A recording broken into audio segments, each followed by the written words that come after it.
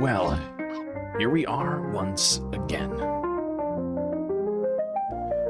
Floating somewhere between Earth and space. Just try to figure it all out. Got a hell of a lot for us to talk about here tonight, Space Fam, so I guess we better get right to it. As always, don't forget to buckle up those seatbelts. Otherwise, you might go floating off into that deep, dark void.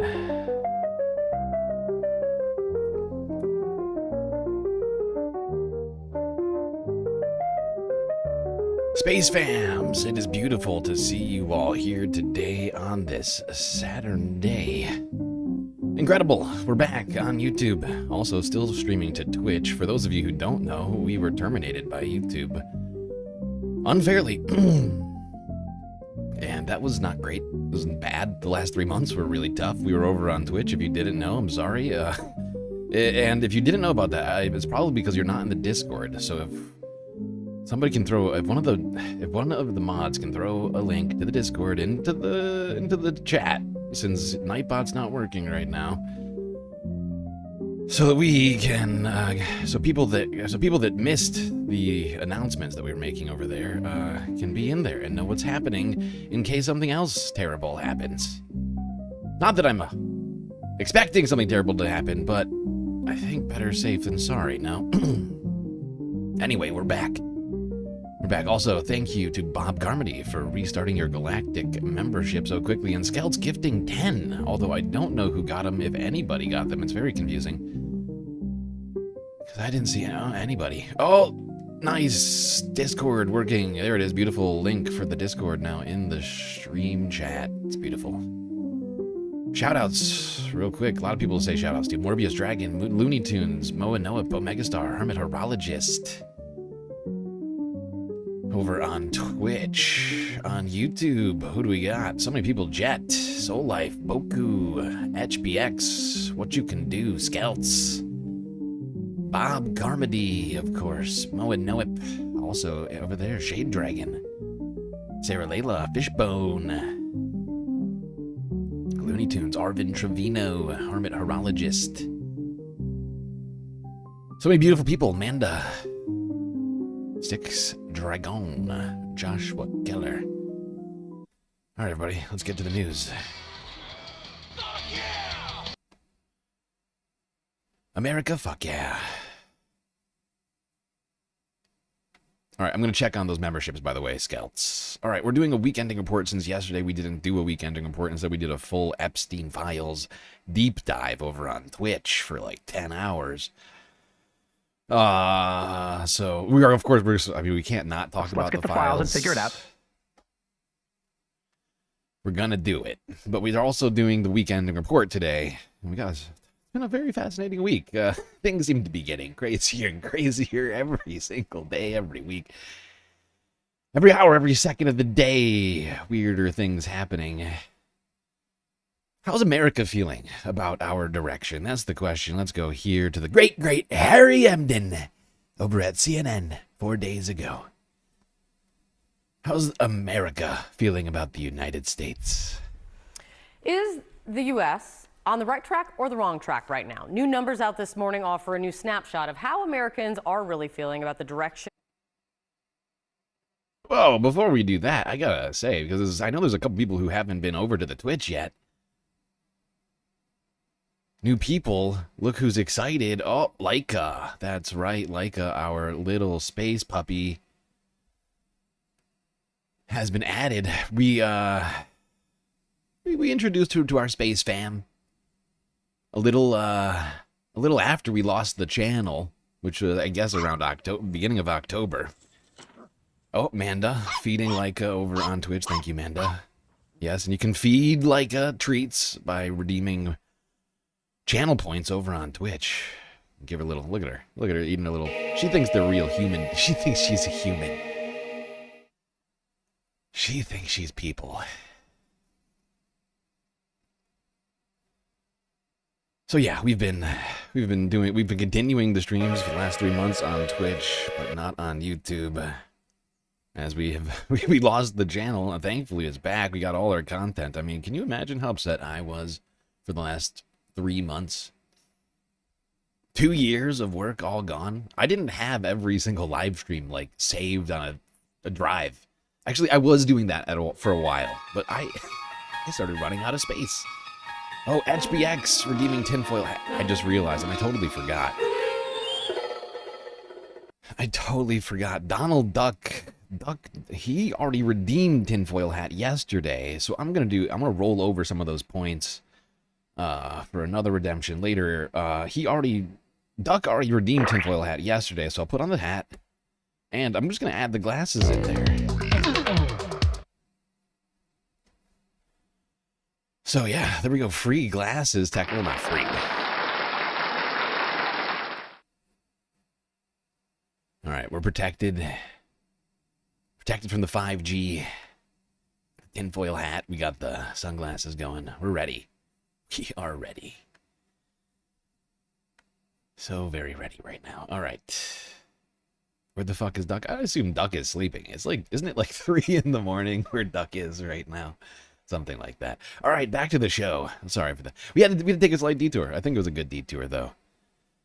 Because Laika is the cutest. All right, treat for Laika. All right.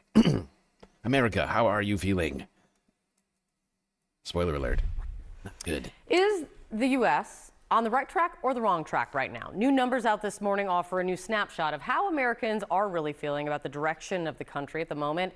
And the data cuts across party lines and seems to also cut across the map. CNN's Harry Enton is running the numbers all over the map on this for you.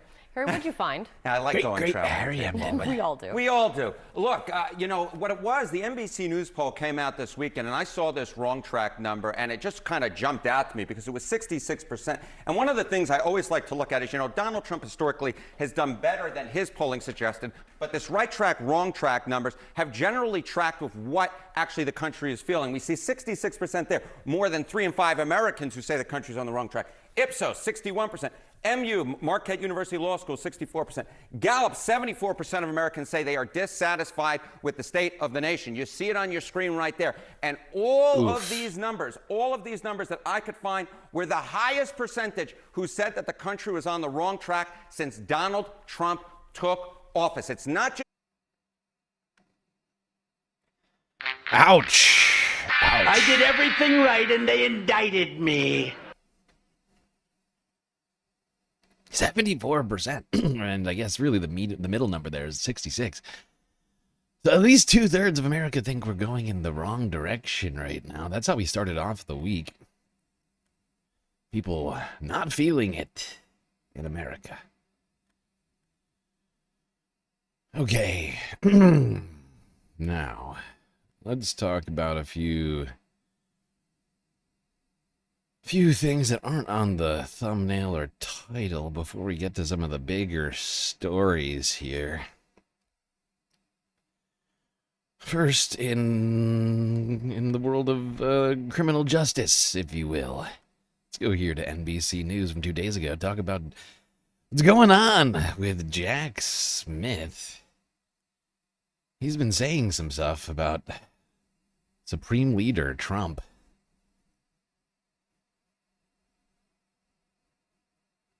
Regarding the 2020 election. Former special counsel Jack Smith was in the hot seat there yesterday. Lawmakers grilled him about his investigation into President Trump's attempt to overturn the 2020 election. Smith was subpoenaed to testify as part of a Republican-led investigation into the 2020 election interference case that the president sought publicly. In the closed-door hearing, Smith defended his prosecutorial decisions. He said his team found, quote, proof beyond a reasonable doubt that Trump had engaged in a criminal scheme to overturn the election. NBC News senior justice reporter Ryan Riley joins us now with more on this. There you have it. Jack Smith suggesting that he had evidence. He could prove that Donald Trump engaged in a criminal scheme to overturn the 2020 election. Illegal. Very illegal. Deranged, crooked Jack Smith. That's right. That's right, Bob. You got it. You got that right. All right. Now, in other news, criminal justice. Well, there's no case to be had here. And I don't actually I don't have all of the updates, but I think Hassan does it. Let's go here first to CBS News. Talk about this. I'm sure many of you have already heard about what happened at Brown University earlier this week. Tragedy, gunmen showed up and opened fire, killing and injuring many people. Really disturbing stuff. Person of interest was identified in the shooting 2 days ago. CBS News has learned that a person of interest has been identified in the deadly Brown University shooting, and officials are searching for that individual. A former FBI agent tells CBS News the shooter could still be in the area. Tom Hansen has the latest from Providence. Investigators are expanding their search, now looking for this person who they say was in proximity with the man suspected of opening fire inside a Brown University classroom Saturday. This person was in the vicinity where the subject of interest was, close enough that we feel that we need to speak with them. Brown officials confirmed Wednesday there is no video of the shooter inside the building and said they've turned over all surveillance video. Are you satisfied with the amount of video that's been released? I think we're making good. Okay. Now, the person of interest was found dead later in the week. And I believe that they've basically ended their search. And, some people have reacted to this in incredibly toxic ways. The president, of course, if you didn't hear, came out and she rocked. Yeah, that used is this what I as have heard justification. as well. It's a for more. Hassan, I need you to shut up. Thank you. How rude. What was I saying? This. Donald Trump came out and justified more crackdowns on immigrants this week over this, as it turned out that the man in question, the alleged shooter, was in fact a Visa card holder, and so we'll talk more about that in a second. I just want to preface some of this we're getting into right now. But we're not going to talk about Trump so much as we're going to talk about Elon Musk and his reaction to this situation. Yeah, let's just go here to Hassan Piker. There's a connection potentially between the MIT professor that was killed and the Brown University shooting, or at least that's what the authority. Wait, is there no YouTube link? Oh, you added it. Oh, great. There should have been a YouTube link. I think there is. I think it's just command YouTube, not command YT. I think that's I guess we have two commands now, I think. All right. Great. Are suspecting. Oh, wait. Hold on. I don't want this whole thing. Ah, fuck it. I'll let Hassan go for New a York second. Times. Authorities believe Brown University shooter rented a vehicle that is the same make and model car connected to the killing of the MIT professor. But what I don't understand is what brings...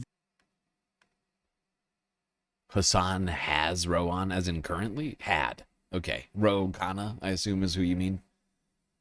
To talk what? The Epstein files? Targets together. Because there's no consistency here. Like it wasn't a targeted assassination of a professor in one case where it does look like it was a targeted assassination of a professor in the other one. None of this makes sense. The Brown University shooting happened in the physics and engineering building. Yes. What is this? Someone on Reddit was telling people that the car was a rental 2 days ago. I'm being dead serious. The police need to look into a gray Nissan with Florida plates, possibly a rental. That was the car he was driving. It was parked in front of the little shack behind the Rhode Island Historical Society on the Cook Street side. I know because he used his key fob to...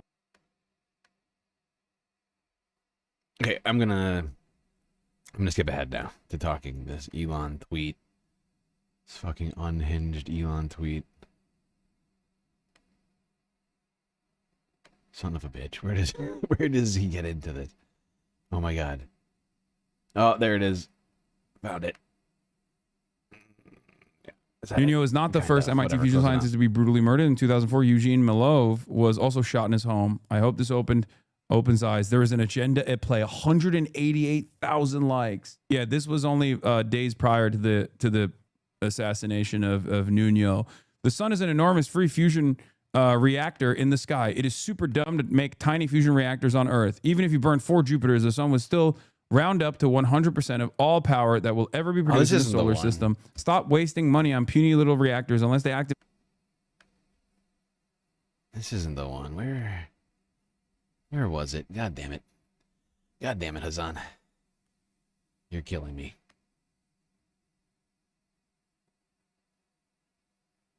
Over and over again, but it's still somehow a Democrat conspiracy. Who's the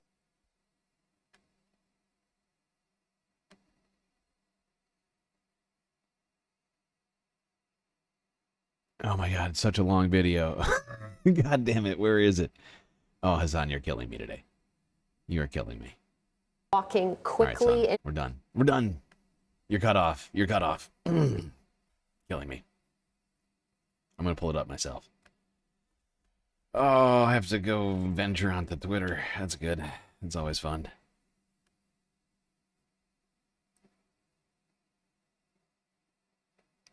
You created a new command? Yeah, no, I saw it. I get it. I get what happened. Oh, wait, I have to go through.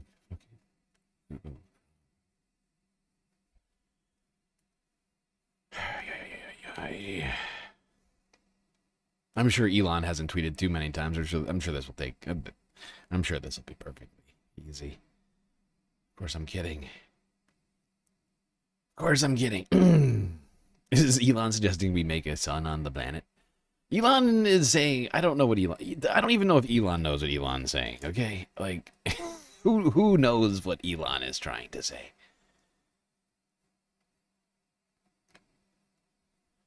I mean, it almost sounds like, based upon that tweet, it's almost like Elon's trying to say that we should be working more on solar panels. Because, that's how I interpret it. That's just me, though. I don't think me and Elon think the same. But when I hear him say something like that, I'm like, are you saying that we should use more solar panels because we have an abundant source of energy? more so than anything else that we can come up with? Because that's what it sounds like you're saying. Oh my god, he's tweeted 10,000 times today. I'm never going to find this. Oh, it's going to be more annoying than going through Hassan's video. Fuck it. All right, we're skipping past Elon. Just suffice to say, white nationalists have taken it to... Because we're going to get back to immigration in a second. I should have actually done this in reverse order. I screwed up. It's my fault. I'm the problem. I made a huge, tiny mistake. All right, let's go here. CBS News. Talking about a different case currently making its way through the justice system. That is, of course, the case of the murder of the CEO of the United Healthcare Company, whatever his name is, Brian something. Luigi Mangione appearing in court again this week, multiple times. More hearings on evidence and other concerns. The pretrial hearing for the man accused of killing United Healthcare CEO Brian Thompson is now a wrap. Luigi Mangione's hearing centered on what evidence prosecutors will be able to use or not use in Mangione's New York trial. CBS News correspondent Lilia Luciano left courtroom, rushed over to our studios to give us the very latest. So, Lilia, I'm fascinated because 20 witnesses, a marathon pretrial fight. When will we know if Mangione's attorneys will be able to keep any of that evidence out of trial? We'll have to be patient for that, Reed. The judge said that his decision will be in by May 18th. The next time we're going to see Luigi Mangione in court is for hearing for his federal case. That's going to be in on January 9th. This entire series of hearings, it was 9 days over 3 weeks. We heard, as you said, from approximately 20 witnesses, or almost 20 witnesses. Most of them were police officers. The intention of these hearings was to suppress evidence, critical evidence that include the ghost gun, the silencer, that notebook that had some writings in it, which prosecutors say could indicate intent, a motive, and even planning, to-do lists that were apparently written ahead of the shooting and after the shooting as well, detailing things like pluck eyebrows. That one really stood out because it's what we were all thinking when Mangione was caught. People were looking for somebody with those eyebrows from the photos that the NYPD had shared. The eyebrows heard round the world. Initially. And I want to note something that also happened today in court, Reed, that I found very interesting. During those early days, right after Mangione was caught, as you're seeing in those images, and was brought from Altoona, Pennsylvania to New York City, right, the NYPD said that an officer or a detective, when they called Luigi Mangione's mother, that she said something along the lines of, "This is something I could see him do." Something like that. I'm not directly quoting. Well, today in court, his defense team was talking about how that statement was never made, that was not true, and that it had not been removed from the record. So it was very important for them that the NYPD or prosecutors remove that statement from the record that they say is completely false. So it's important for us too, having heard that from his defense attorneys, that this was reported widely early on, that according to the NYPD, Mangione's mother had made a statement like that, which of course sounds awful, and it seems to not have been true. Well, speaking of statements, it's clear from what you and I both. Well, there you go. All sorts of stuff coming out in this latest hearings for Luigi Mangione, including that this statement made by his mother was in fact never made and completely fabricated. I wonder who came up with that one. I have ideas. But also, Solai, thank you for restarting your Galactic subscription, or membership, excuse me. I've been doing too much Twitch speak lately. Thank you for restarting your Galactic membership over here on YouTube. And yeah, I'm fairly certain everyone's memberships were canceled when the YouTube channel was taken down. It's nice to be able to have the stream on the bedroom TV again. Oh, could you not play Twitch on the bedroom TV? Nice. That's good. This is good. I'm glad to hear that. I'm just incredibly thrilled to be back, to have both Twitch and YouTube now, not feeling unfairly relegated to one or another platform. We're back. We're back, and it's beautiful. All right, we got one more update on Luigi Mangione. This one's coming out from earlier today. ABC 7 Chicago with the report. This is relating to the Attorney General Pam Bondi and her fitness. Not fitness, I guess, but I guess Zero it is. Megastar just cheered 5,000 bits. Twitch is a pretty great place. Oh my God. Omegastar, thank you for the biddies. Incredibly generous. My God. You know what that does? With all of the donations that we've seen today, we had what? 12 new subscriptions, 12 new memberships over on YouTube. That's it. We're calling it. That's done deal. That's a done deal, people. We're done.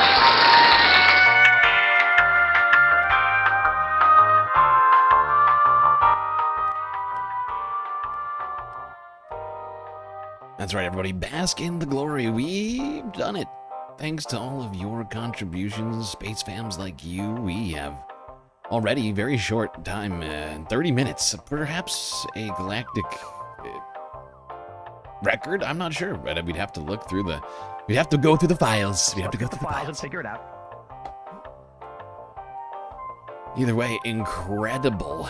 Thank you, everyone, for your generous donations. Galactic content goal already completed. 30 minutes into the stream. Now we can go through this knowing that we get all of the sweet, sweet galactic content that I've prepared for us tonight. And we've got a bunch. We've got a bunch. My God. Epi Mew gifting 10 gifted memberships over on YouTube. Incredibly generous. Oh, that's what I gotta do. I gotta check something. I gotta check to see if these gifted memberships are going through. I'm not seeing any... Did YouTube stop showing who gets gifted memberships, or is this... What's happening here? Anybody? Can anybody help me with this? I haven't been on YouTube for too long. I'm gonna check to see if people are actually getting these memberships or not. So we've now had 20 gifted memberships so far on YouTube today. Let's see, how do I find this? Yes, earn.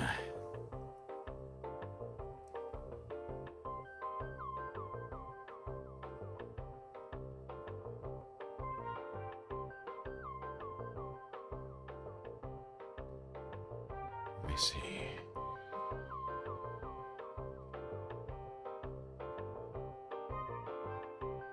Actually, I think it did work. I think it's just not showing. Yeah. They're gifting. That's what's up. They're gifting, they're just not showing. Okay.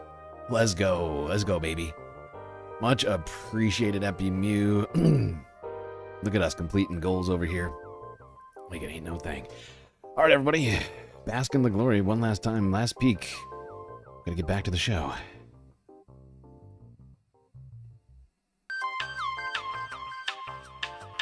Whoa. What? Oh, there we go. Whoa, that was weird. All right, we're good. Let's get back to the show, everybody. All right. Those gifted memberships, they're going out. People are getting them. We just don't know. I guess I could read them. I'd have to reopen it. I could read them. You know, I'm going to do that. I'm going to do that. I always do it, and not doing it feels wrong. It just feels wrong. Because yeah, we got 26 members already. That checks out. That number makes sense to me right now. They all started within the last 24 hours. So I'm fairly certain that these are gifting out. All right, I'm going to read them. Let's see who got memberships. Bob and Soul Life started their own. Zero Megastar oh shit. Cheered 100 What's that? bits. We roofs you. I roofs you too, Omega Star. I roofs you too. Evan from Portland, Sisyphean Task, Hermit Horologist, Aaron W, Joe 47771, Jokey, Omega Star, Morbidaslo, Columbia Rican, Tom Trask, Icebreaker Gaming, PB, Janelle Walker, Sasha G, Work Appropriate, Norwal by Nature, or Rumor Scouts, Eduardo Roca, Donald James X. Columbia Rican _9505 just cheered 100 bits. How and here is another Donna via Twitch. Thank you, Columbia Rican. Much appreciated. Where was I at? Donald James X, Esoteric Guidus, Moen Up, Calibrating, and Winnie Rose. You all have memberships now. Hopefully. It looks like it. Yeah.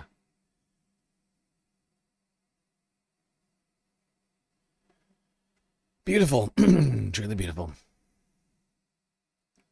For whatever reason, some of the stuff is not showing up. I think it might be because we literally got the channel like 24 hours ago. So I don't know. I think it's all just sort of catching up with us right now. Columbia Rican super chat. Just happy to be back. Hopefully YouTube was able to give you the money that you got from the donos before the channel went down. Nope, didn't get it. Did not get it. Did not get that money. Sadly, they don't. Oh shit. Omegastar, thank you for the gifted sub. Enjoy it, Ian Leal. Enjoy the lack of ads and the 34 emotes that you get by being a... Oh shit. I hear a hype train going. We got a hype train going on Twitch right now. My God, the galactic love. I'm feeling it today. My goodness. I'm so incredibly happy we're back. Just like Columbia Rican was saying. And it's just so nice to see all of you people here. Took no time I'm seeing all these faces I haven't seen for so long. It's beautiful. Good to see all you YouTube peeps over there.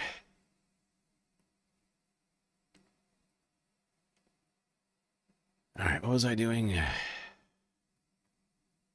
Oh, right, I was saying that I didn't get the money. They don't seem to be rushing to give me the money. I think they may have given everybody their money back, and you just, perhaps people just didn't notice.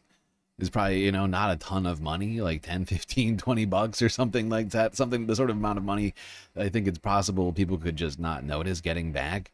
But they are not at all even head faking towards giving us the money back.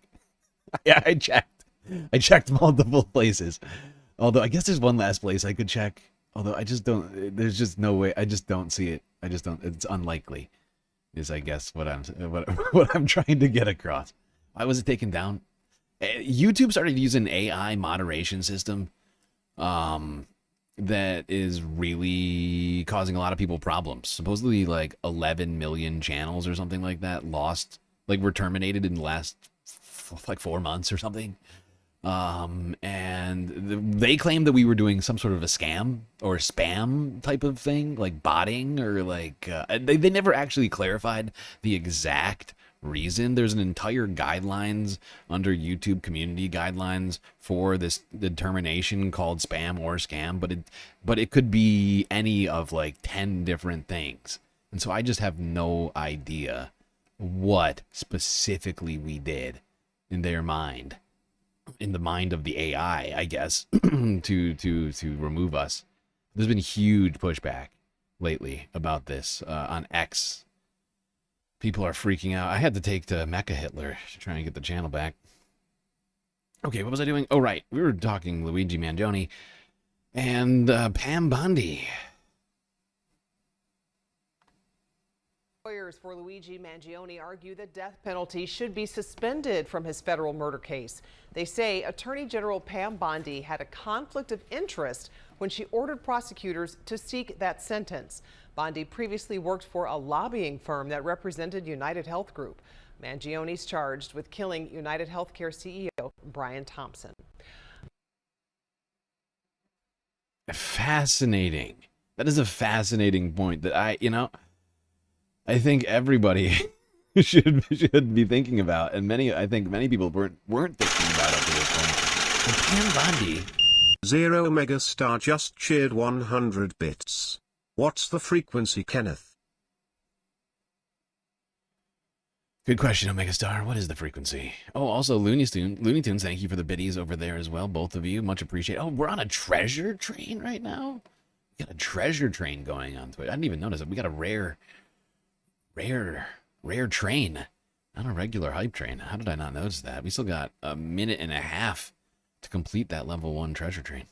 What do we get if we complete the treasure train? Does it say?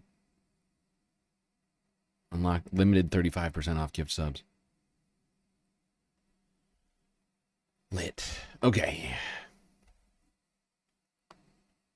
But yeah, Pam Bondi, Attorney General, the woman who's calling for the death penalty in the case of Luigi Mangione, or the trial of whatever you want to call it, calling for the death penalty for Luigi Mangione, is a former lobbyist for United Healthcare.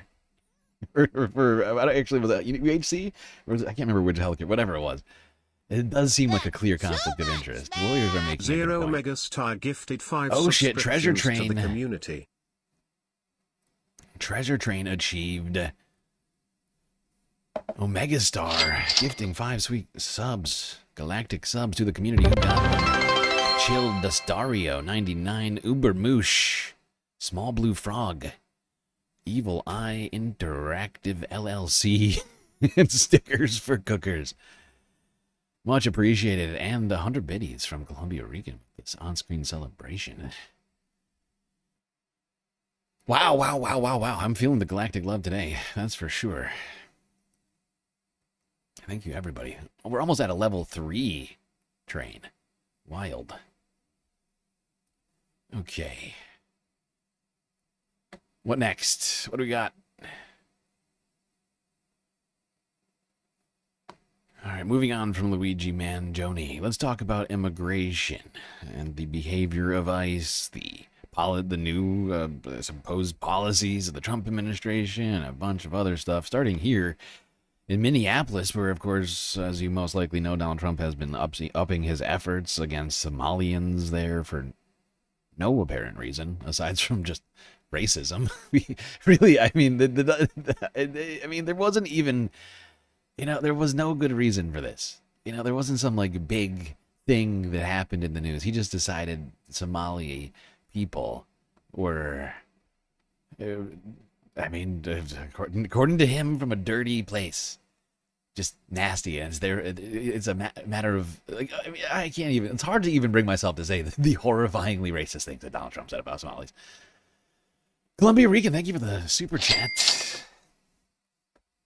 And Gary, we pray. And hashtag free Luigi. Free Luigi! S0U Life gifted 1 subscriptions to the community. Soul Life, gifted sub, who got it? Nix, XXX Nix. So much galactic generosity today, I'm overwhelmed by it. Gina has been freed, whoop whoop. It's true, Columbia Rican, it's true, we're free. Yeah!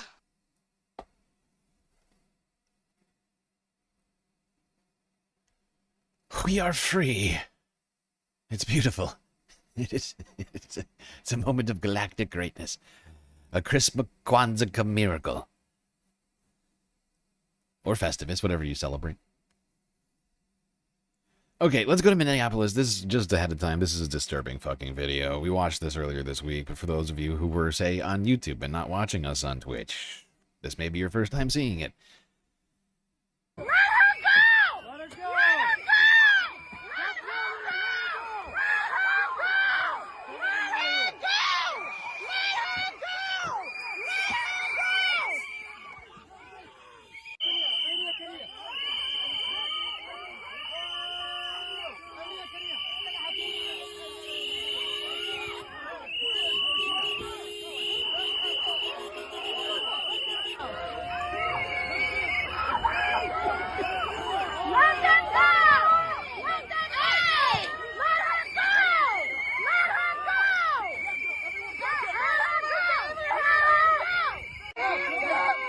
This is disgusting.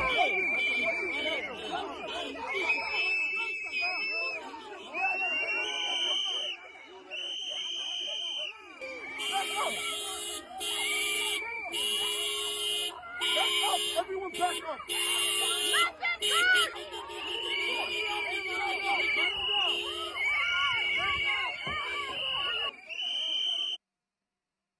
That dude just hucked a snowball. Great job, sir. I didn't notice that in our first watching of that video. But it is truly disturbing that these ICE agents are dragging a woman through the fucking snow, and not even just the snow, the street, the pavement, on her face, while pointing weapons at just standers by. You know, it is insane. Just how flippantly they seem to be acting on the streets of America. It's disgusting. We should all be horrified by this. And great job to everybody who is at least here standing up against this disgusting display. I honestly don't know what happened to this woman. And I'm hoping to find out sometime soon. But it is disturbing to think that people can just be dragged through the streets and disappeared. I mean, that seems to be the world we're living in right now. Unfortunately. Treasure Train complete over on Twitch. Ooh, new emotes. New Treasure Train emotes. Completed at level 3. Impressive stuff.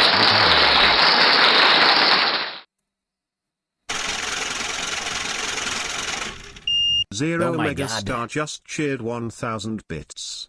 I know you can be overwhelmed, My God, and oh I know you Megastar. can be underwhelmed, but can you ever just be whelmed? Can you ever just be whelmed? It's a good question. Medium whelming. I don't know. It's a galactic mystery.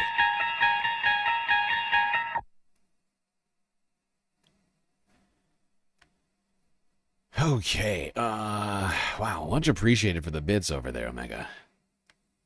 My God, we basically, I mean, I think we've more than doubled a normal galactic content goal. Incredibly generous people. Nice. There's a feeling of. So I'm going a lot of feelings. I'm very much overwhelmed right now. We're talking about whelming. Right, just having the YouTube back is huge, and having you all back here in this chat, people who I haven't seen for so long, for whatever reason, whether you knew we were terminated on YouTube and were streaming on Twitch, or if you had no idea, or maybe Twitch wasn't your vibes, whatever it might have been. You know, it's just fantastic to see everybody.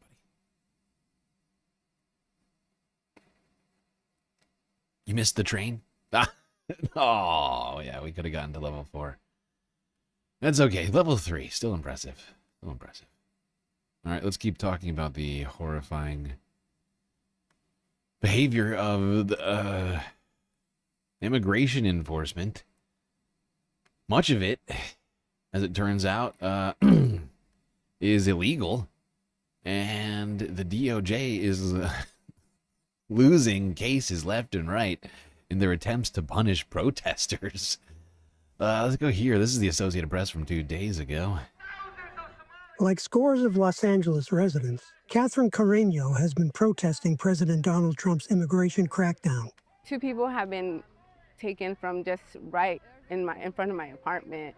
I see the impact, and it's my neighbors and my community members that are being affected and taken. Last August, she was among a group of people in front of a U.S. Immigration and Customs Enforcement facility when You sent a letter to YouTube, Janet? Oh, that's beautiful. I didn't even know you did that. Oh. That's too much. That's beautiful. That's beautiful, and I appreciate it. I don't know what it was. We did multiple things. I started reaching out to YouTube employees on Twitter. I also added my name to a list of people. I'm sorry, not on Twitter, on LinkedIn. I started reaching out to YouTube employees on LinkedIn. I had been tweeting at YouTube for months, and I added myself to a list that was being compiled by people on Twitter. I'm sorry, on Twitch. No, on Twitter. God damn it. My brain is broken. On Twitter. It was a Google Doc. I don't know, but I have no idea. But either way, all the efforts from everybody. I know everybody has been trying to help us get the channel back, whatever it was. I'm just glad that we are back. I mean, let's not forget that on the YouTube live, there was an incredible amount of content that had been on here for a long time. Some of it I did many of the live streams I did not have just because of the size of the files, trying to keep them all. And I have many terabytes of space, but I had to start deleting live streams at some point early in the year. I think it was like in the spring. I ran out of space. So I started deleting, I had to start deleting live streams that I was holding for just a situation like what happened earlier. I got too complacent. I just started deleting streams. And then that happened, and I had no access to like more than half of the streams that we had done. Which means, what is that, like, that's got to be like thousands of hours of live streams.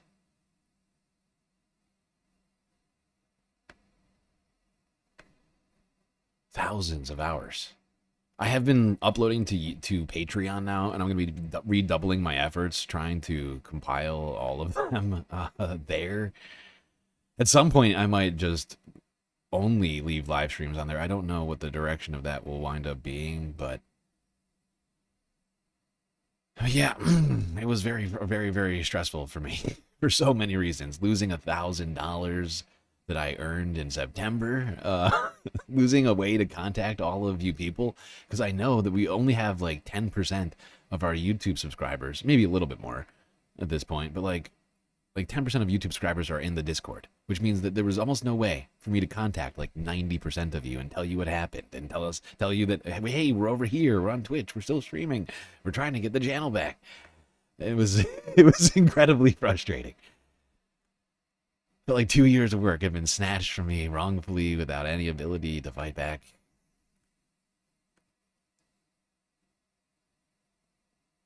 Honestly, I felt after this happened, I've realized, like, in the last 24 hours, I think I was probably a little depressed.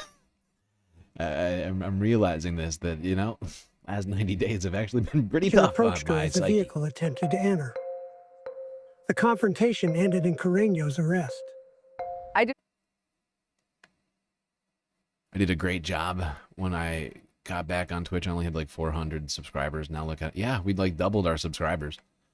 We doubled our Twitch subscribers while we were off of YouTube, which is, yeah, fringe benefit, silver lining, if you will. I'll take that. I kept telling myself, you know, I am protected. Everything's gonna be okay. But what Carreño didn't know was that the Department of Justice would pursue charges of assault on a federal officer, a felony with a potential 8-year prison sentence. When I first read the complaint, I was just like, they're lying. They're lying. Carreño's case is one of dozens the Associated Press has tracked since President Trump began unleashing federal forces on several cities in the name of quelling violent protests and cracking down on crime. Attorney General Pam Bondi said protesters accused of assaulting federal officers would face severe consequences. The AP examined 166 federal criminal cases in 4 cities: Los Angeles, Washington, D.C., Chicago, and Portland, Oregon. The analysis found the Justice Department has struggled to deliver felony convictions. Of the 100 people initially charged with felony assault, 55 saw their charges reduced to misdemeanors or dismissed outright. Another 23 pleaded.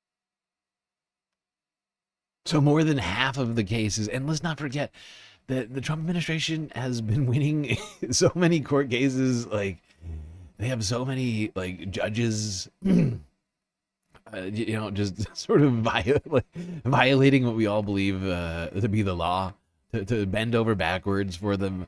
Yet they're losing more than 50%. They're losing the majority of the cases that they are bringing against protesters right now. Is that Sandwich Guy? I think that's Sandwich Guy. I'd recognize that pink polo anywhere.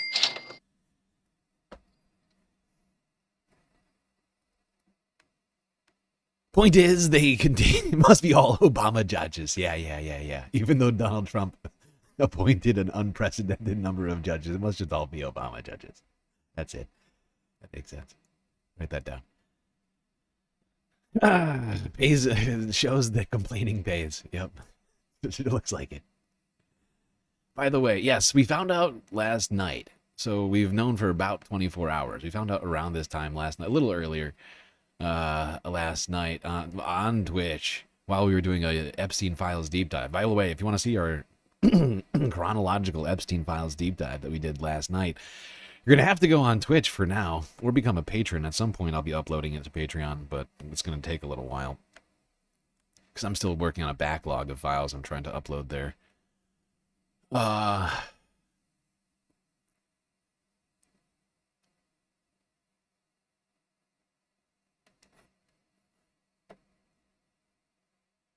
I've lost my train of thought. Oh, right. All right. Let's move on. We're now move on from that video to democracy now. Here now from yesterday. Talk more about the efforts of the Trump administration. Their crackdown. This is Democracy Now, immigrants. democracynow.org, The War and Peace Report. I'm Amy Goodman. The Trump administration's ramping up efforts to strip more naturalized immigrants of their U.S. citizenship. That's according to a report in the New York Times, which found internal guidance issued this week to U.S. Citizenship and Immigration Services field offices ask that they supply Office of Immigration Litigation with 100 to 200 denaturalization cases per month in the next fiscal year. This is ridiculous. This is fucking ridiculous. This is full-on Nazism, okay? They're making quotas.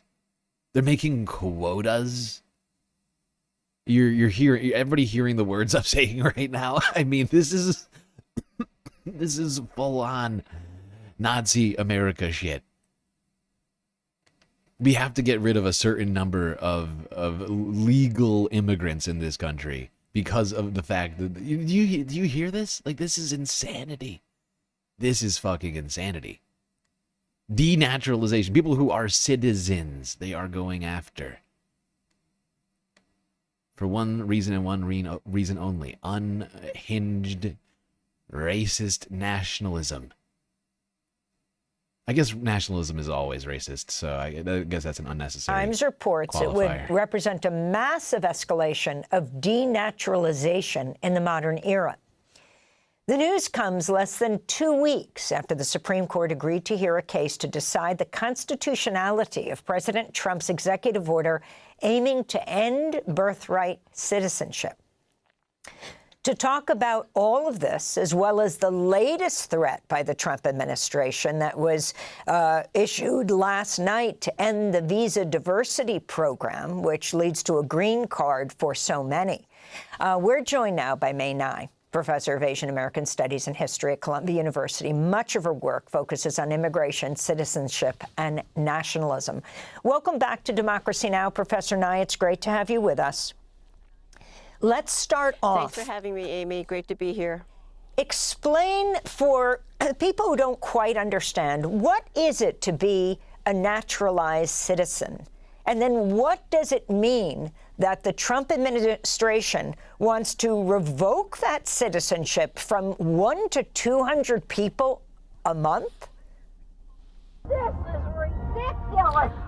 The United States has two kinds of citizens: those who are born in this country, who are automatically citizens by birth. That's what we call birthright citizenship. And naturalized citizens, those people who are immigrants who can apply to become a citizen after they've been here for 5 years, take a test on civics, have no criminal record, etc. The Constitution treats both kinds of citizens equally. Birthright citizens. Bill Nye's wife? No. No. This is spelled N-G-A-I. I think it's Vietnamese. Not the same Naturalized Nyes. citizens are treated the same under the 14th Amendment of the Constitution. And we have naturalized close to 10 million people in the last 10 years. So there's a large number of foreign-born Americans who are citizens of this country. Now, to give you some context on what does it mean? The mayor-elect of New York, right? Zohran Mamdani is a naturalized citizen. He was born in Uganda. That's right, and Trump has explicitly threatened to... Columbiarican_9505 just shared 100 bits. Wait, would that mean my mom would be in danger? 'Cause she's been naturalized since the late 90s. At GalacticStreamLord. Unfortunately, Columbia Rican, I wish I had a better answer than this, but yeah. If your mother is a naturalized citizen, this absolutely puts her in danger. I hate to say that. I wish I had a better answer for you, one that was more cheery and optimistic. But if I'm just being real. I'm just being real. I don't think there's another answer to that. Hopefully she's not. Hopefully she's not, right? Like that's about as good as I can get here. Is like we just pray to Gary, I guess, and hope that something doesn't happen, because the Trump administration could just arbitrarily target your mother for being a naturalized citizen. It's disgusting. It is fucking disgusting, but that's just the facts. Also, thank you for the fucking bits. Oh, that's very frustrating. Pitchforks, thank you for becoming a member once again on YouTube. And Soul Life, thank you for the gifted 5 membies. I don't know who got them, but hopefully somebody did.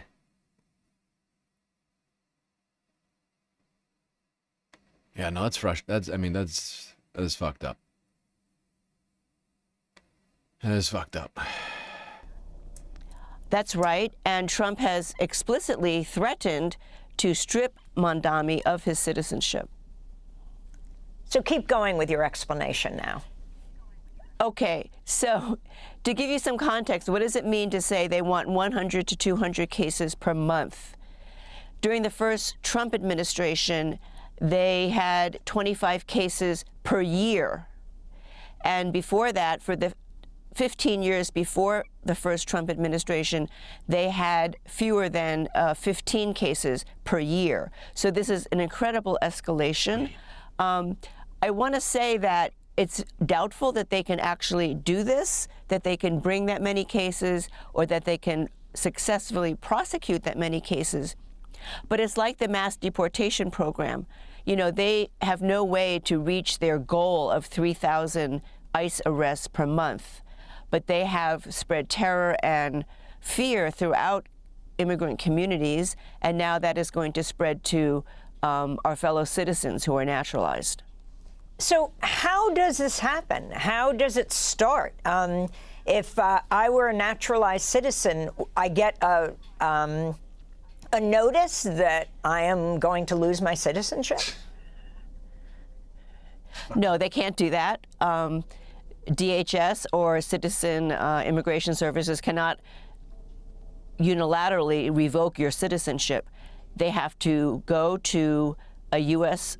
attorney, and the U.S. Attorney's Office has to file a civil suit in federal court, and it has to go before a judge. So it's a long process. Every individual case has to be tried. And let me say, Amy, the grounds to denounce. I'm just going to point this out. Because, I mean, what she is saying right now is effectively, under this administration, best case scenario, right? Is that they follow the law, right? Like, they follow, I mean, like, and like, to talk about this in that way is actually disturbing to me, right? Because, I mean, like, think about that for a second, you know? Like, it's obviously not the best case scenario. We're going after fucking naturalized citizens. But my point is that this is the best case scenario for what happens under the Trump administration, an administration that has repeatedly violated immigration law, violated court order, violated precedent, violated, you know, like every single thing, you know, that is supposed to take place. They've done the exact opposite of that. So, you know, like, while I hope that she's right, I mean, in theory, I mean, legally speaking, she is right. Like, what she's saying is, in fact, correct. But that's only if the Trump administration follows it.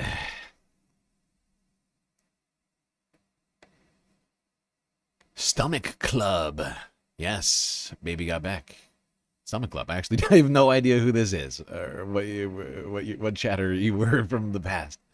It's throwing me off because everybody is their handle now instead of their channel name, which is hella annoying. I don't know why they decided to do that. It's a weird thing. It's a weird thing to me. Is anybody else bothered by that? We were talking about this before they lost the channel, actually, now that I think about it. Because this was happening randomly. Like, are they just rolling? They're just rolling it across, like, all of YouTube now, huh?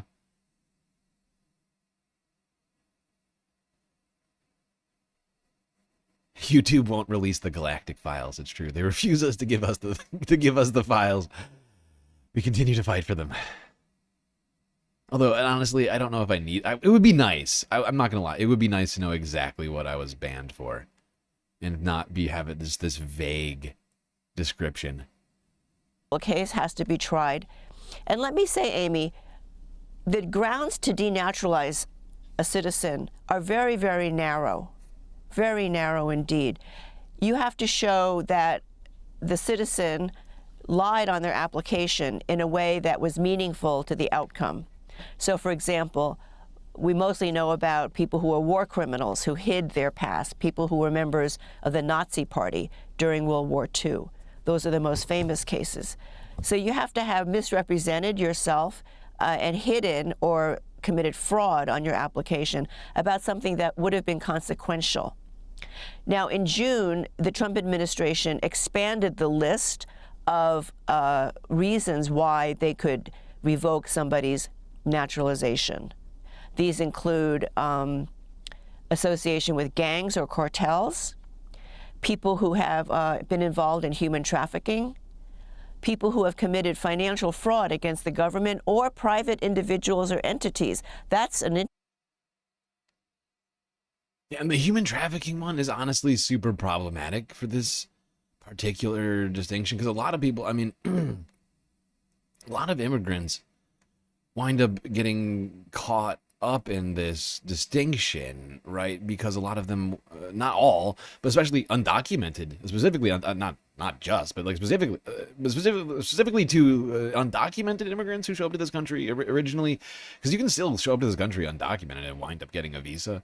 It's not impossible, and you know, a lot of people who wind up coming to this country in an undocumented fashion are in fact trafficked. They might not be traffickers, but I'm fairly certain that they can get easily caught up in this distinction. One. And so they have expanded the grounds considerably. And speaking of Mandani, I think one of the things we have to be very concerned about is their use of political difference with the Trump administration. I can imagine that they will selectively try to prosecute American citizens who are naturalized, who have spoken out against Israel's genocide in Gaza. You know, Mandani has been accused of being, you know, a Hamas supporter, which is not true, but he does support Palestine. So this is going to be, I think, a new ground upon which we see the struggle for political speech. You say that both birthright citizenship and naturalized citizenship are protected by the 14th Amendment. So go now to birthright citizenship and what's going before the Supreme Court. On day one of Trump taking office, he declared he was going to deny birthright citizenship to babies born to undocumented migrants and temporary immigrants, people like foreign students or guest workers. Now, this has been challenged in the courts. It's been turned down by several circuit courts, and now it's before the Supreme Court. The Supreme Court has agreed to hear it. And this is something that has over 100 years of precedence in our country, and this would be a terrible blow if Trump were to, or if the Supreme Court were to uphold Trump's executive order. And explain what birthright citizenship is. It simply means that any person born on the soil of the United States, save for those who are born to foreign diplomats or an invading army, which we don't have that circumstance, but anybody born on U.S. soil is, by that fact, a citizen of the United States. And there are, I think, some 300,000 babies born every year to people who are undocumented or temporary immigrants who have citizenship. I'm a birthright citizen. Oh, explain. My parents were Professor immigrants, but I'm a birthright citizen. Well, I was born in this country. I was born in the Bronx. My parents were immigrants. They had come from China, and they later became naturalized citizens. But the time I was born, they were immigrants, and I was born here, and so I'm a citizen. So let's go to President Trump speaking from the White House in June about his plans to end birthright citizenship. We can now promptly file to proceed with numerous policies that have been wrongly enjoined on a nationwide basis. And some of the cases we're talking about would be ending birthright citizenship, which now comes to the fore.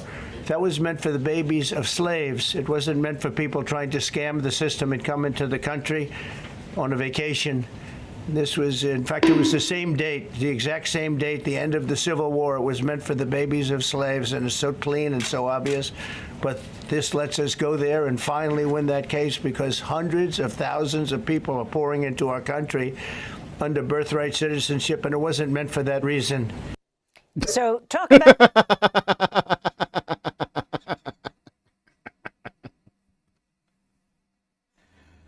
We're being invaded by babies. They're pouring into the country vicariously through their own mother's wombs. Very terrible, very nasty. It's fucking insane. This is a fucking insane way to categorize, to talk about that in that way. They're pouring into the country. Babies, they're just... Oh my God, it's like a waterfall of babies. Oh God, I can't It's even meant look. for Professor Nye. Well, it was originally meant for the babies of the former slaves. That is true. But it was upheld by the Supreme Court in 1898 in a Chinese case called Wang Kim-ark. And the court said that it applied to the children of immigrants as well, including Chinese immigrants, which the court had no great love for. And at that time, the court said if we eliminate birthright citizenship for the Chinese, the citizenship of all the children of all the Europeans who've come here would be in jeopardy. So the court knew that this was a far-reaching provision of the Constitution. Yeah, it is fascinating, our history, when you think about it in that way. But the reason that this was never overturned is because the former Supreme Court was concerned about all the white people that this would affect. They really hated Chinese people, but they were like, but we love white people more. That's tough. All right, fuck it. You can stay. That's basically what happened. I mean, that is effectively what happened in that decision, right? Like it's a racist as shit, but that's what happened. I don't have any other. I don't know how else to put it.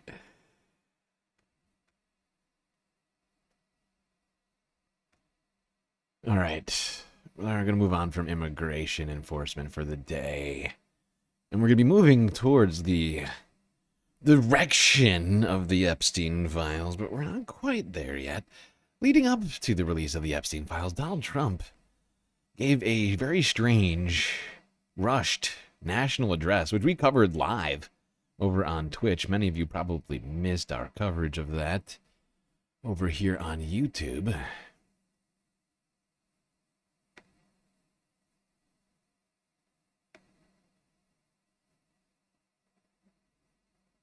Let's talk about that a little bit here now with CNN. We are standing by for brand new numbers on inflation, All right, which has Brennan. not dropped since President Trump took office. This follows new data which found the unemployment rate is at its highest level in 4 years. Those are two reasons why the White House might have put President Trump on TV last night for an 18-minute speech to tout an economy that many Americans have questions about. Our country is back, stronger than ever before. We're poised for an economic boom, the likes of which the world has never seen. Soon we will host the World Cup and the Olympics, both of which I got. When the world looks at us next year, let them see a nation that is loyal to its citizens, faithful to its workers, confident to its identity, certain to its destiny, and the envy of the entire globe. We are respected. And yet Americans, just a couple of days before Donald Trump gave this speech, and as we just saw earlier with the great Harry Emden, were very much disenfranchised about the United States. Seemingly, what was it, 70% of Americans were unhappy with the direction of the country? So the rest of the world thinks we're doing great, but America thinks we're doing terrible. Maybe that's why Donald Trump came out here to tell all of his supporters, actually, everything is great. And like we have never been respected before. It was a starkly different performance than his normal stump speeches. The Washington Post quoted a supporter saying, "Trump is speaking so fast he seems panicked. I've never seen him like this, and I've attended 42 of his rallies." These are the numbers he's up against. A new Quinnipiac University poll finds 57% say President Trump is more responsible for the current economy. Yeah, he's been in office for a year. You have to be a fucking idiot to keep blaming Biden for this at this point. You're lagging on Twitch? We have like 21 people over on Twitch right now. Is Twitch lagging? I see a bunch of people over here. Is anybody else having problems? Joshua Keller, are you the one who said that? I think. Yeah. I don't know. Did you try refreshing it? Seems fine for you. Okay, yeah. See, people over there seem to be doing fine. I'm not sure, but it might be a you thing. Might have to like restart your app or something like that. Then former President Biden. Let's get right to CNN's Elena Treen live. Anyway, I felt like Donald Trump came out earlier this week to do this speech to basically just take everybody's eye off the ball. And just be like, just to remind everybody, all of his supporters, that actually everything is great and stop paying attention to the news, please.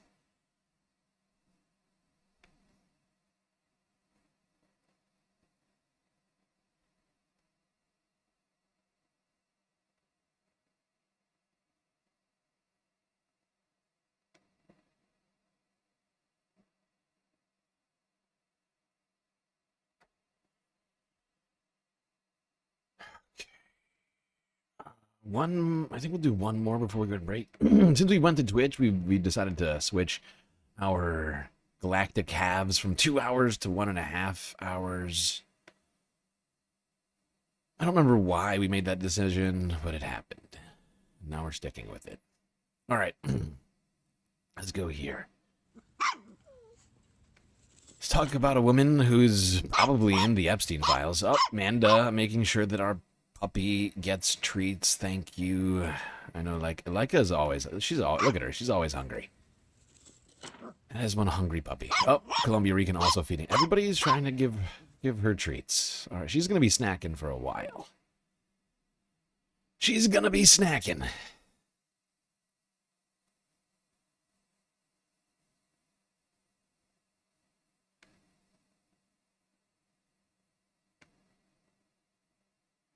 All right, now one woman who may be in the Epstein files. In fact, I'm fairly certain she is in the Epstein files. There's almost no way this next woman we're about to talk about isn't in the Epstein files for a bunch of reasons. Let's talk about Melania Trump. Everybody be based. Everybody be We wanted your based. Hollywood perspective. Oh, you want my my insight? I haven't seen the film work here. Is this the one that's on Amazon? The $40 million one. This is the $40 million documentary? Yep. It's getting a theatrical release. Did they? Oh, this is. I think. This is. Yeah, in theaters, January 30th. In theaters? This is Bezos' like sinecure, right? I mean, this is his. Was this one of his presents? This is one of his presents. This is a Hanukkah present. So, like, break the bodies of your workers that make all the profit for you, and take those profits and blast them into space, and do a puff piece about leading lady. We can't get Guillermo del Toro's latest film in theaters, but we get Melania in all caps in a theatrical release, although in January, so we know how that's going to go over. $40 million on a documentary? These guys know how to allocate some capital. I'll tell you something. This is this is total slush fund. Seriously. In terms of media, like, budgeting from Trump-related shit this year, thank you, BCat, continuing to feed Leica more treats. Like $40 million for the Melania documentary, $200 million for the ice ads that they've been shooting with Kristi Noem in the middle of Yosemite National Park and shit. Like, Matt's right. These guys really do know how to allocate some fucking capital. I feel like a lot of this stuff could get done for way cheaper. When people are there are some pockets getting dollars on a documentary. These guys know how to allocate some capital. I'll tell you something. This is total slush fund. Oh yeah. I mean, this is like, we pay an appearance thing, or let us put you up. Or they created a completely animatron Melania, and this is not even her. She didn't even have to show up. That's possible. It's too. just it's just weird that they're doing a January release. It's just like if they honestly, I feel like it would actually be kind of difficult to tell the difference between Melania, like the real Melania, and like an animatronic Melania, because she is kind of robotic, you know? Everybody be based. Thank you for your attention to this matter. if they wanted this to be an Oscar consideration, they really should have released it at the end of this year. But it's just now they have an excuse. Now, don't be ridiculous. That's okay. We're willing to put this at the beginning of the year because nothing's going to top never this. forget it. That's how it sorry, usually rest. works. Sorry, rest of the democracy, the documentaries. Everything's going to get compared to this now. And sorry. Okay, let's see this. Here we go again. Here we go again.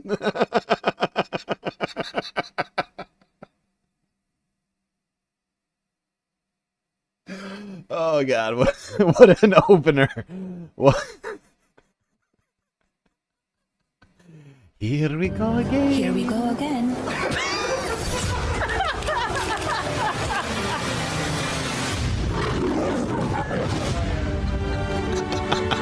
You can come in. Good morning. My proudest legacy will be that of peacemaker. Peacemaker and defier.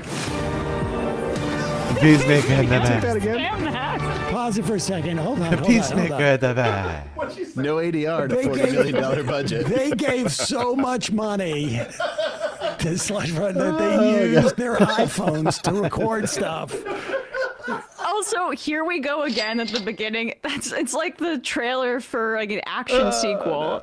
This is the first of these documentaries, Melania. Here we go again. To be fair, it was the one like legible thing she said. Here we go again. Do you think that they will Everybody like be dead. do that for the movie?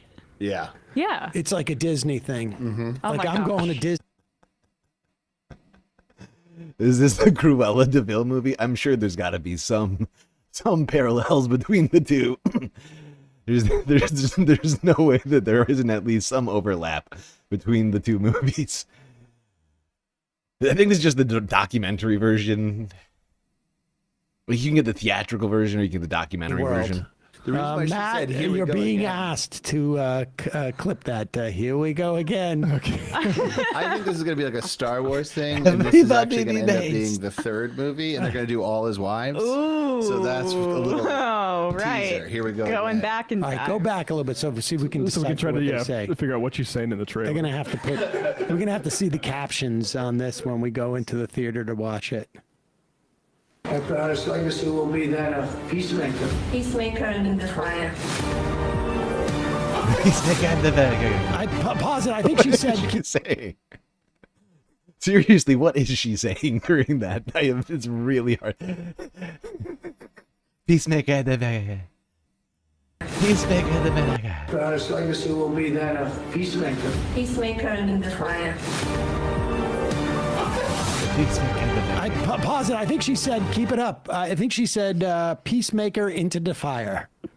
I think she said "and a father." Into the fire. Intifada. No, she said "and a father." I think. Peacemaker and the father. Peacemaker intifada. Oh, Intifada. Oh, Peacemaker into fire. Yeah, I don't think she said "peacemaker." Long live the It's like intifada. localize the infratada. A Rorschach test. Have you ever looked at the blue dress? What is she- Peacemaker and Capitalize the frittata. enchilada. Anyway, this is the second thing she says. First of all, Trump is barely easy to understand himself. So, Proudest legacy will be that of peacemaker. Peacemaker and defier. And an identifier. What now? Beautiful.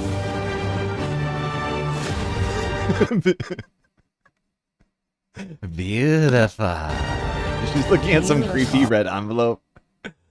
Don't be creepy. Beautiful. Together with like-minded leaders, we have a voice. Is it safe? It is safe. Pause it for. Oh my god. This is too much. Oh shit. Thank you for the follow, K Muzzy. Much appreciated. Wait, did she say, is it safe directly to camera? First off, all the images up to here are like a Peacemaker guy and the opening a Canada. fridge. Yeah. A hat. Here's a signing a card. Here's a menu. Tissue paper. Ba, ba, ba. Beautiful. Sketch of her inauguration gown. So unbelievably intense. I'd be afraid to go take my kids to it just because, like, whoa, I don't know if they can handle this. But the "Is it safe?" is stolen, of course, from Marathon Man. When Laurence Olivier is asking if he can go pick up the diamonds, and he is pulling teeth from Dustin Hoffman. So they literally picked the first words that you hear from it that you can understand. Well, she would never plagiarize. Like a total horror show. Exactly. Here we go. What? With like-minded leaders, we have a voice. Leaders. Is it safe? It is safe. It is safe. Everyone wants to know. So here it is. Everybody be best. Hi, Mr. President. Congratulations. Did you watch it? I did not. Yeah, I will see it on the news. Oh my God! Was that the election night? No, I was busy, but I hear people say, great job, everybody based once again. See, I got elected president again. No, I didn't.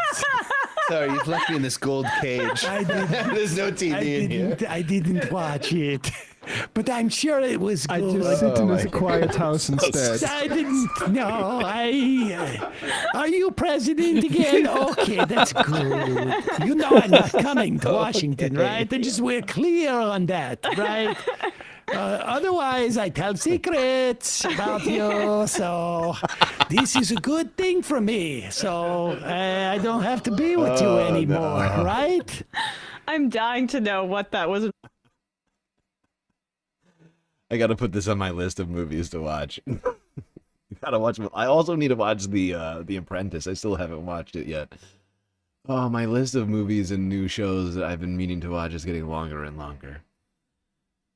Being a guy who does an 8-hour live stream 5 days a week makes it hard for me to get up on the things I want to watch. You know, I don't know if I shouldn't complain, but it is real. It's a real struggle over here trying to get in some of the, you know, cinematography experiences that I'm, you know, wanting to enjoy. That one, gotta see that. That should be hilarious. If that was election night. The most beautiful thing. I think that's what they said, yeah. That's definitely election because night. the teaser was 20 days to become first lady. Oh gosh, I'm so happy. Did you watch it? The inauguration. So the last 20 days of the election, is that what a, huh? I guess so. Why would it be the No, it was inauguration? election night. It said on the thing. The text on the screen said she has Earlier. 20 days to become first lady. First lady. But it's covering those 20 days. That's Right. how long they were with her. And the final shot where she's we're on the saying the phone. same thing. Okay, yeah. Yeah, we it was the night of the election. Yeah, yeah. Right. Well, But the question is it 20 days starting from the election or ending on the election? To the election, I think. Oh, I see. would So the imagine. last 3 weeks of the campaign. That's the access they had. That's, of course, the most thrilling part of it all. Also, thank you, Rude Interplanet Janet, for becoming a galactic individual. Much appreciated. Got a lot of galactic individuals already. We have regained many members over here on YouTube. It's beautiful to see so many people rushing back to their galactic membership for access to sweet, sweet galactic emotes and other things like that. All right, we're an hour and a half into the show, which means it's time for a galactic intermission. Do not worry, though. We'll be right back after these brief messages.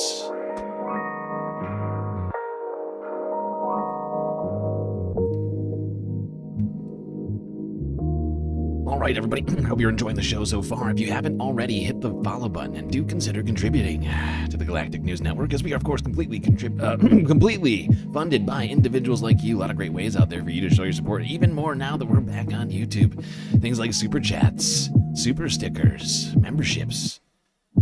Over on Twitch, we got the bits, we got the power-ups, we got the subs, the gifted subs, Twitch Prime subs, we got Cash App and PayPal if you prefer your money go directly to supporting the stream rather than the bottom line of YouTube or Twitch. But of course, the very best way to get the most space benefits for your Earth dollars is to go on to Patreon and become a galactic patron, where for the low, low price of $3 a month, 10 cents a day, you get access to a myriad space benefits unseen by the rest of the goddamn Milky Way galaxy. Things like an avatar on one of our break screens. That's right, you'd be hanging out poolside with me and the rest of the patrons, or at the bar, the lake, or the street. That's not all, though. Get yourself a shout out at the end of every show.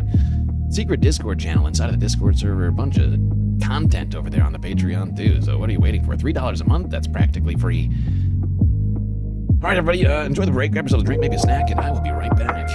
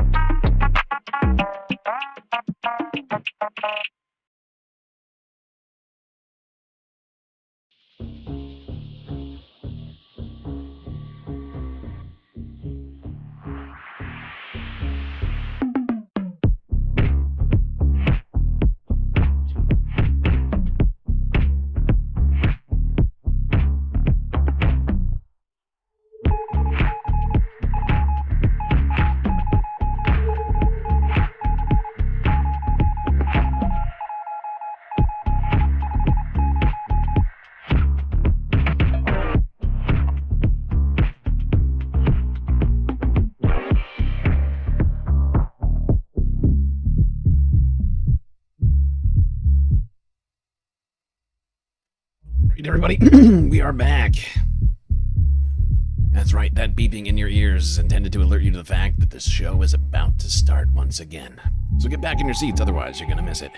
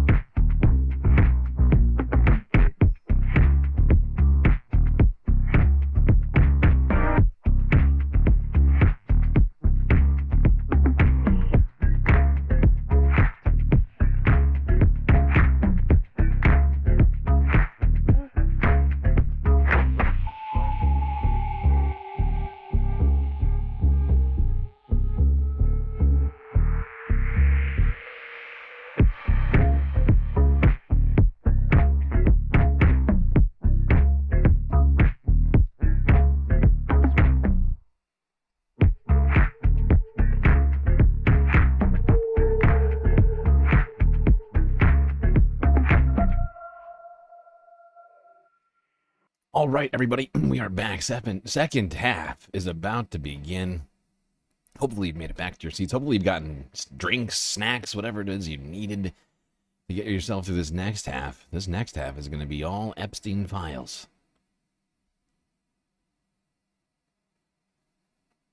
I think the best way to get us started on this one today is here.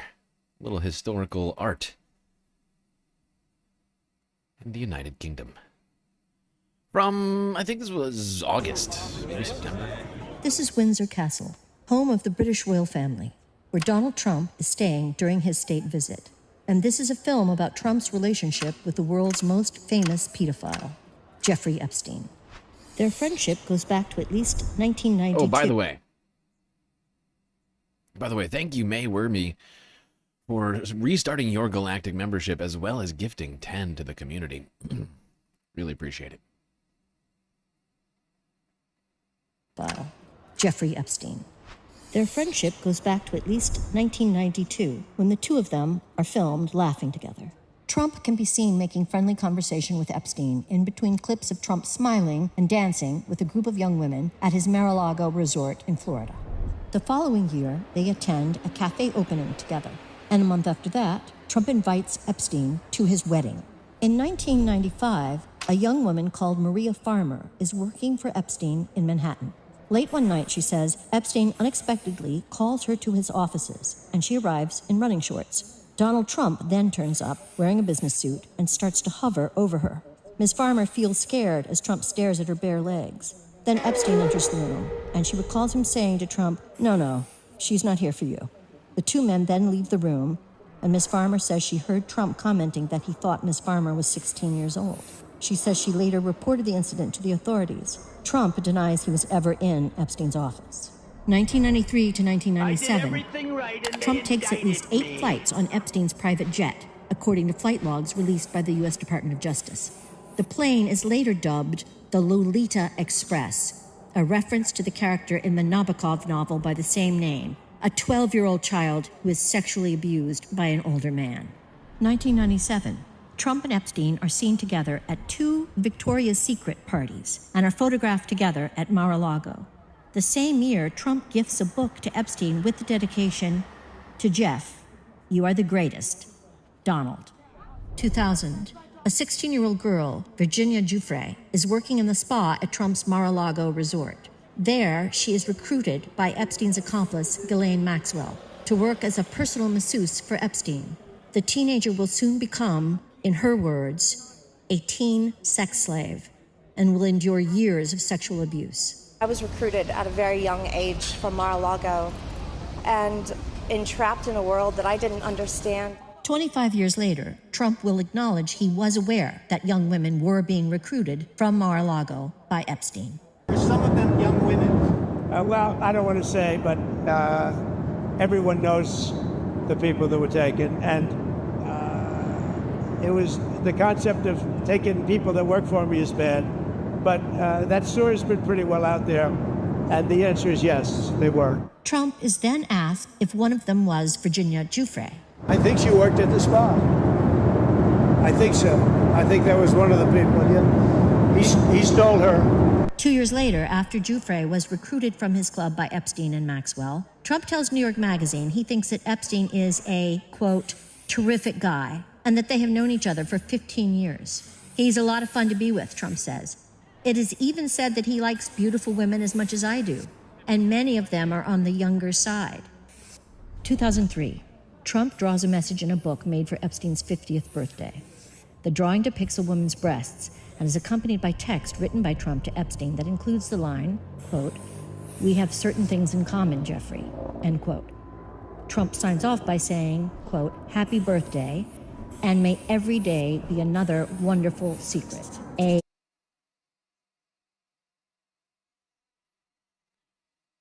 It's incredibly disturbing. Chat, you are right. Also, thank you for the follow, one shot kill. Has anyone seen the leaked surveillance aircraft footage snapping photos over the Charlie Kirk? No, I have not. I have not heard of that. I have not. Donald's signature is written in the place of pubic hair. 22 years later, Trump will begin legal action against the Wall Street Journal over their reporting of the drawing, claiming it doesn't exist. Epstein's estate then releases the drawing to Congress. Another entry in the birthday book contains a photo of Epstein holding a novelty check bearing Donald Trump's signature, along with a note suggesting Epstein, quote-unquote, sold Trump a woman for $22,500. It's unclear if the photo and accompanying note is a joke or not. 2004, the two men fall out, and their close relationship ends. The reason for their estrangement? They both tried to buy the same Palm Beach mansion. 2005, police in Palm Beach begin investigating Epstein after a 14-year-old child reports he molested her at his mansion.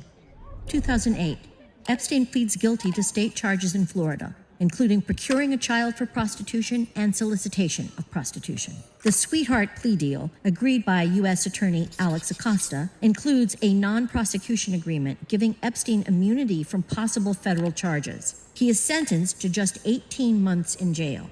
Under the plea deal, Epstein is allowed to be out of jail from 8 a.m. to 8 p.m. 6 days a week and has his own driver to take him to and from his office. 2010, in a legal deposition, Epstein is asked about his relationship with Donald Trump. Have you ever had a personal relationship with Donald Trump?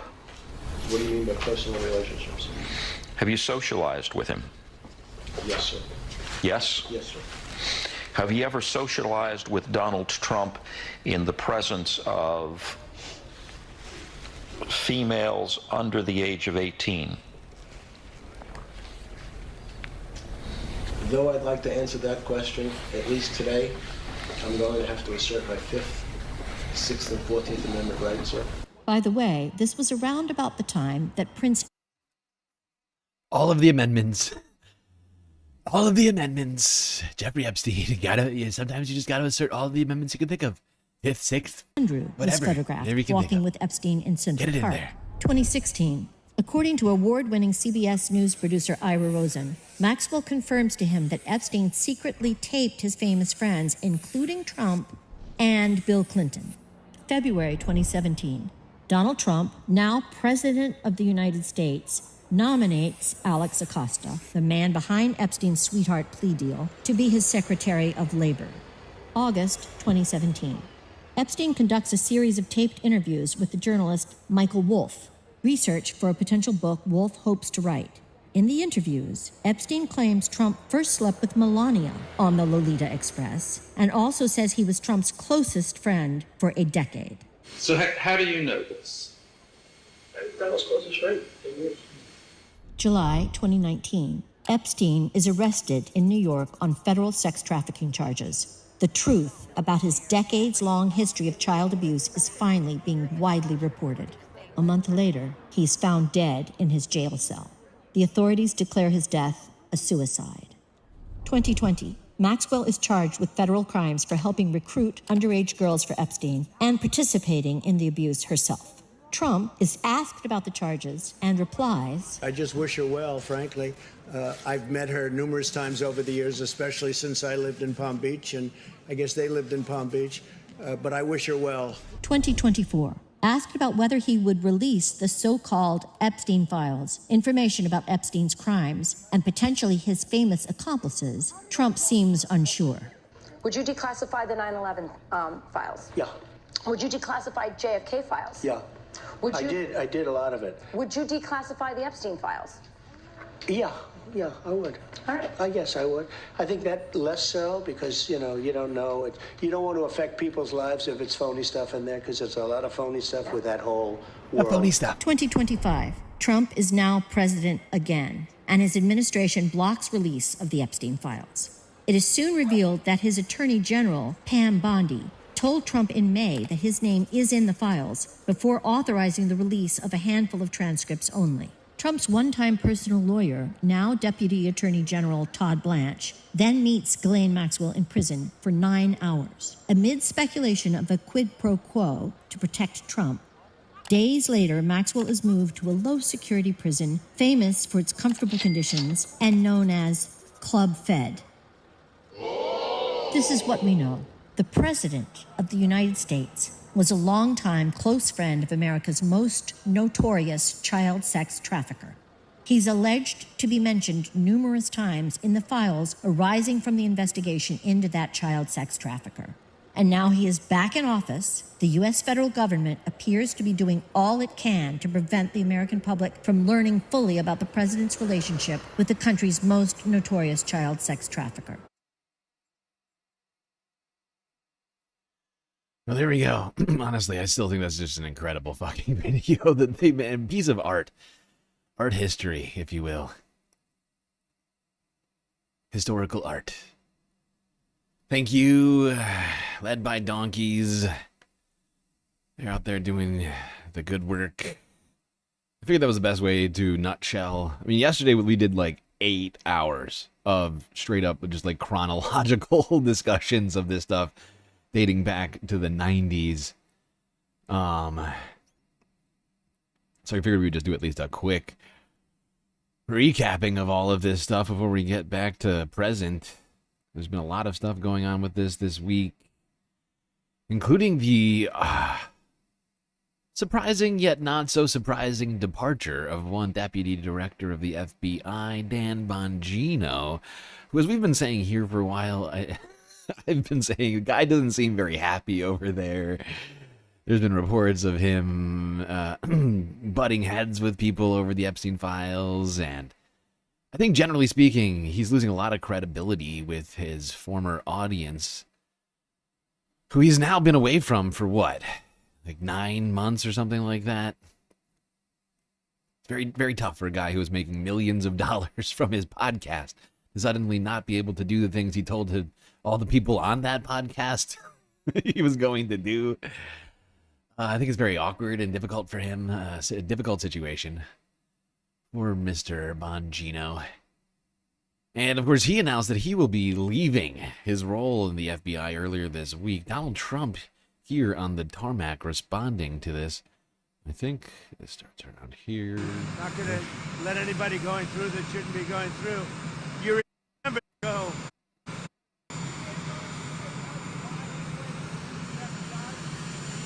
Oh, Dan did a great job. I think he wants to go back to his show. Yeah, I do.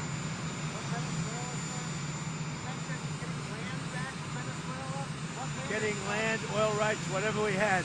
They took it away because we had a president that maybe wasn't watching. But they're not going to do that. We want it back. They took our oil rights. We had a lot of oil there. Hold on, I must have missed it. You're doing a great job. Hold on, let me go back.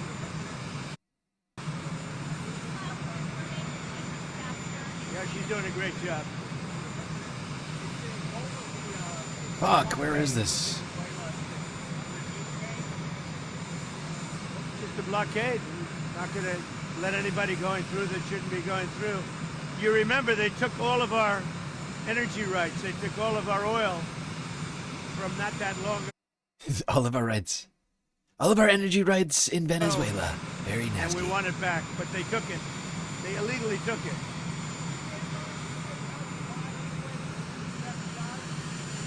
Oh, Dan did a great job. I think he wants to go back to his show. Yeah, I do. Yeah. Okay, there's the president responding to questions about the departure of Dan Bongino, saying, I think Dan just wants to go back to his show. You know, he's kind of bored. He's just been sitting in the basement drinking whiskey for some reason. Very strange.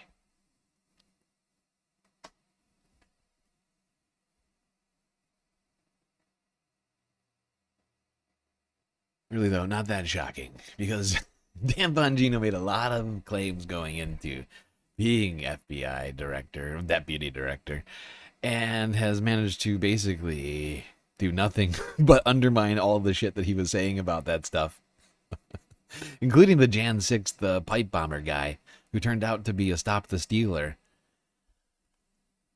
Because he was claiming, like others, that the Jan 6 pipe bomber was a deep state plant. So I think his time at the FBI has not been exactly what he was hoping for.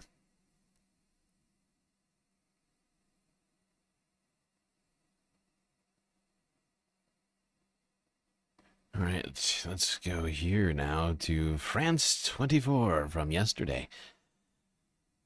Let's get into all this stuff. Files.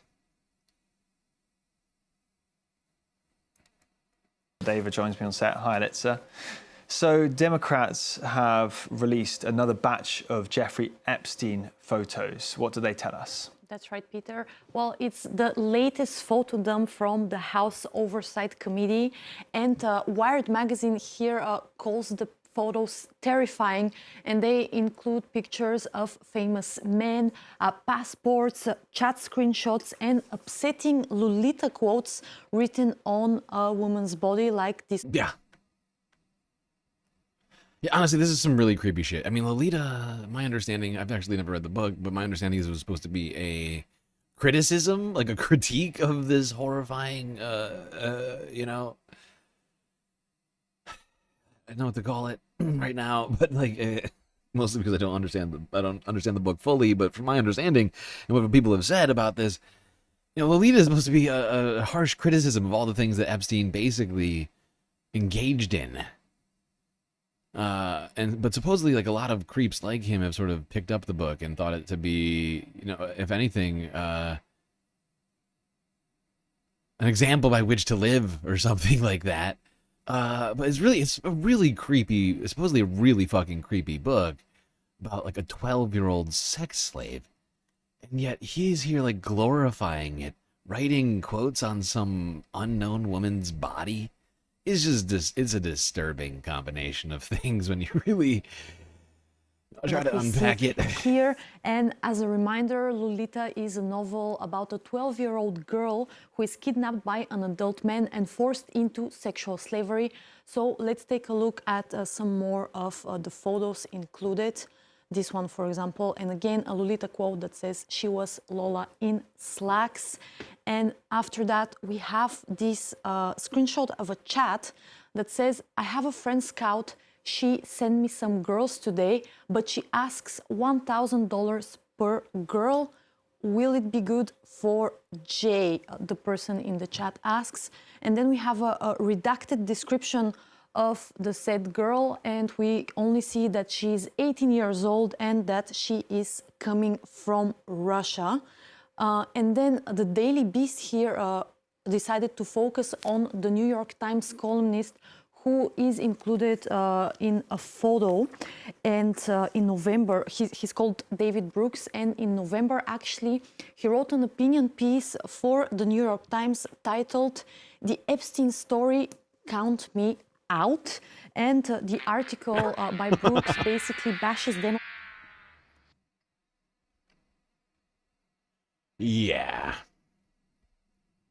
Weird timing there, David. Really weird timing. Releasing information and the, quote, QAnon mentality that has taken over America, according to Brooks. And he criticizes America's obsession with the Epstein story, asking why it should be a top issue.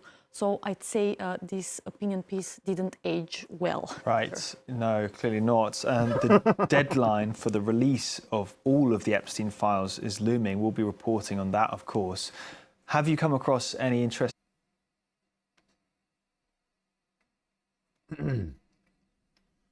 Analysis or opinion columns breaking it down? Sorry. I was trying to respond to a chat. I'm eating a bagel. Can you get a don't be creepy soundbite? Sure. Don't be creepy. For us, this latest photos release. Yeah, like this one here, for example, in the Vanity Fair that says new Epstein pictures, same old greasy, tired gluttony on display. And Vanity Fair says that the newest photos are some of the most disturbing yet, and they give us a clearer view of Epstein's life after his 2008 sex crimes conviction.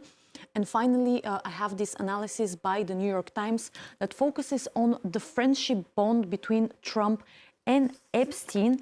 And it says that the two men bonded over the pursuit of women, and that chasing women was a game of ego and dominance where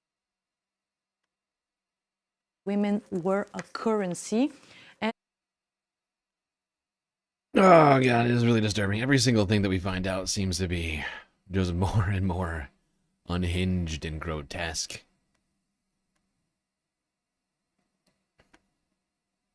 Bagels. Yes, bagels.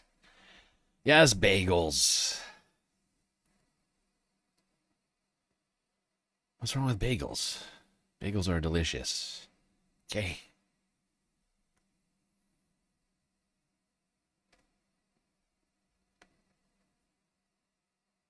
Yeah, imagine that. These guys, ego and dominance. I know, it's shocking.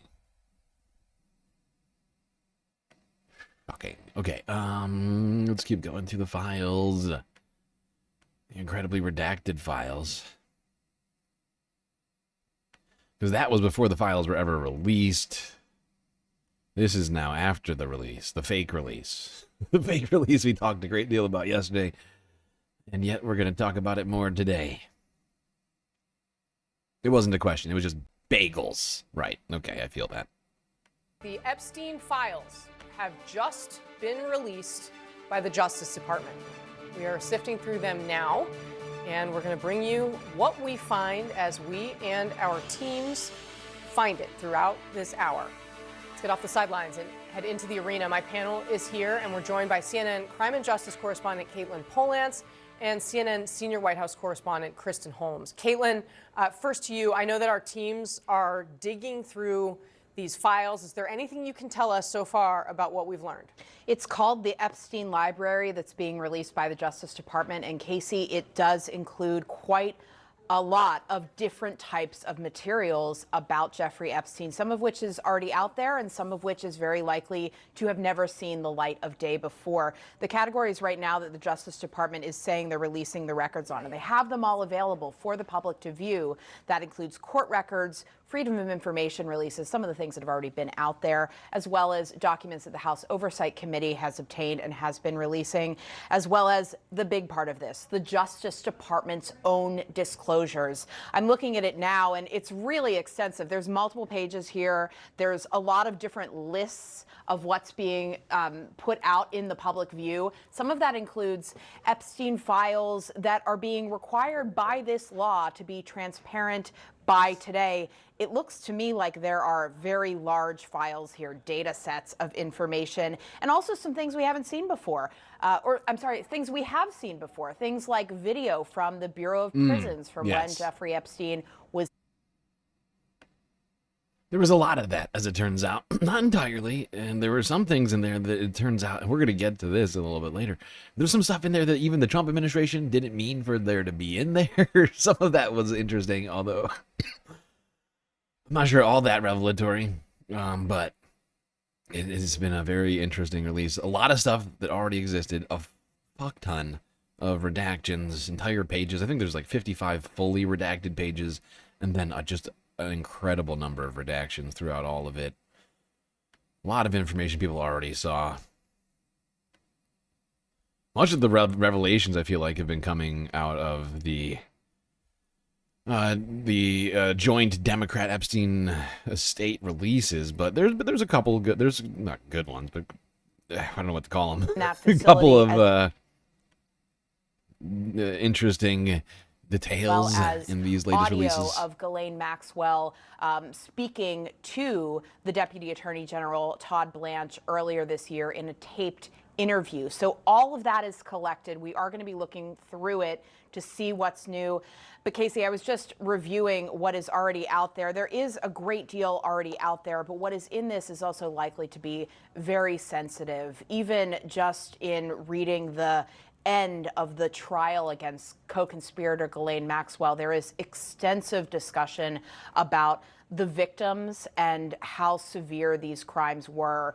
Girls as young as 14 being recruited from single-family homes largely to become people that Ghislaine Maxwell and Jeffrey Epstein were both grooming through enticing them to be massage therapists or to. This is the very definition of totalitarianism. Is that what we're calling it? Totalitarianism, it's true. Sasha G.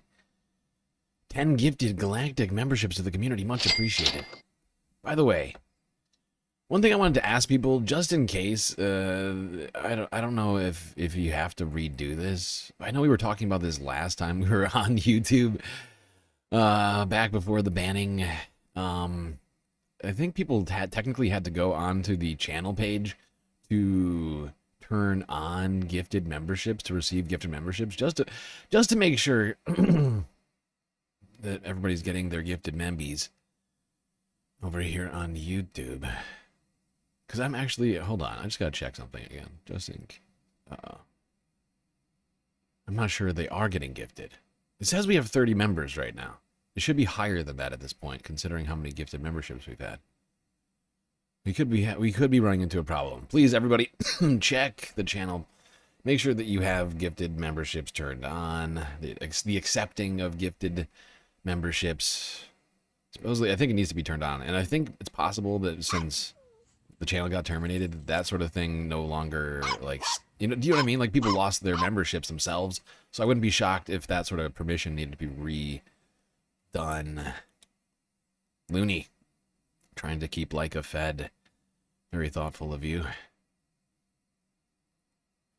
Either way, thank you, Sasha. Much appreciated. Hopefully those memberships go out.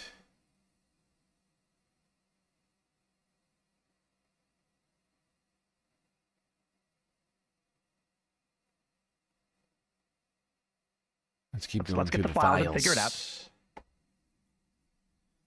Associated Press yesterday.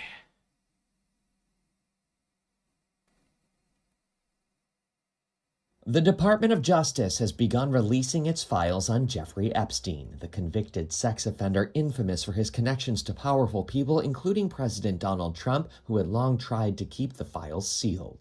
Bowing to political pressure from fellow Republicans, Trump on Wednesday, November 19th, signed a bill forcing the release within 30 days of all files and communications related to Epstein, as well as any information about the investigation into his death in federal prison. Both the House and Senate acted decisively in November to pass a bill to force the Justice Department to publicly release the files, a remarkable display. Isn't it all or none based on YouTube settings like I thought it was channel setting? No, it's not, unfortunately. I mean, technically people have to turn on accepting gift memberships. That's at least what we had determined previously. when we were streaming for the last 2 years on YouTube. That's the conclusion that we had come to, is that you had to turn on gift memberships to receive them. Unless that's changed, which is entirely possible. It's been 2 months. Who knows what's happened? For an effort that had 3 months. For months to overcome opposition from Trump and Republican leadership. When a small bipartisan group of House lawmakers introduced a petition in July to maneuver around Speaker Mike Johnson's control of the House floor, it appeared a long-shot effort, especially as Trump urged his supporters to dismiss the matter as, quote, a hoax. So this is a Democrat hoax that never ends. But both Trump and Johnson failed to prevent the vote. Trump did an abrupt U-turn on the files once it became clear that congressional action was inevitable.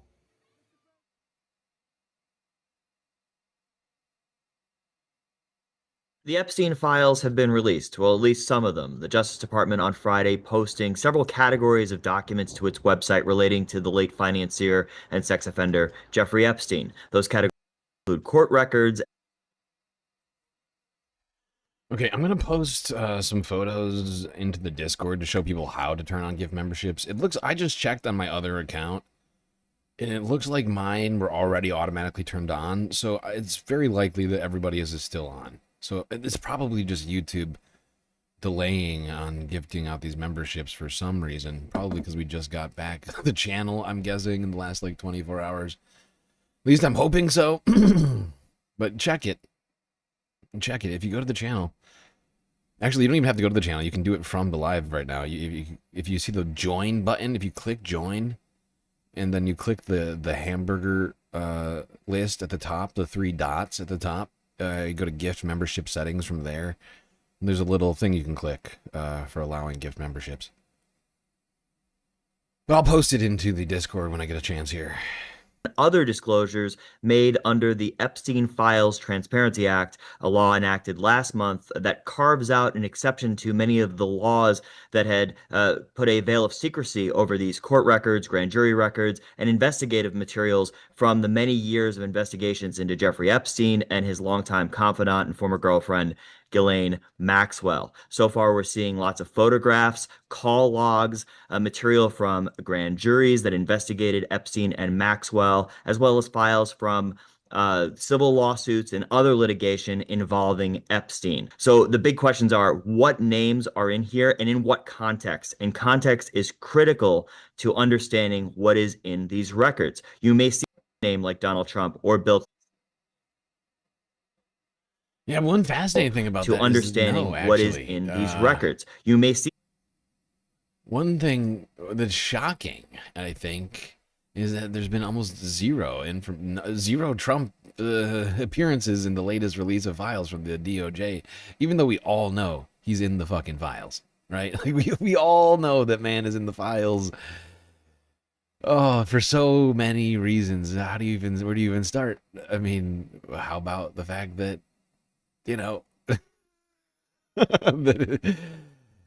for instance, the FBI dedicated hundreds of agents to pouring through the files for Trump references.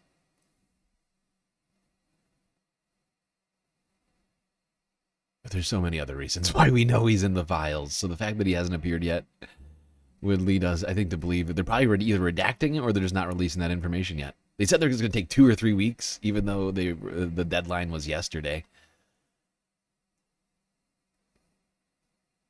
Skelts, upgrading your membership to the Galactic Contributor status. Much appreciated.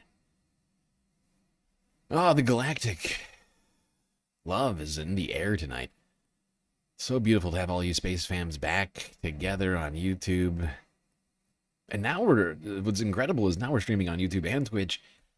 And we got a decent viewership over on Twitch as well. If anything, I feel like to some degree, even though it's been incredibly frustrating and been massively detrimental to my life after this crucible that we've been thrust into over the last 3 months, I feel like we're coming out doing okay. Like the future looking potentially very bright.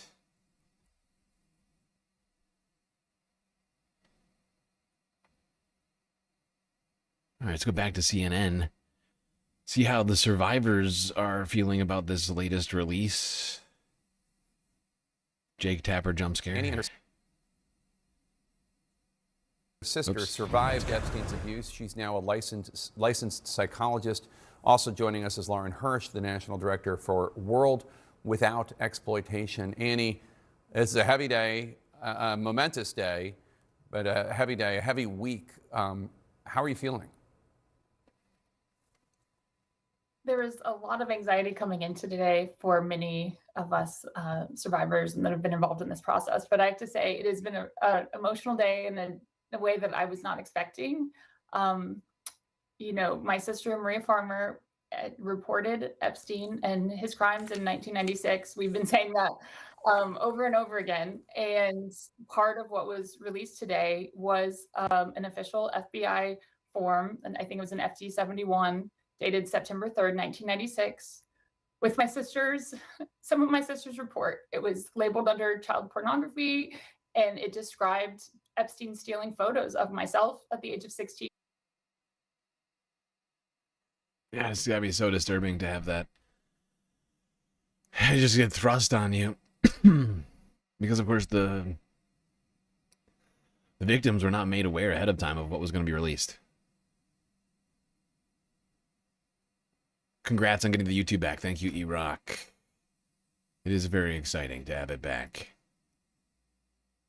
Hoping Trump passes. His popularity is below 35% now. I think it's at like 29%. I think it's below 30%. It's the lowest, I think, of all time. Or at least certainly in the modern era. I think it's the lowest presidential approval rating of all time that he's currently sitting at. It's way below 35% the last time I checked. Although, who knows? Numbers change. They're fluid.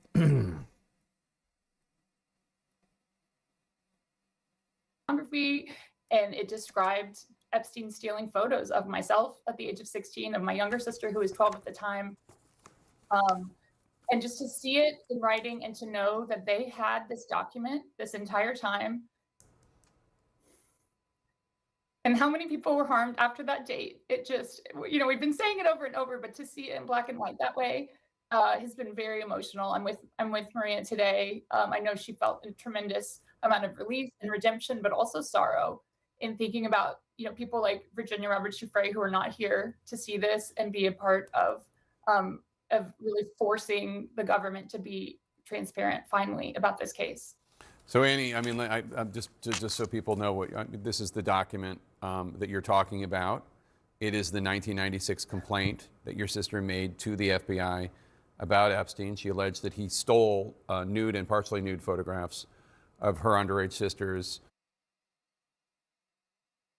1996. 1996, Maria Farmer made a complaint to the FBI. 30 years.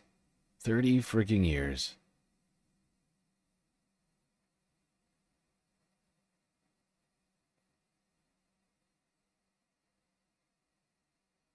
It's pretty disturbing just how long it's gone on for. The complaint was made 30 years ago, nothing was done. Epstein, charges filed in the early 2000s. Then Alex Acosta and current AG Pam Bondi facilitated a sweetheart plea deal and kept him from really facing any consequences then, over and over again. That it's incredible. 30 fucking years. Constituting child pornography. And as we know, law enforcement failed to act on that complaint in 1996. She's followed up on this. She sued in response. You've sued over what you experienced. Maria, in a statement, has said, "This is amazing. Thank you for believing me. I feel redeemed. This is one of the best days of my life." Of course, it's mixed with the fact that I'm devastated about all the other little girls like Virginia who were harmed because the FBI didn't do their job. I'm crying for two reasons. I want everyone to know that I'm shedding tears of joy for myself, but also tears of sorrow for all the other victims that the FBI, looking at this document, I can feel, I'm sure, just a fraction Why of did the emotion. why didn't he? What the fuck was that omission? Why didn't he say? Why didn't he finish the fucking sentence, Jake? The FBI, and then he just trailed off. He didn't even say the word failed. I don't know if that was an audio glitch or if that was Jake Tapper being a fucking bitch. I don't know what the hell that was about. What the hell was that about?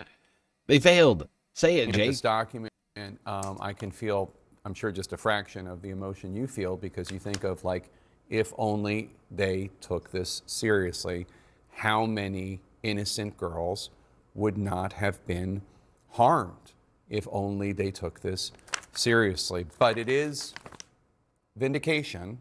It is something, right, Annie? Oh, it's huge. Yeah. I mean, and I still have big questions about whether it was, did they not take it seriously, or were they protecting Epstein because of whatever relationship he had with the government, right? Like, there's just so many questions, and why we hope for, again, more transparency. But yes, this is really, really significant to many of us. It reminds me also of the young woman who went to the FBI and complained about Dr. Larry Nassar at Michigan State, who was molesting all those gymnasts and was also not taken seriously. Think of all the pain that could have been avoided. Annie, some of your fellow survivors have not been happy with the way that the Democrats on the House Oversight Committee have been releasing information and photographs, not necessarily with enough of a heads up for the survivors, sometimes with context, important context missing, et cetera. I imagine it's kind of triggering to not be given proper warning. What have you been hearing from other survivors about the way that these documents have been released by Democrats on House Oversight? Yeah, I mean, I'd say, actually, I'd like to speak more broadly, because I think that similar to how things are released today. Just the government, I'd say, has not done a good job of communicating with victims throughout this process. We did not know what to expect from today. I don't think it would have been difficult from someone from the DOJ to reach out to prepare us a little bit more about how this was planned to be rolled out, but we had no information, and we are literally just learning of things like everyone else. And that goes. Yeah, and that's completely fucking unfair if it's not obvious to everybody listening right now. But these victims should have been given foreknotice. They should have been included in this, right? And rather than considering the feelings of the victims, they completely ignored them, which makes it obvious, I think, hopefully to most, that they don't care about the victims. This is all an attempt. This is a cover-up. This is a cover-up and an attempt to stonewall victims and everybody, essentially, from getting the information that we were promised and is actually now enshrined in fucking law.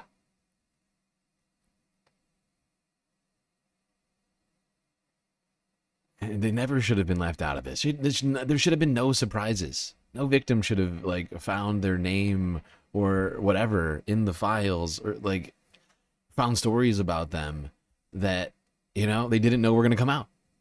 Right? They talk about protecting victims over and over and over again. They've said it. They've said it's one of the reasons why they're redacting so much fucking stuff, and yet they're not even taking the time to reach out to the victims and tell them ahead of time. How's that protecting the victims? Somebody explain that to me, because I am a little confused. Maybe I'm just dummy. Maybe I'm just the big dummy.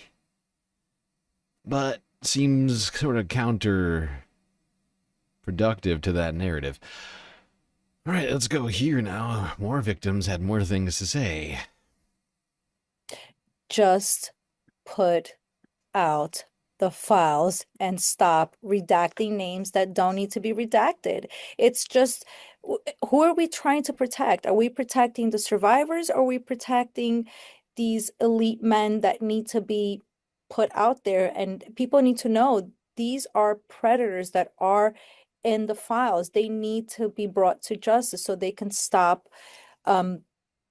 doing this in the long run. It's for everyone's safety at the end of the day. I haven't gone through all of it, so I don't want to speak. I don't want to say the wrong things, but I do understand that also a lot of important, people have been redacted from it. And the whole process of being transparent was to only redact the survivors and the victims' names. So here we are right where we started with the first files. These names that need to be put out there, people need to know about these people, have been redacted. So it's a little bit confusing. I feel like, again, the DOJ, the justice system, is failing us. Justice system is failing the victims. Release the files. Stop redacting. Says that victim. No better than the previous files. Protecting the victimizers. Exactly. Exactly. Harming the victims and protecting the perpetrators. Fuck yeah!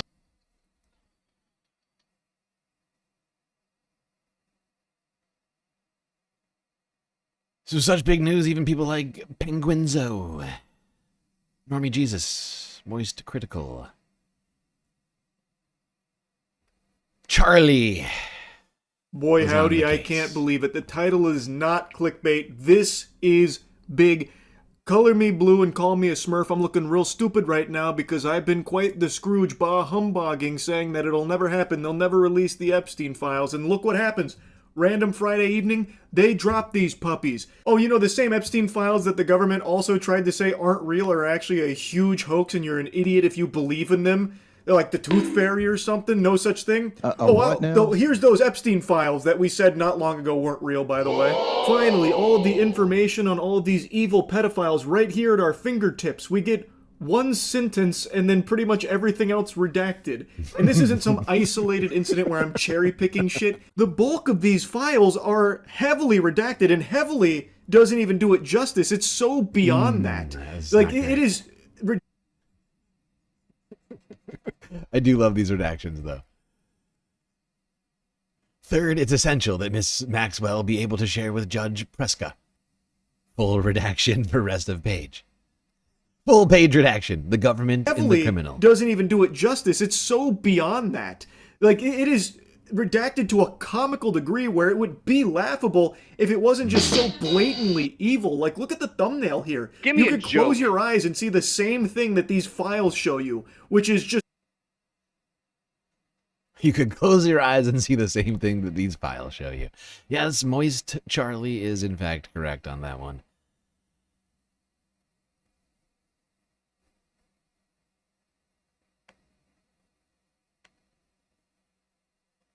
All right, let's keep going through the files. Global news yesterday. For weeks, there's been a slow drip, drip, drip from Democrats as the Oversight Committee in the House released images from the Epstein estate, many without context, but as a way to keep pressure on the Justice Department. If the Department of Justice does not comply with what is federal law at this point, there will be strong bipartisan pushback. Amid a concern of a cover-up, Democrats and Republicans passed legislation on November 19th that the president signed into law, which kickstarted a countdown to unlocking the mystery. Everybody knew this man. He was all over Palm Beach. He has photos with everybody. With Donald Trump dropping his claim that this saga was a Democrat hoax, the Justice Department was boxed in and left with no choice but to start posting pages online, seen as a win for a hungry public and those who suffered in silence. They have been fighting for nearly 20 years to let the public know what happened to them, who was involved, and for some measure of justice by the federal government. There are many redactions from police reports to online profiles and other documents, although it's not clear who or what information is being blocked out. There's also new photos of high-profile people, but the circumstances are unclear. This administration wants anyone who has ever committed a crime to be held accountable. Now, despite a law being on the books to provide... That is a laughable claim from Caroline. Really, the Trump administration wants everyone who's ever committed a crime to be held responsible? That's weird, because seemingly everything the Trump administration has done up to this point sort of flies in the face of that claim. Pitchfork Dragon with a sweet, sweet super chat over here. I don't know why Trump bothered redacting the Epstein files. Mega can't read. Aww.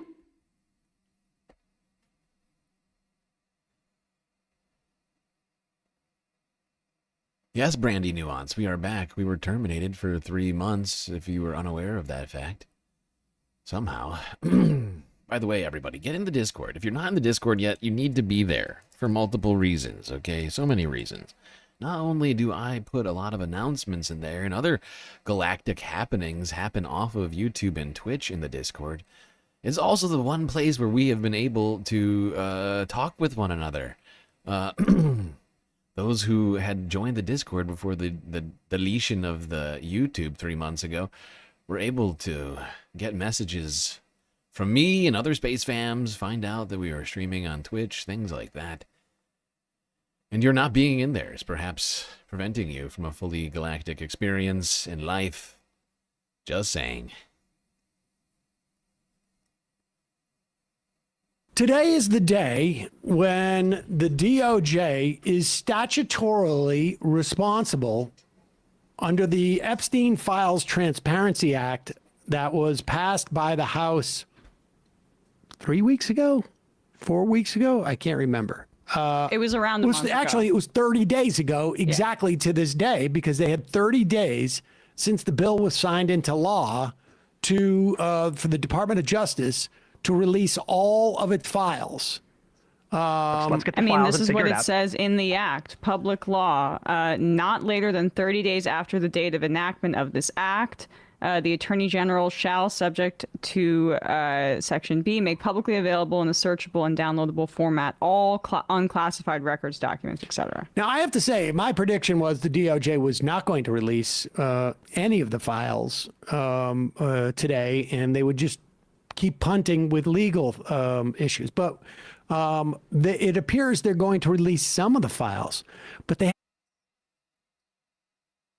You're a recovering gamer, so you can't be in Discord? At least in our Discord community, there's really no discussion of gaming in our little Discord server. I mean, I get it. There are other servers on Discord, but you don't have to be on those. You can just be in the Galactic Newsroom, where we talk news and other current events, other galactic happenings. It's very informative. I'm sure hold some of the files back because there's only 3 people working at the DOJ now, apparently. Right. And they couldn't get their copier was broken, and so they couldn't release it. But that seems to be whatever the excuse they're using. But Deputy Attorney General Todd Blanche, who, funnily enough, and I think you're going to find this to be a very funny coincidence. Guess what Todd Blanche's job was as of January 10th of this year? Oh, Trump's personal attorney. Yes. Isn't that, it is so, that is such a coincidence. And this is also the guy who met with Ghislaine Maxwell and questioned Ghislaine Maxwell, grilled her, and got her to reveal that Trump's name wasn't in this stuff at all. He had nothing to do with any of it. He's a choir boy. And was the one who, contrary to the Bureau of Prison rules, got her moved to such a low security prison that she actually was allowed to have a puppy there. Wow. You know. Oh, Jesus Christ. They just, what did Caroline Levitt just say to us? The Trump administration wants every criminal to face justice or something? It doesn't feel like justice. Pitchfork Dragging with the sweet, sweet super chat over on YouTube. I miss this channel so bad, and all you lovely people in chat. GNN is back. It's a Christmas miracle. It's true. It's true. It's beautiful. It's like an emotional support dog for people who go to prison unjustly. And so she's there. And Todd Blanche is the guy who said that the DOJ intends to release, quote, hundreds of thousands of documents by the deadline, and it's going to release the rest of the files in the coming weeks as redactions are made, which, incidentally, is not allowed under federal law. No, it's not allowed. And you have Ro Khanna basically saying publicly that if you're involved in concealing or these redactions that are unnecessary, that you could be prosecuted later on. Yeah. Yeah, I mean, and that's where we're at. And I have to say, this is also, to be fair, this is also the exact excuses that Saul gives me when I ask him to clean his room. Let me just pick up one pair of underwear and put it in the hamper, and I'll do the rest later. Right. And I'm like, that's not exactly the point. But here is... That's not quite the spirit of this. Like, I get where you're going, but Ro Khanna with what his intentions are in the event. And this was what, from like a week ago or a couple of days ago? Yeah, this week. We need a subreddit for GSL gamers. That's funny. I actually started a subreddit, a GNN subreddit. I don't think a single person's joined. Because I never started like advertising it to people. Like, I've never added a link to it anywhere, but technically a GNN subreddit does exist, which can be found if you go searching for it. There's no posts. Omega Star gifting 10 Galactic News Network memberships. Hopefully 10 people got them, because YouTube keeps not showing us who's getting them. Either way, incredibly generous Omega. Much appreciated. This week. Where he was basically saying, I mean, who could have predicted that the Trump administration wouldn't release these files on time? But here he is. Tomorrow at midnight is the deadline for Pam Bondi to release the Epstein files. That is what Thomas Massey and my bill calls for. It passed this body 427-1, passed the Senate 100-0, and the president.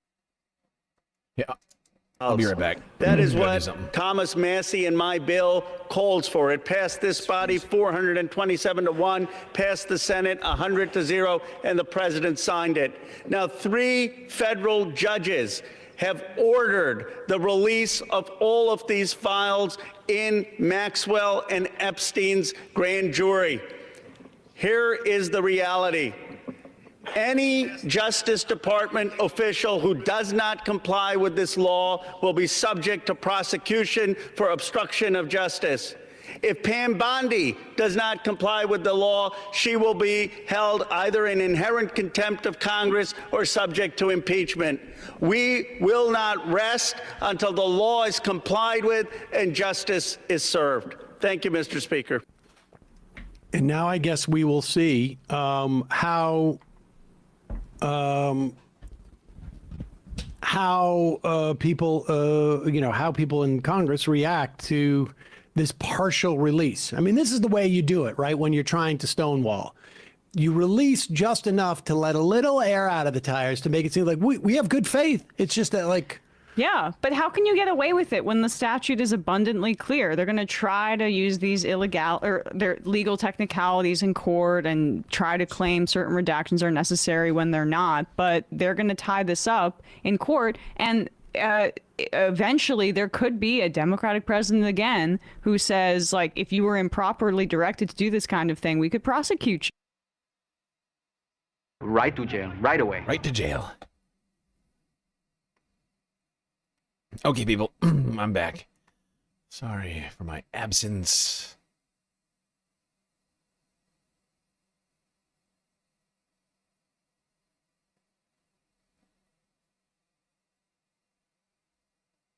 Let's keep going through the files. CNN yesterday. Aaron Burnett.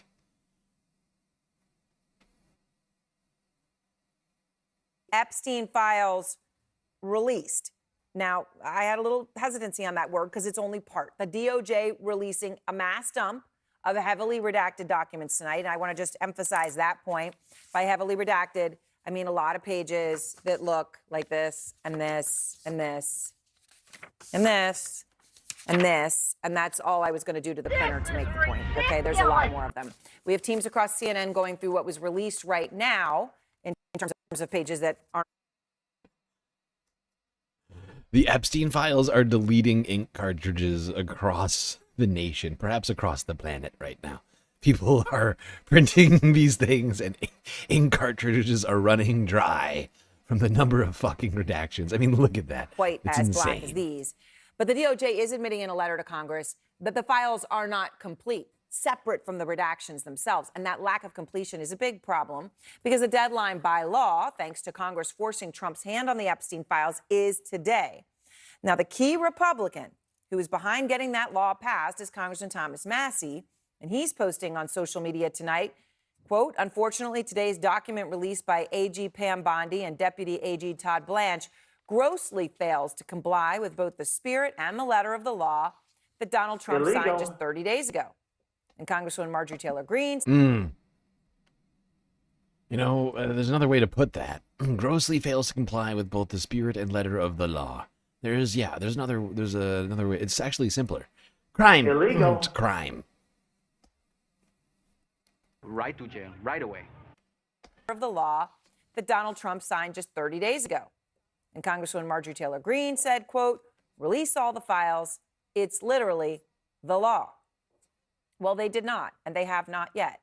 The White House saying tonight that it did not receive the Epstein documents that were released by the Department of Justice before the release. So they're saying Epson ink stock to the moon. Yeah, who's got all that Hewlett Packard money? Who's got all that? Yeah, seriously.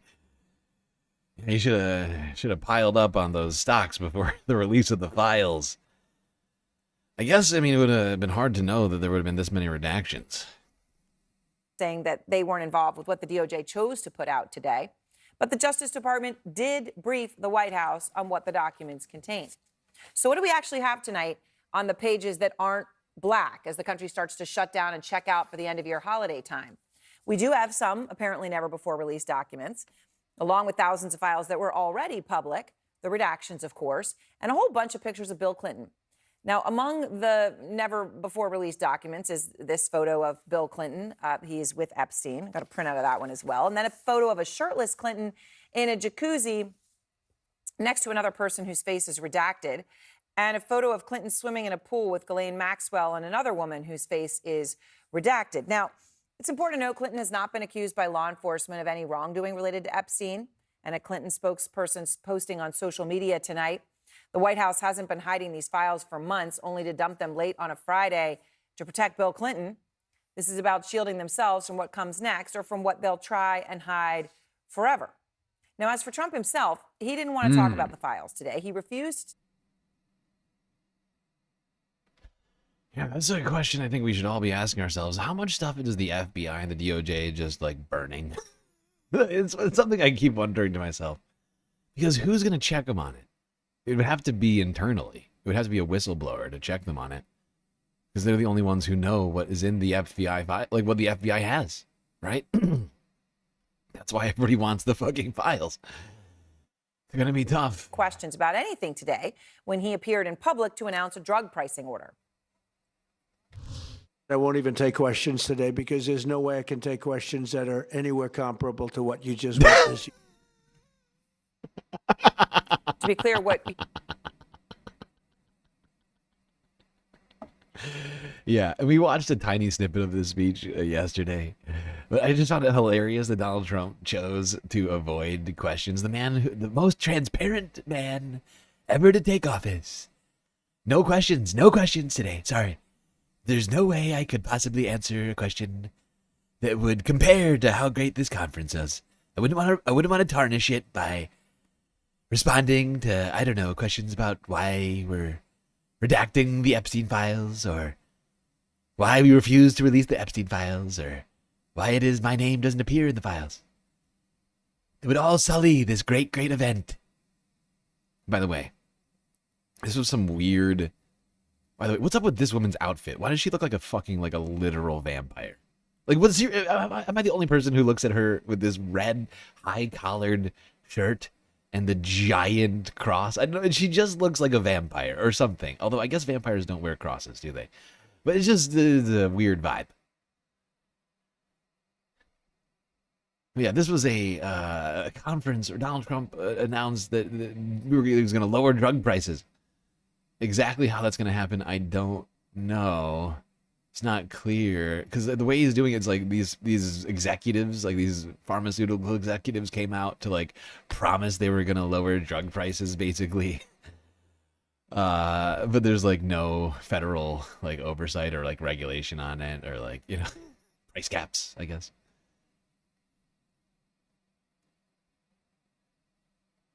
But I mean, if we go by what Donald Trump said earlier this year, we can expect a 1,000% decrease in the cost of drugs. So you'll be getting paid for taking your medicine, which is exciting. Of course, that's not true. It's not going to happen, but he did say it. All right, we got to keep going through these goddamn files. France 24, 20 hours ago. Bill Clinton in a jacuzzi with Michael Jackson and with Rolling Stone's Mick Jagger. These are some of the thousands of photos, call logs, and... We all know why there's so many Clinton photos in this, right? Because that's the ones that they wanted to release. they wanted the first round here, in my estimation, they released all the ones with Clinton in them so they could be like, look, more Democrats in the files. We said it all along. Of course, it's not at all a revelation that Bill Clinton was in the files. With Rolling Stone's Mick Jagger. These are some of the thousands of photos, call logs, and interview transcripts linked to the Jeffrey Epstein investigation released by the U.S. Department. She's a descendant of Van Helsing. She does kind of look, that's the vibes. Vampire hunter. Justice on Friday.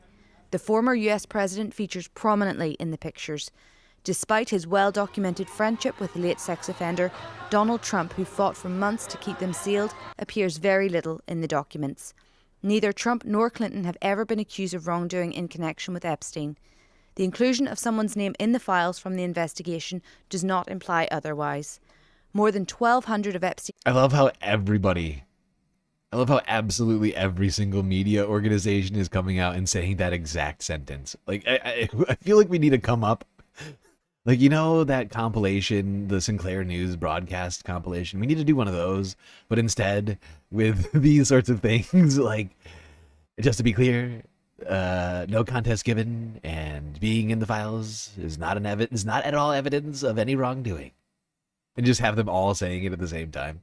Because, like, every single news outlet has said that sentence at this point. It's kind of incredible. Same way that they've all said... disgraced financier Jeffrey Epstein. Victims were identified, but a lot is heavily redacted, drawing criticism from survivors. Just put out the files and stop redacting names that don't need to be redacted. It's just, who are we trying to protect? Are we protecting the survivors, or are we protecting these elite men that need to be put out there? And people need to know these are predators that are in the files. They need to be brought to justice. The DOJ has indicated that the entire file will be published over several weeks, which goes against the law passed by Congress in November. This required the government to... Illegal. Illegal.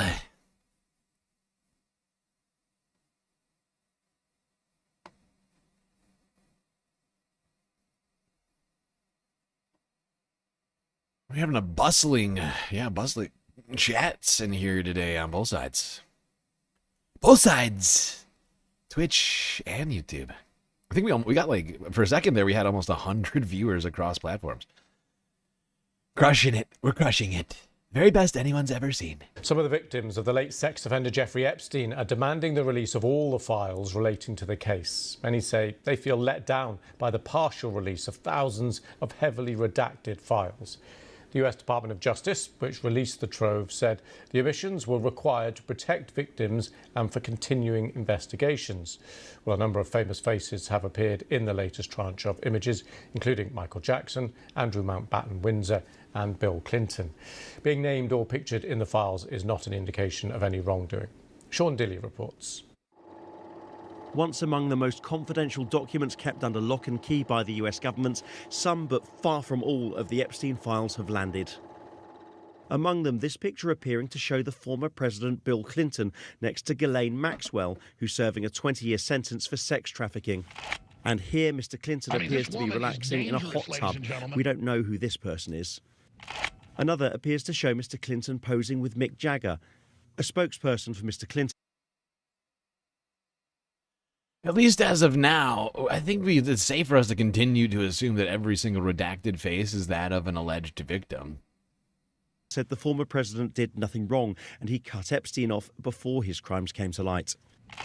This image appears to show the former Prince Andrew lying across 5 unidentified people. Michael Jackson and the former British ambassador to Washington, Peter Mandelson, also appear to be included. Lord Mandelson has previously said he regrets his former relationship with Jeffrey Epstein.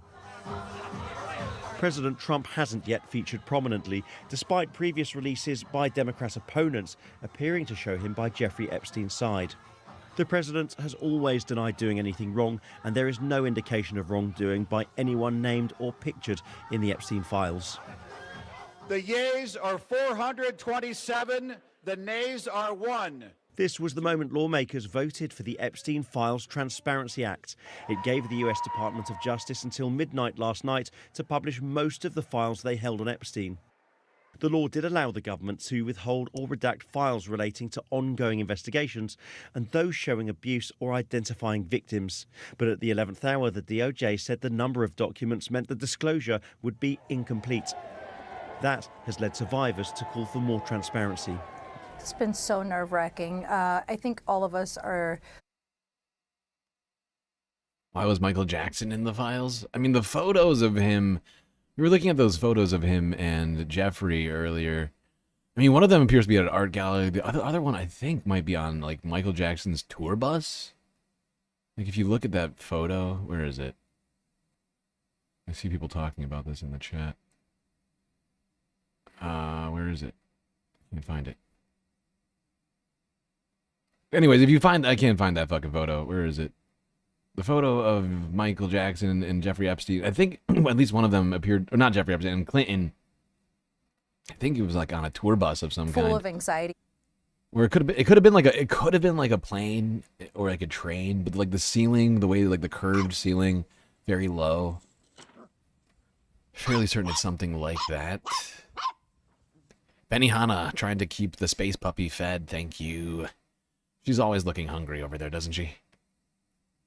This point, and you know that now that the files are released, we feel that it is a lot of files that don't have much information in them. So we're trying to figure out, you know, what is going on here, what kind of redactions were made. The Department of Justice says it hasn't redacted the names of politicians or individuals who are not victims. They say they've identified 1,200 survivors or relatives, and their lawyers are looking at unpublished materials to decide what more can be released in the coming days and weeks. For now, though, more accusations by politicians and survivors of a high-level cover-up and new calls for transparency. Sean Dilley, BBC News in Washington. High-level cover-up. Calls for transparency from victims and lawmakers. Yeah, it's fascinating. This is what, the 3rd or 4th fake release that they've done? they keep doing it over and over again. When it is that they're going to stop doing these fake-ass Epstein releases and actually just release the unredacted files, beyond me. There's no way of knowing. In fact, I'm fairly certain they're going to continue to try and drag this out as long as they can. I don't think that's the best call for them, because it just continues to... Like, I feel like the longer they drag it out, the more it looks like a cover-up. Like if they had just done it, like, immediately from the beginning, nobody would be asking. Like, but every single time that they delay, that they redact, that they sort of waffle back and forth on what they're going to do, I think it just puts a picture in people's minds of, this is a fucking cover-up. Something fucking weird's going on here. I can't say specifically for what reason, but it's happening. The tinfoil hat is hilarious, by the way. Thank you, Boku. It was an addition we decided to add in over while we were on Twitch. Give people something to use their space bucks, their channel points on. Cost $5,500 Twitch points that you get for watching the stream to put it on. See, I can take it off. I can take it on. See, look. Up. Off. On. Off. On. Off. On. See, it's fun. All right. How are we doing on time right now? Oh, shit. Boy. Wow, the Epstein files are taking even longer than I thought they were. Might have to do a double half of Epstein files here. I think we're almost 3 hours into this puppy right now. Let's go here to Hassan Piker. Leftist darling of Twitch. See what he's got on the files. Redacted stuff in there. Oh my God, there is a. You just sent me a jizz lane cleavage photo. That is crazy. That is crazy with the feet and everything. I've seen a photo similar to this on the Epstein flight before. From the rich and famous, it's not just Donald Trump. It wasn't just the former Prince Great Andrew. files, man. Yesterday we saw pictures The U.S. Department of Justice begun to release all files related to the case against convicted Max Left foil beanie. Oh my God. That's actually hilarious. We should do Max Left foil beanies. Yes. That'd be like the upgraded tinfoil hat. Be like 10,000 the comedian, credits. U.S. TV personalities, and so on.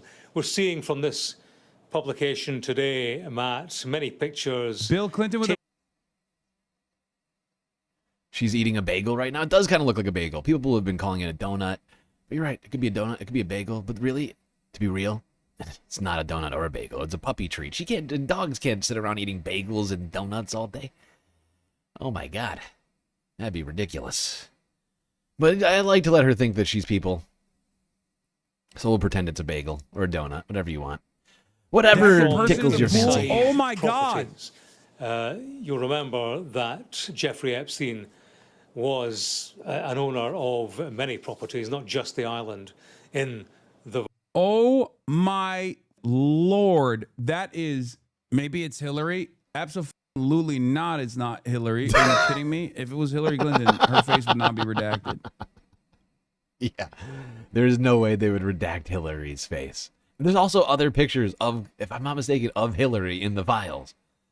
Because Hillary and Bill apparently got Jeffrey Epstein and Ghislaine Maxwell as +2s to the wedding of the King of Morocco back in, I don't know what year it was. I think it must have been like the early 2000s or something like that. Don't quote me on that timeline. More likely that it's Donald Trump. Let's be real. Can you explain what you are looking at on my screen? My eyes are bad. I'm watching on phone. We are currently looking at a photo from the Epstein files with Bill Clinton, former president of the United States of America, Bill Clinton, in what seems to be a jacuzzi in a bathing suit with his hands behind his head, leaning on the corner with a censored photo of someone who is not affiliated or potentially a victim of Jeffrey Epstein's.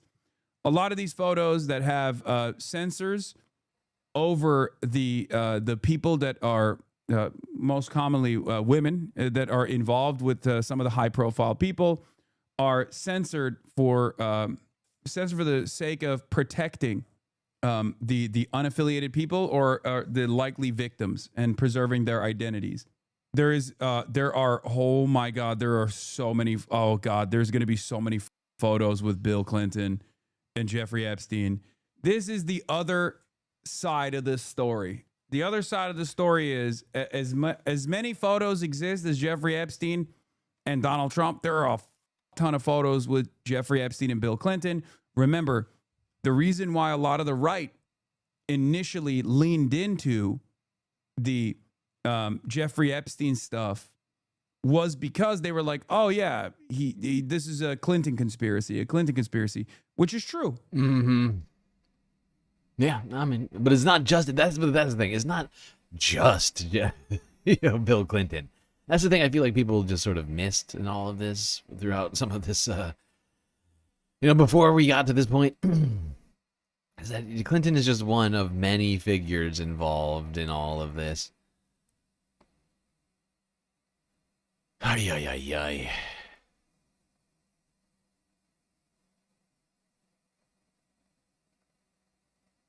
Hassan lost you when eating with his mouth open during his show. Hassan eats like the entire. Like, it's actually shocking to me when he's not eating. I'm like, where's the food, Hassan? There's truth that Bill Clinton and Jeffrey Epstein were absolutely heavily connected to one another. However, oh shit, Mick Jagger. However, Jeffrey Epstein and Donald Trump were also connected to one another as well. Was there a time when Bill Clinton and Trump were friends? Yes. Yes. Of course. There are photos of them together in public. Yeah. Yeah, what about the wedding? What about the wedding photos? Of course they were friends. How does anybody not know that at this point? This is a child. Well, you don't, I mean.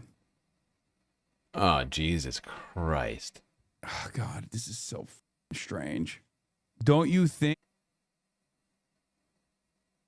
This is disturbing. Is she like sucking on his finger or something? What is this? This must be on the island. This is from inside the temple? Is this a photo from inside the temple? Uh-huh. Okay. Seems good. Okay. That makes sense. For fuck's sake. The lives that these people were living, especially Jeffrey Epstein, all these people seemingly just disturbing. Truly disturbing. It is real. This is like some real fucked up shit that we're... And the fact that it's being dragged out in this way, I mean, they keep claiming that they love the victims, but this has got to be incredibly painful for them to have this dragged up over and over again, only to be disappointed or whatever else, like to not get the full files and to have insane redactions like this, not getting, like it's just, their handling of this is fucking wild. It's out of fucking control. You just threw up in your mouth a little bit. That's fair. That's fair. I don't think anybody blames you for that. All right. All right, everyone. We're 3 hours into the show, which means it's time once again for us to take a quick galactic intermission. Do not worry, though. Of course, we'll be right back after these brief messages.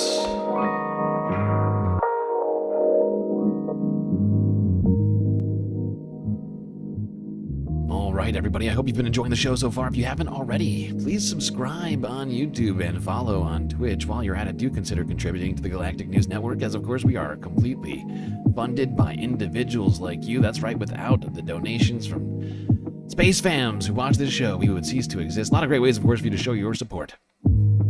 And with YouTube back, we have even more ways for you to do that. YouTube, super chats, super stickers, and memberships over there. Twitch with the bits, the power-ups, the subs, the gifted subs, and the Twitch Prime subs. We've also got Cash App and PayPal, but of course the very best way to get the most space benefits for your Earth dollars is to go on to Patreon and become a Galactic patron, where for the low price of $3 a month, you get a whole bunch of sweet stream benefits unseen by the rest of the goddamn Milky Way galaxy. Things like a avatar on one of the break screens. That's right, on intermission you could be hanging out poolside with me and the rest of the patrons, or at the bar, the lake, or the street. That's right, you just tell me what you want your avatar to be and where you want me to put it, and I'll try and make that happen. That's not all, though. That's right. I mean, that's already a bunch of effort. But you get a shout out at the end of every show, a secret Discord channel inside of the Discord server, and a whole bunch more stuff. Anyway, everybody enjoy the break. Grab yourselves a drink, maybe a snack. I'll be right back.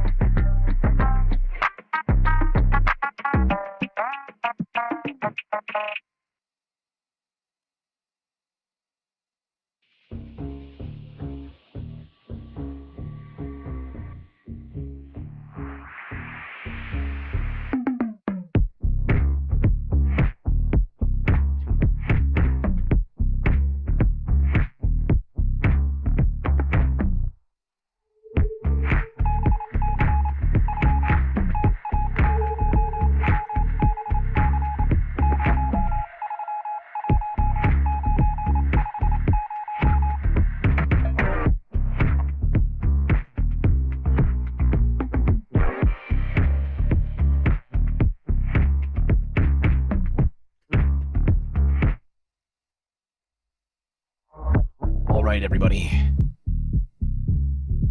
We are back. Time for you to get back in your seats, otherwise you're going to miss the beginning of the third half of the stream.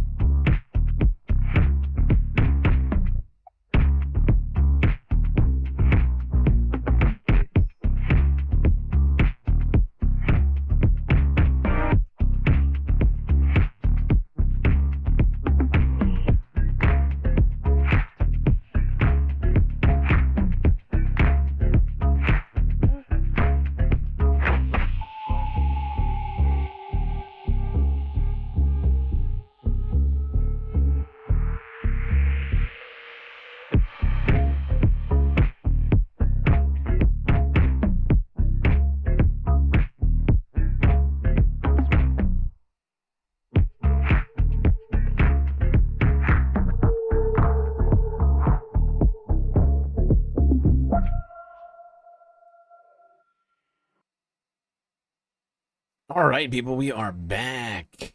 Third half of the stream about to begin. Hopefully you've already gotten drinks, snacks, and prepared yourselves for this moment, because we still got a hell of a lot for us to get through here tonight.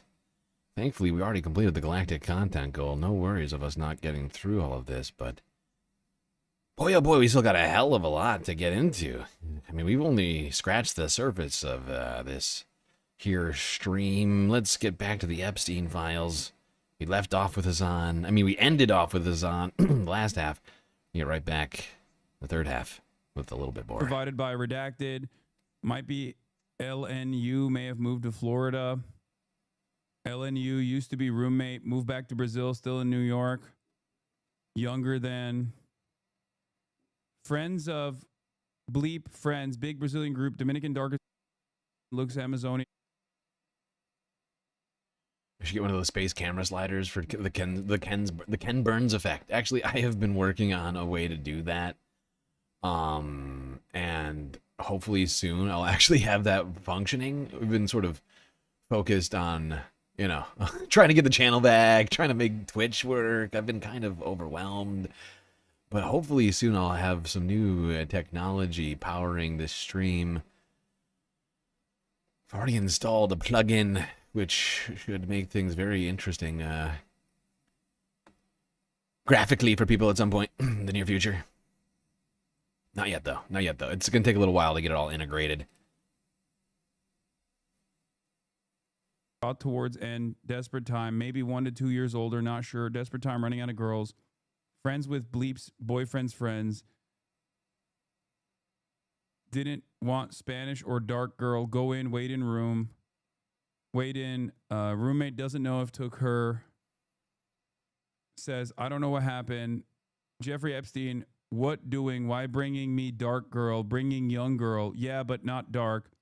Told her he just wasn't into her. Doesn't remember if he paid Bleep because he wasn't happy. Jeffrey Epstein paid her. Bathroom.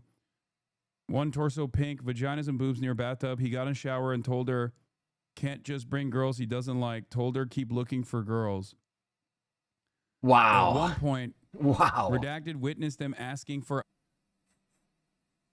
It is fucking disturbing.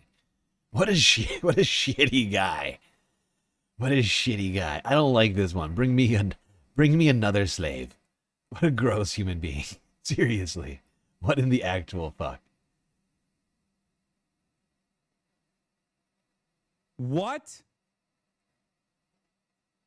Living the Good Life, Part 5, massage for everybody. And it's a baby massage training. Baby massage moves. What now? Babies, they're really, really small. You can tell how small when you try to massage them and one of your hands covers their entire back. Besides, there was a manual for massaging babies. I mean, that's also the least surprising. IDF sweatshirt. This one has a lot of Clinton. Yeah, think it's it was in the one has a Of course, he has a this goddamn one has a IDF lot of sweatshirt. Clinton. Yeah, I think it's fucking believable. It was in the files. It was a massaging IDF for sweatshirt. dummies book or something that they found in the files. Whole ass scrapbook with Epstein and redacted victims. Somebody made some kind of zine comic with the photos of Jeffrey Epstein and all kind of redacted girls. Yo, these motherfuckers were scrapbooking, brother. Oh my God. That's the other boomer angle, is that they loved scrapbooking. This is a thing that's part of the reason why they were like constantly in constantly taking photos or whatnot. But this is an entire scrapbook that they made. Once upon a time, there was a clueless little girl. Once upon a time, there was a clueless girl. What is he doing? He wouldn't. Elastic. Can I even show this? This is like a this is a pedophile Oh my God, this mood is board. disgusting. This is fucking those eyes gross. are blue, and the little teeth. I met you. How do I look?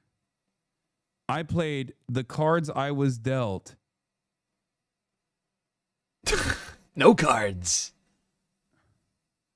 What in the First fuck Christmas. are we looking Oh at? All the my redactions goodness. makes it so hard to know. Every single one of these people, like all of these fucking redactions, it makes it so hard to see exactly what's happening here. Like it's really hard to make it out.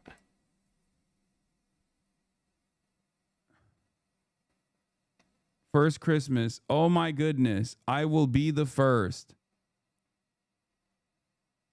Is my cover blown? What could this be? When the I hell learned is this? and grew. What? Oh my God. I beautified. What a fucking groomer.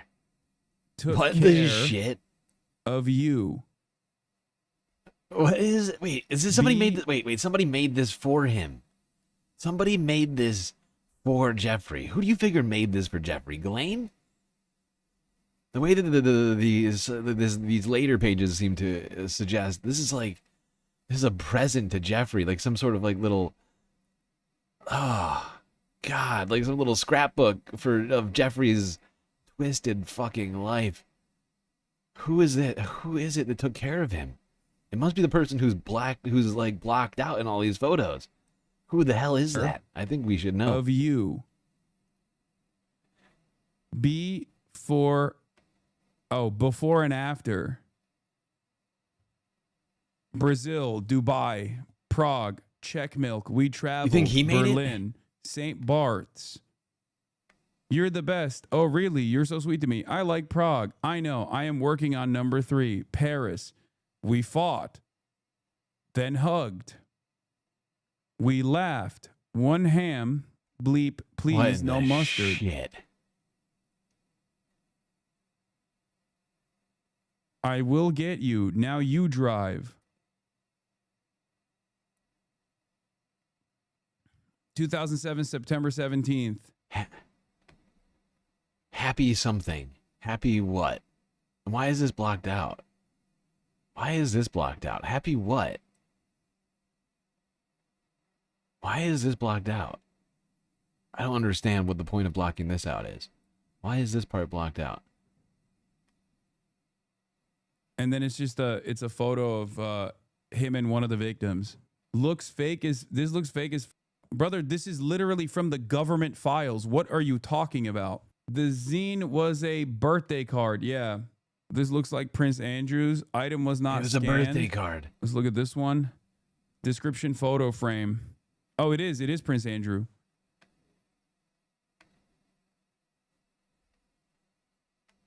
For fuck's sake, every single thing that comes out here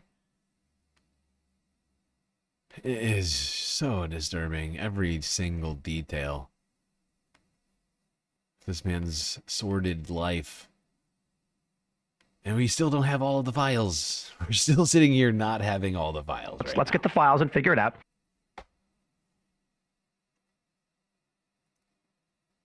All right, we're going to keep going through these. Where was I? Okay, let's go from Hassan to Kyle. That's right, from Hasanabi to secular talk. All right, happy Saturday, y'all. Happy Saturday. It is a very rare thing that you get a video from me on a Saturday, but we just got the first batch of the Epstein files released yesterday, and I want to show you all of it. I do not want to wait until Monday, so here we are. A lot of stuff to get to. So first, let's start with this. Prem Thakur points out. So the Epstein files are, number 1, not complete. Number 2, comically redacted.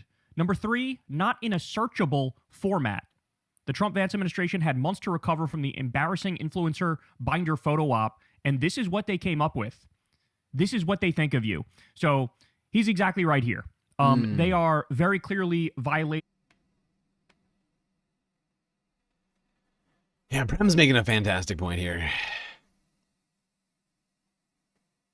They've done all the things that they were legally bound not to do. That's how lowly they think of their own supporters. Not only the letter of the law, but also the spirit of the law. And this is them gumming up the works. This is them clearly doing something illegal and hoping that they're going to get away with it. So as you can see, Prem literally points out the section of the law. It says, in general, not later than 30 days after the date of enactment of this act, the Attorney General shall, subject to subsection B, make publicly available in a searchable and downloadable format all unclassified records. So we're going to talk about this in a little bit too, but it looks like there might actually be some consequences and some justice for the fact that they released this in a completely and utterly and obviously illegal way. Now, having said that, there are still things in here that they messed up and they accidentally forgot to redact because they're incredibly incompetent and they let it slip through the cracks. And so there's actually a lot of juicy findings in this, even though what they were trying to do was effectively cover it all up. So before I go any further, let me show you this. Let me remind you of this. James O'Keefe, who used to be with Project Veritas, this right-wing journalist. Yes. We watched this again, but this is worth another watch. He now has left Project Veritas. He did an undercover date with somebody, or he had, a female worker do an undercover date with somebody who works at the DOJ. And this person accidentally spilled the tea and said the quiet part out loud and let us know exactly what was going on behind the scenes with the Trump regime and what they're doing with the Epstein files. So listen to this. Well, those files do exist. Yeah, thousands and thousands of pages of files. They'll redact every Republican or conservative person in those files, leave all the liberal Democratic people in those files.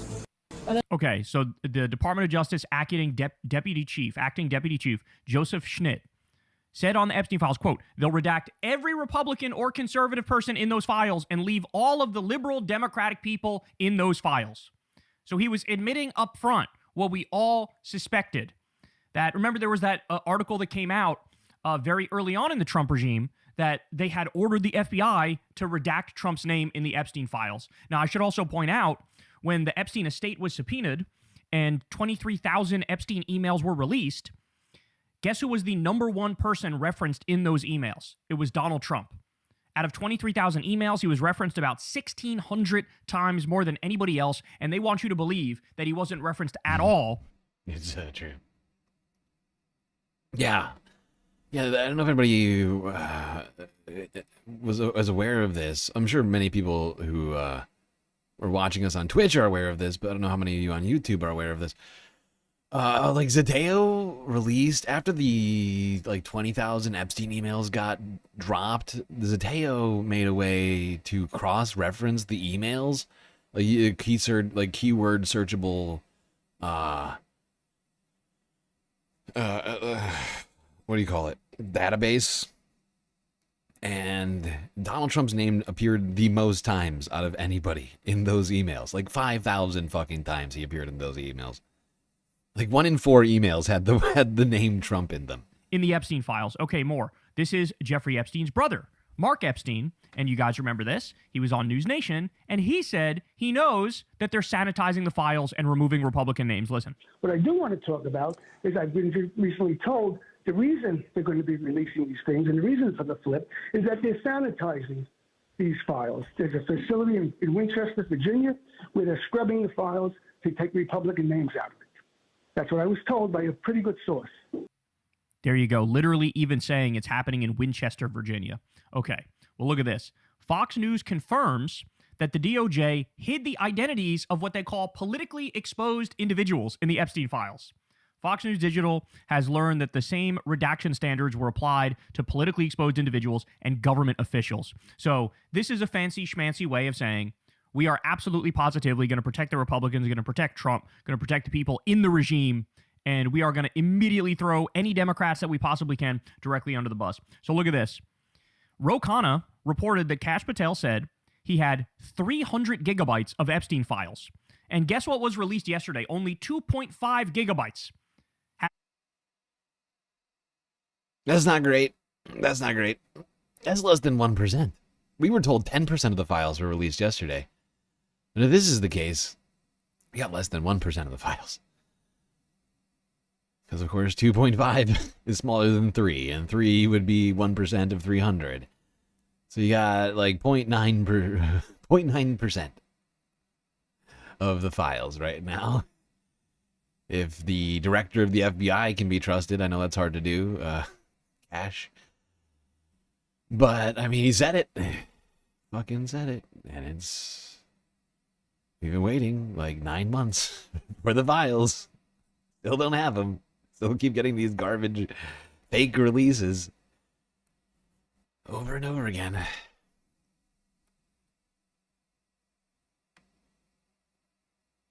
Pam Bondi needs to go to prison. It seems like there's a bunch of people who could be waiting, who could be on the list for prison.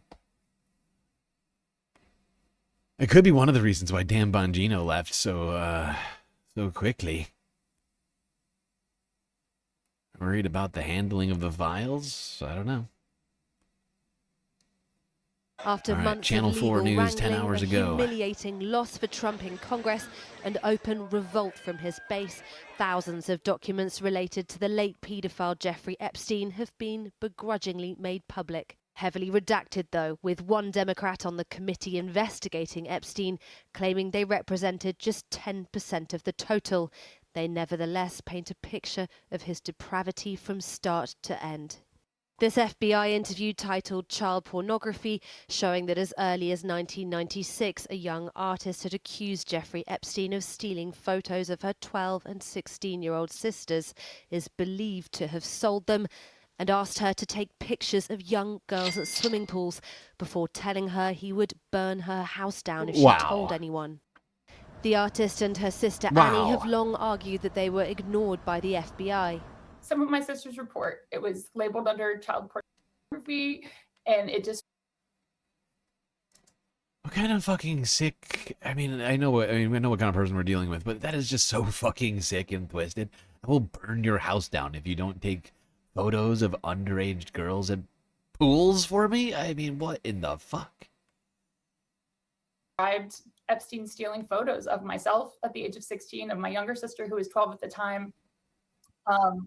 And just to see it in writing and to know that they had this document this entire time,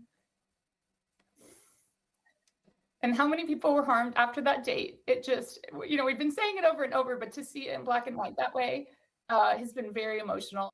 Another police interview from 2019 says a witness alleges seeing him ask for an ID to check a girl was under 18 because someone else had messed up by bringing more... Fucking insane. I've never heard anybody... This is the exact opposite of what anybody in their right mind says. Check their IDs to make sure they're under 18. It is fucked up. It's just,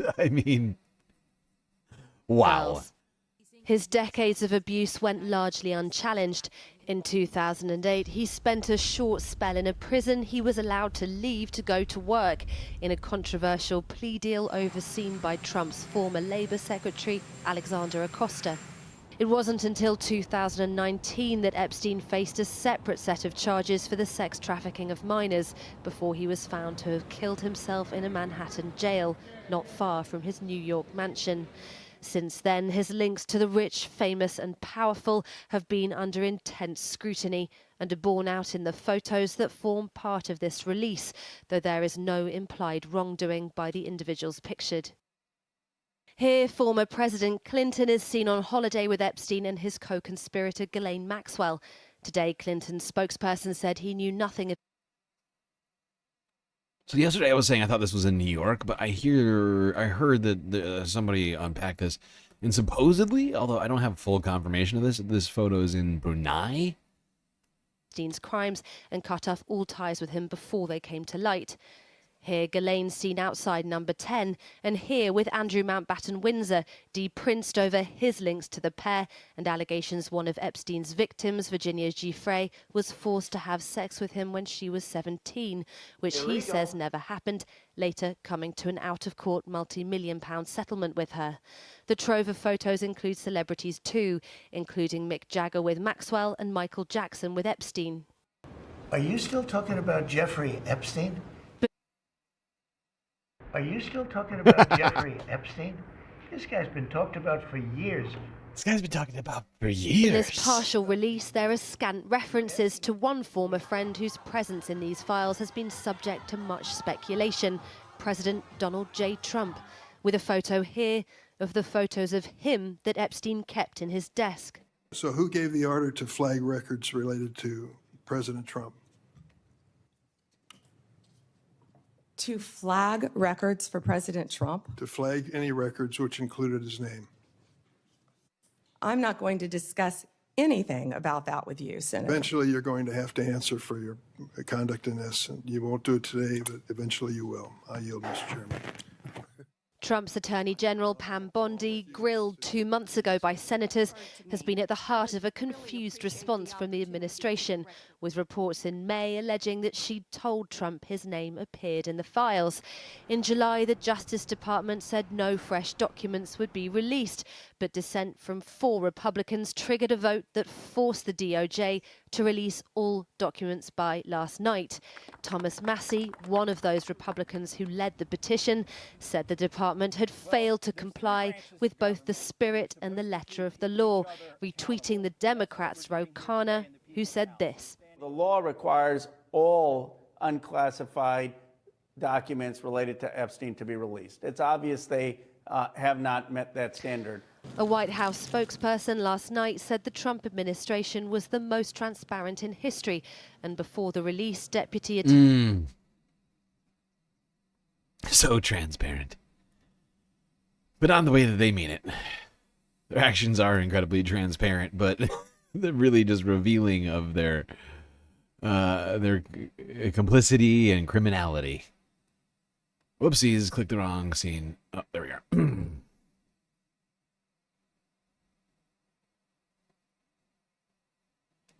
Most transparent, you can see it.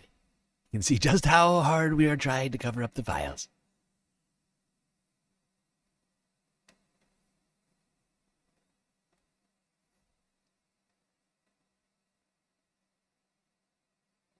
Okay, let's see, where did I leave off?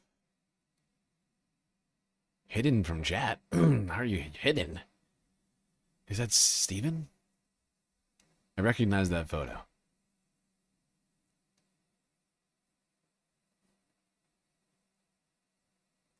Okay, all right. Well, that's one thing that I feel like Twitch needs to do, that YouTube has, I gotta say.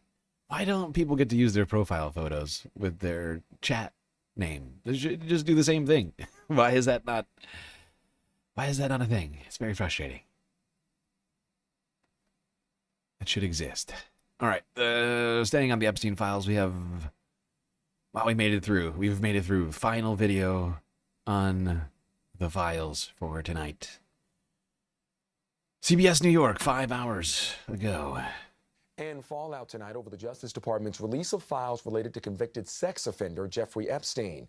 Survivors and lawmakers are voicing concerns after the agency failed to release all of the files. And as of this morning, at least 16 files can no longer be accessed on the Justice Department's webpage. Willie James Inman reports. The Trump administration is facing scrutiny over the Justice Department's handling of the release of files related to convicted sex offender Jeffrey Epstein. Thousands of records were made public for Friday's deadline, but the DOJ did not release all documents as required by law. Hundreds of pages were completely redacted, prompting concern from both lawmakers and Epstein survivors. And a lot of effort and money and time put into redactions, not to protect victims, but to protect people in power. What we need is a clear timeline of when the rest of the documents will be released and an explanation for why they did not release all of them today. But in a statement Friday, the White House insisted that by releasing the files, the Trump administration is the most transparent in history. And it's a hoax. The whole thing is a hoax. Following pressure within his own party, Whole thing is a hoax. All right, now I just want to do this. I want to read this for you. This is from the AP as of 10:21 p.m. December 20th. So like 3 hours ago. At least 16 files have disappeared. 16 files have disappeared from the DOJ webpage for documents related to Jeffrey Epstein. At least 16 files. New York, AP. At least 16 files disappeared from the Justice Department's public webpage for documents related to Jeffrey Epstein, including a photograph showing President Donald Trump less than a day after they were posted, with no explanation from the government and no notice to the public. Shocking. Why would a photo of President Donald Trump disappear from the files? That's very strange. The missing files, which were available Friday and no longer accessible by Saturday, included images of paintings depicting nude women, and one showing a series of photographs along a credenza and in drawers. In that image, inside a drawer, among other photos, was a photograph of Donald Trump alongside Epstein, Melania Trump, and Epstein's longtime associate Ghislaine Maxwell. And supposedly it was a framed picture, too. It was a framed picture in a drawer. So clearly, at one point, it was of great significance to Epstein that he would have it framed. The Justice Department didn't answer questions Saturday about why the files disappeared, but said in a post on X that, quote-unquote, photos and other materials will continue being reviewed and redacted consistent with the law and an abundance of caution as we receive additional information. Online, the unexplained missing files fueled speculation about what was taken down and why the public was not notified, compounding long-standing intrigue about Epstein and the powerful figures who surrounded him. Democrats on the House Oversight Committee pointed to the missing image featuring a Trump photo in a post on X, writing, "What else is being covered up? We need transparency for the American public," quote-unquote. The episode deepened concerns that had already emerged from the Justice Department's much-anticipated document release. The tens of thousands of pages made public offered little insight into Epstein's crimes or the prosecutorial decisions that allowed him to avoid serious federal charges for years, while omitting some of the most closely watched materials, including the FBI interviews with victims and internal Justice Department memos on charging decisions.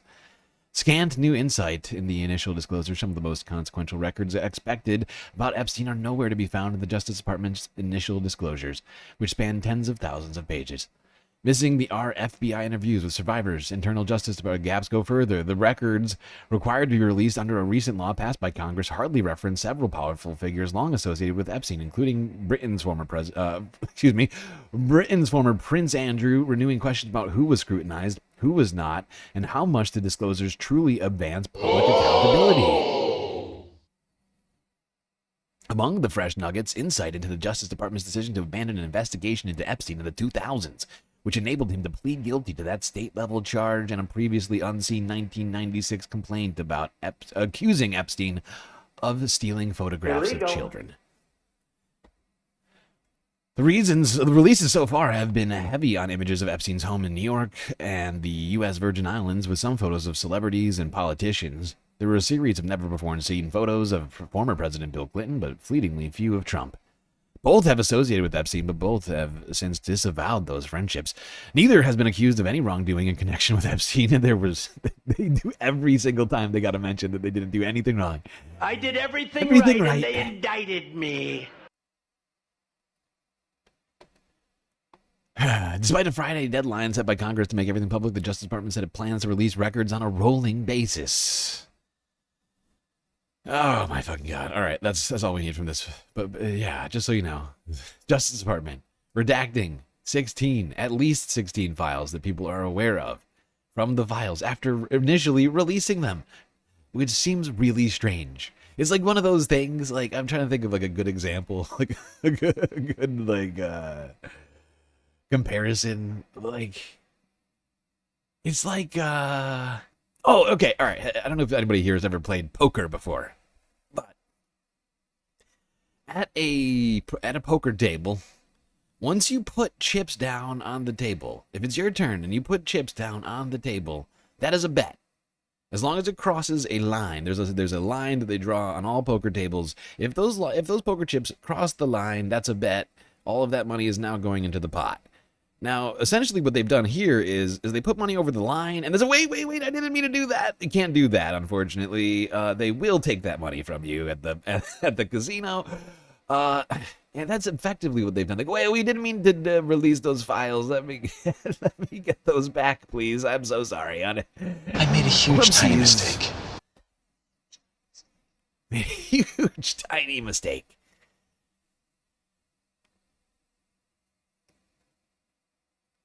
Right to jail, right away. All right, that's it on the Epstein files for tonight. We still got a bunch more stories to get into. How are we doing on time? We're doing okay. I think we can cover multiple stories before we get to the next break. Perfect. Okay. I gotta take this little one's treats away from her. Okay. Let's go. Let's talk about the real life Hunger Games. Donald Trump has announced earlier this week something he has called the Patriot Games. And no, we're not talking about the... Oh, wait. Robert... I can't remember who... No, it was Han Solo, right? Who was in Patriot Games? I cannot remember. It's been a minute since I've seen that. I was really, really, really young when that came out. I don't think I've ever seen it since. Yeah, not talking about that movie. I'm talking about this ridiculous Patriot thing. God, what do you call it? I mean, really, my estimation of what this is. I mean, really, this week Donald Trump unleashed a flurry of things, including the Patriot Games, which we're going to get to here. In what I would deem... What's that sound? I hear a puppy barking. Oh, Dark Sparkle trying to keep like a snack in over here. All right, there we go. But really, in my estimation, this is Donald Trump's attempt at a spectacle. You know, shit's not going right in the empire, and you gotta get the, you know, you gotta get the gladiators out. You gotta come up with some stuff to distract people from the files. So ahead of the files, Donald Trump was doing all sorts of weird shit, including his announcement of the Patriot Games.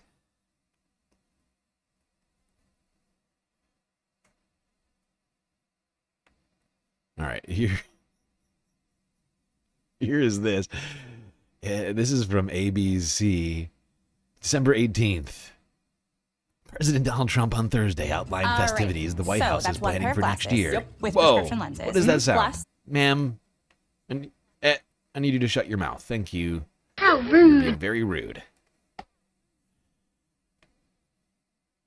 What was I saying? Yes, President Donald Trump on Thursday outlined festivities that the White House is planning for next year to commemorate the nation's 250th birthday, making good on his pledge to give America, quote unquote, the most spectacular birthday the world has ever seen.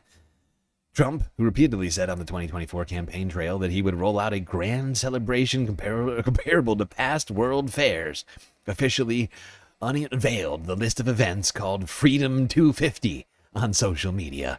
Several activities will be planned from June 25th to July 10th, according to the White House, including a quote-unquote Spirit of America, a parade to honor fallen soldiers, a, quote, birthday fireworks celebration, unquote, on the National Mall, promised to be the largest most display in the world, and a, quote, a Great American State Fair, unquote, featuring pavilions from all 50 states. Frankly, you'll never see anything like it, and you'll never see anything like it again, Trump declared in his announcement video. The president, who frequents different sporting events, also solidified plans to spearhead a Patriot Games event, what he called a 4-day athletic event featuring the greatest high school athletes. One young man and one young woman competing from each state and territory. This genuinely does sound like the fucking Hunger Games. So this is so stupid. This is so dumb.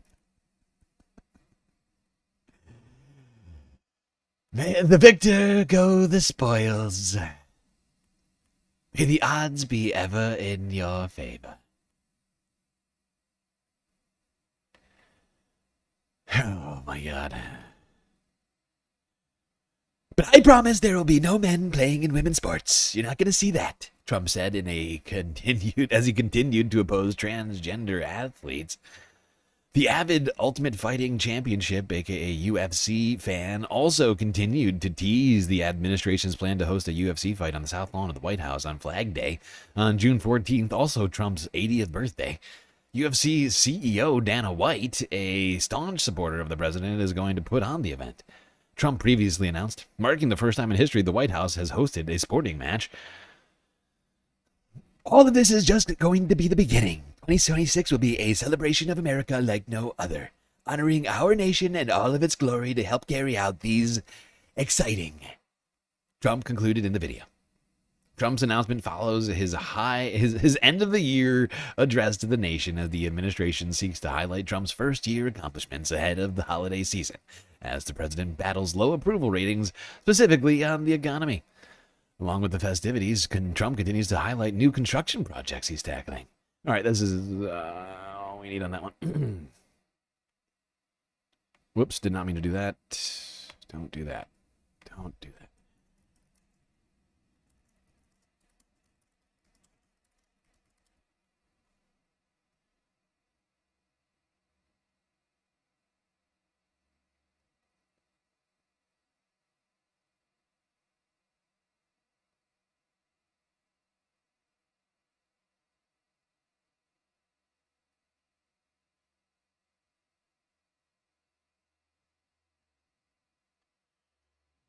Okay. Actually, I'm going to start with this one. I meant to start with this one. So let's go to this. In my campaign for president, I pledged to give America the most spectacular birthday party the world has ever seen for America's 250th anniversary on July 4th next year. Already we've had big celebrations to commemorate the 250th birthdays of the Army, the Navy, and the United States Marines, but there is much, much more to come. We're going to have a good time. As we ring in 2026, Americans across the nation will see the iconic Washington Monument illuminated with festive birthday lights to honor the start of this historic anniversary year.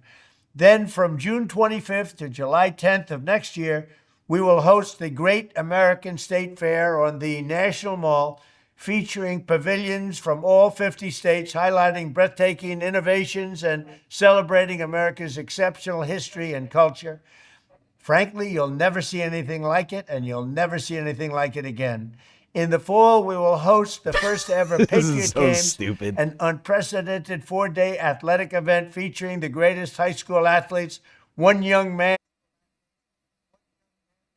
This is so one young dumb. woman from each state and territory, but I promise there will be no men playing in women's sports. You're not going to see that. You'll see everything but that. What's wrong with As I this guy? first announced in 2020, we will build the National Garden of American Heroes featuring statues of all-time greatest Americans, and we will build a triumphal arc as we celebrate 250 years of American freedom. We are the only major city. We are the only major capital. We are the only major place without a triumphal arc, a beautiful triumphal arc, one like in Paris where they have the beautiful arc in Paris. They call it the Arc de Triomphe. And we're going to have one in Washington, D.C. very soon. Construction will start in the very near future. And next spring, we will host a major prayer event on the National Mall to rededicate our country as one nation under God. We're not changing that. There are a lot of people who would like to see it. It'll never happen. And on Flag Day, we will have a one-of-a-kind UFC event here at the White House. It'll be the greatest champion fighters in the world, all fighting that same night. The great Dana White is hosting, and it's going to be something special. But all of this is just a beginning. 2026 will be a celebration of America like no other, honoring our nation in all of its glory. To help carry out these exciting plans, we have created a new public-private partnership. It's called Freedom 250. Working with states, companies, and organizations across the country, we will renew the patriotism, pride, and pioneering spirit of America and lay the groundwork for the next 250 years of independence and freedom. This will be a time like you've never had in your lives. America 250. Thank you. I love you all. Jesus Christ. This guy is unhinged.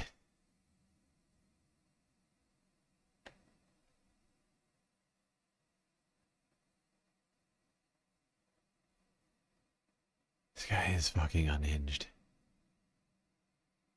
This is what it is. This is basically, this is what we get. All right. Welcome, welcome, welcome. Happy Hunger Games. And may the odds be ever in your favor. But one I wouldn't switch.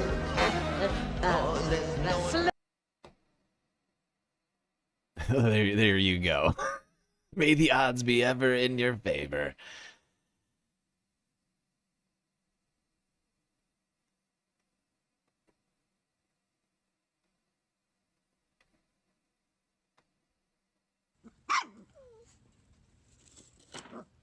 Oh, I hear puppy barking over here. B-Cat, making sure Leica gets her treats. Very thoughtful of you. All right. Let's see how Fox News is handling it over here. I'm sure they're excited about this. I'm sure there's just a great celebration of America.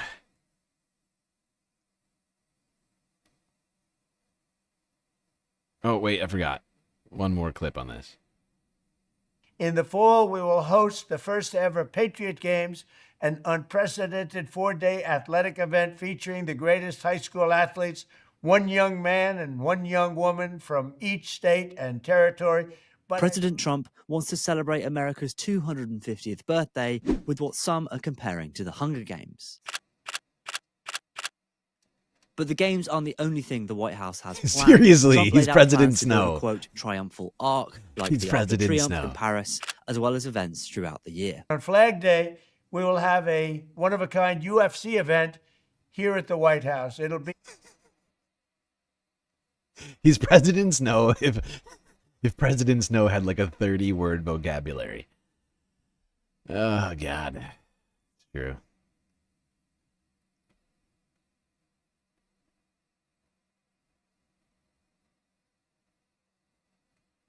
All right, now to Fox News. See how these weirdos are dealing with this. It's Friday, and that means it's time for Friday Follies. And for that, we turn to Fox News contributor Raymond Arroyo. All right, Raymond, getting close to Christmas, and I've heard that Jimmy Kimmel shed a few Christmas tears. Really? Last night? Yeah, well, it was his final monologue of 2025, Laura. I guess he was... Okay, hold on. All right, shut up, Laura, and you bald man, I don't know. Balding man, excuse me. Here's the Trump part. Yeah, this part. Until 2027. Colbert's gone in May. But this is Luckiest therapy person for ever. ideologues. Hey, am I Shut up. misremembering? Sure. Good lawyers and agents will get you. But Trump announced a sporting event, Laura, that I have to tell you about. It's called the Patriot Games, and it's a way to celebrate the 250th anniversary of Americans' independence next year. But people can't help but see the similarities between the Patriot Games and the Hunger Games. In the fall, we will host the first ever Patriot Games, an unprecedented 4-day athletic event featuring the greatest high school athletes, one young man and one young woman from each state and territory. But I promise there will be no men playing in women's sports. You got to get that in there. Ha ha ha ha ha. Ha ha ha ha ha. It's just the president being a funny guy again. Vilifying transgender people. Oh, great content, says Laura Ingram in this Great weird relief balding to man. Candace Owens, Laura. And, you know, I'm sure it's great that President Trump has decided to institute this. But look, if they want to have a game, maybe whoever the student athlete is, whoever the victor of that is, they can face the UFC champion in a cage match. And maybe that can be the final arena event. I'm not following how this... Happy solstice. Happy solstice indeed, Radar Ranger. Ah, God. I'm worried about the reaping.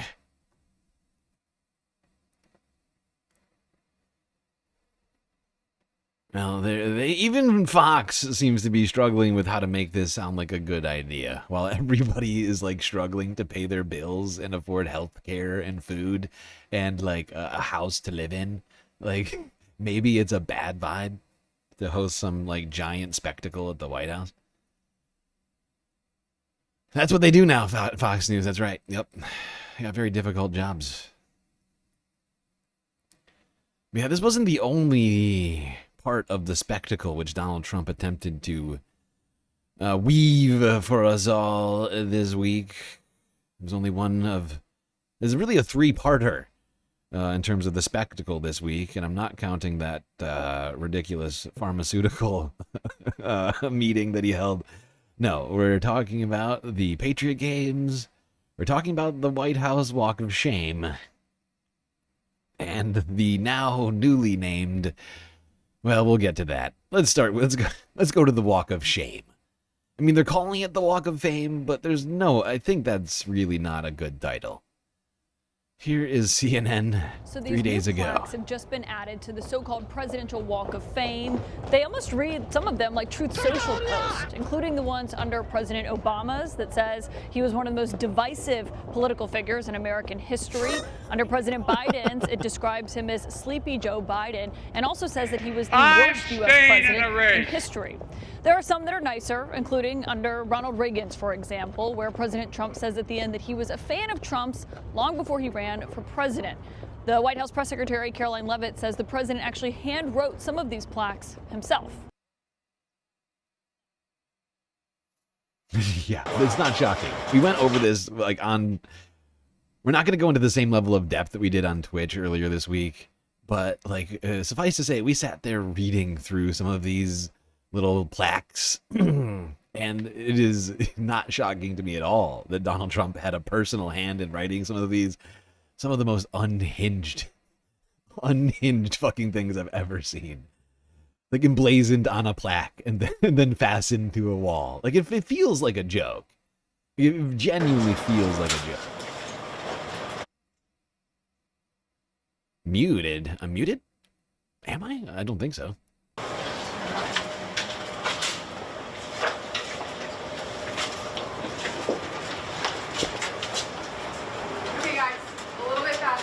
You guys are taking a really long time. Please keep going.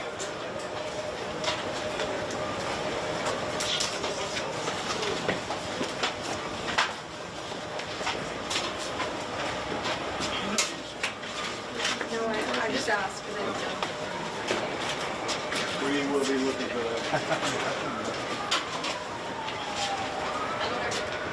Okay, guys, keep moving. We're at like a dead stop here. Keep going. Oh, keep moving, yeah. How dare people stop and read the plaques? Come on, everybody, keep moving. Stop reading the plaques. What are you talking about? What are you talking about? That's what they're there for reading, stupid. What are we doing?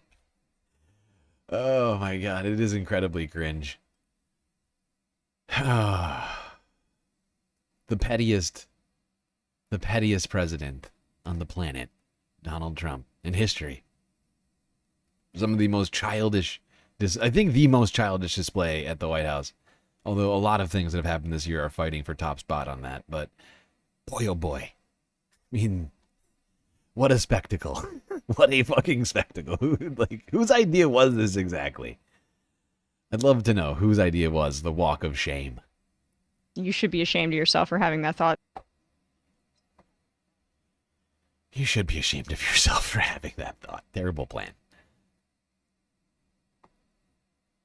As if things couldn't get any worse, and as if I could not be more personally attacked by Donald Trump's renovation of the White House, his legalized rescheduling of marijuana, which is very likely to happen today, potentially not taxing gambling winnings, helping out pornography companies. He has further desecrated the People's House with new plaques underneath his so-called Hall of Fame there on the White House colonnade. Let's take a look at some of these. This, called the Presidential Walk of Fame, was conceived, built, and dedicated by President Donald J. Trump as a tribute to past presidents, good, bad, and somewhere in the middle. I didn't even see this one. Somehow I missed this one. How did I miss this? Our country. The Presidential Walk of Fame. Conceived, built, and dedicated by President Donald Trump as a tribute to past presidents, good, bad, and somewhere in the middle, who served our country and gave up so much in doing so. Oh, this is such a shameful moment in U.S. history. Oh my God. If we weren't a laughingstock in term 1, we're definitely a laughingstock in term 2. That is a given. So much in so doing. The Presidential Walk of Fame will long live as a testament and tribute to the greatness of America, dedicated on November 5, 2025. I am personally asking, no matter who it is that comes into the office next year, we need a ritualistic burning on the road, but in the newly restored Rose Garden. So first, we will plunder the concrete. We will take it, we will dig it all up, we will replant the Rose Garden. After the Rose Garden is there, we will ritually... Is it just me, or is Sagar like having a tough time with all this? He seems to be really struggling. He's like, God, wasn't he all MAGA like 6 months ago, and all of a sudden he's like, what is happening? Burn these plaques and any other such desecrated signs that say the Oval Office on the Oval Office, or the Presidential All the Home Depot gilded the ballroom. bullshit. We will dismantle brick by brick. We need like Marxist-Leninists to come in here, like Bolshevik Red Guard. I sign up. I'll be ready. You can give me a red guard. Give me an armband. I'm ready to roll. I forgot. I need to clip this. God damn it! I need to clip this. I was gonna do some editing, and I was gonna throw up the what do you call it? The national anthem of the Soviet Union, and like pull the background out of the video and like throw up like the USSR flag in the background.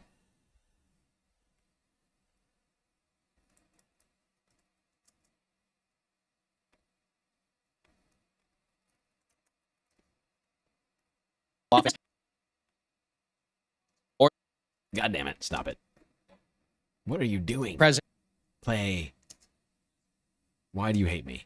Why do you hate me? The Home Depot gilded the ballroom. bullshit. We will dismantle brick by brick. We need like Marxist-Leninists to come in here, like Bolshevik Red Guard. I sign up. I'll be ready. You can give me a red guard. Give me an armband. I'm ready to roll. We'll get the troops together, and we will, by hand, and our socialist, like the hammer and the sickle, will come together. No bulldozers. We will do it together. We will rise up together, and we will burn this fucker to the ground whenever it comes to the ballroom. Now, just to show you the plaque that we have here, let's put this one up here on the screen. These are the plaques that now accompany every president. He famously... Why are the gold furnishings above the photo? You know what I mean? Like the frames themselves are already offensive. It's a fair point. I asked the same question earlier. I was like, why do we need extra gold filigree for this? They're already gold-framed photos with golden plaques beneath them. We also need giant gold filigree atop them. I don't understand. But why the gold above the said frame. Like, why? So let's take a look at, let's read some of these plaques, shall we, which Trump apparently wrote himself. This is Obama's. Barack Hussein Obama was the first black president. It's very woke of Trump to capitalize black. Did you see that? I yes, noticed that very too, woke. yeah. Thank you, President Trump, for sticking with the New York Times post-BLM style guide. A community organizer, one-term senator from Illinois, one of the most divisive political figures in American history. As president, he passed the highly ineffective, unaffordable CARE Act, resulting in his party losing control of both houses of Congress. The election of the largest House Republican majority since 1946. He presided over a stagnant economy capitalized for no reason whatsoever, approved the terrible Iran nuclear deal, and signed the one-sided Paris Climate Accords, both of which were later terminated by... This is such a shameful chapter in American history. Not that there's like a whole lot of like really like pristine chapters in the book or anything, but for fuck's sake, this is just all gone like, oh, it's just gone so far at this point. It's just out of hand. It's gotten completely out of control.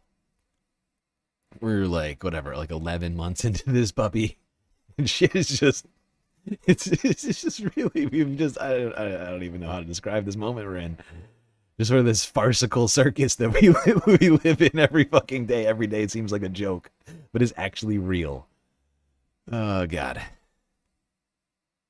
I'm laughing because I think the other option is probably crying. Continues to bleed over into our Here's politics. Joe Biden. Sleepy Joe Biden was by far the worst president in American history, taking office as a result. Look, I hate Biden. I wouldn't even call him the worst president in American history. It was the result of the most corrupt election ever seen in the United States, oversaw a series of unprecedented disasters that brought our nation. His policies caused the highest inflation, capitalized, ever recorded, leading the U.S. dollar capitalized, to lose more than 20% of its value in 4 years. His Green New scam surrendered America. Okay, I think everybody gets the idea for what we've got there. He even gets into the debate. Yeah. It gets into the debate, the famous debate. Put E4 up there on the screen. If there was any doubt whatsoever, White House Press Secretary Caroline Leavitt confirming, quote, "The plaques are eloquently written descriptions of each president and the legacy they left behind. As a student of history, many were written directly by..."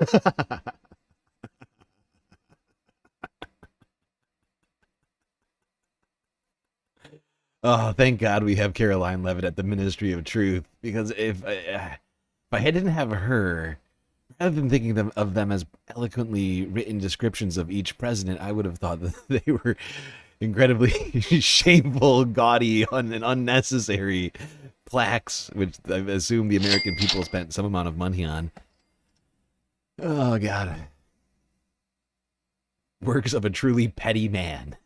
The words of maybe the most petty man on the planet, emblazoned in bronze. That's how I would have put it, but thankfully we have the Ministry of Truth and Caroline Leavitt to correct us. It's actually eloquently written descriptions of each president and the legacy that they left behind. Thank you, Caroline. What would we do without you?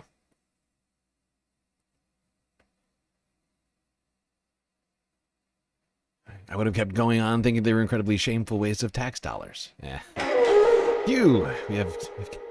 We have Caroline to solve this. Radar Ranger following on Twitch. Really? You're just following on Twitch? How's that even possible? How have you been typing this whole time? Are we on followers only mode on Twitch? That's very strange. That's very strange either way. Thank you. Welcome. All right, let's move on from this spectacle to another spectacle of the week, which happened over at the Kennedy Center. I'm sorry, the Trump Kennedy Center. Around this time last week, a very strange celebration of old, washed-up musicians and other sorts of creatives and artists, I guess you could call them that, held and hosted by the president himself. Please join me in honoring the 2025 Kennedy Center honorees. Michael Crawford, Gloria Gaynor, Sylvester Stallone, George Strait, kiss.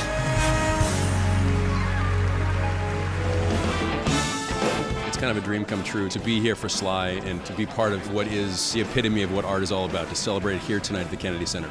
He's well deserving of this award, and I'm grateful to be here. This was very emotional. I mean, this is like almost an out-of-body, a journey, and so many of our friends showed up. It was great.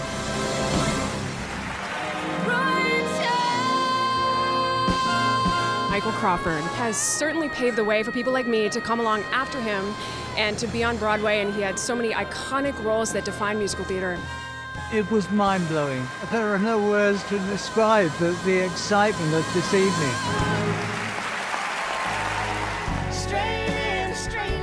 You really are the bar, my friend, the gold standard for all of us to follow. George has enough hits to fill this 2-hour show without him looking back. It was amazing having those great artists come up. I just appreciate it so much.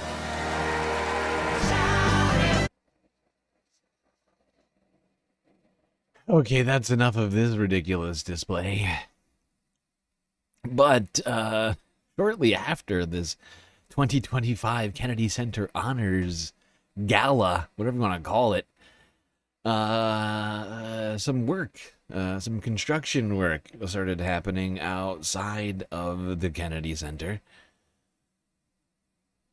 Maybe because Radar Ranger has a sub. Oh, that makes sense. You got gifted a sub. So you got in under the, yeah, okay. I see, you got in under the radar there.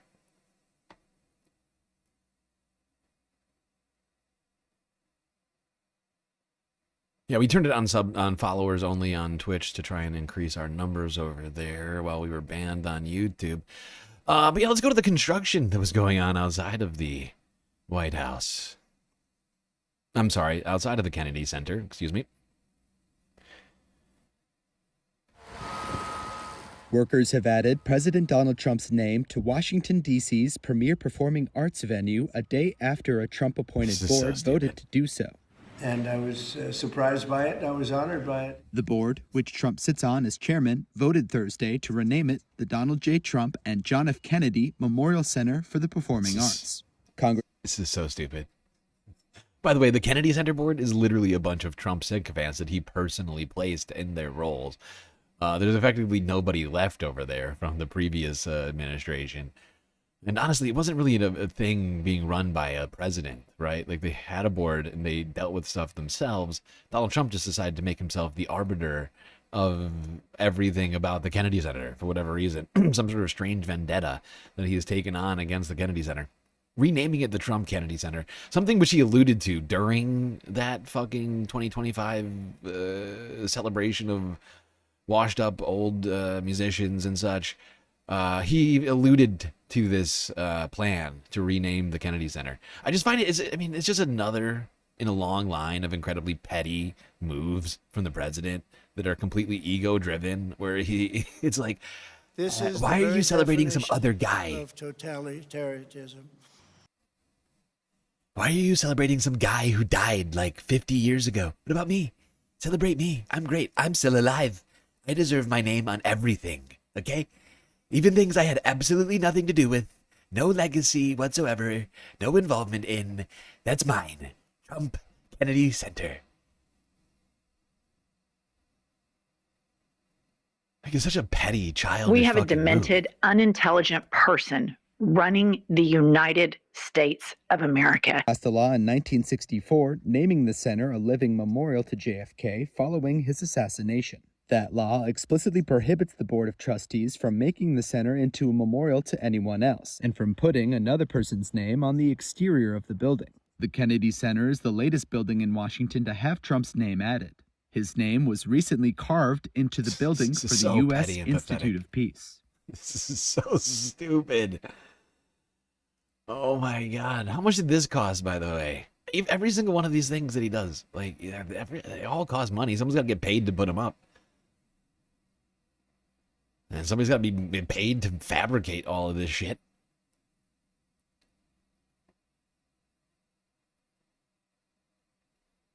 I wonder how many millions, if not at this point, billions of dollars Donald Trump has spent on, like, decorating. Like, on redecorating stuff. Remember when he was complaining about the Federal Reserve doing renovations? Now he's doing this sort of ridiculous garbage. Truly sad. Pathetic man.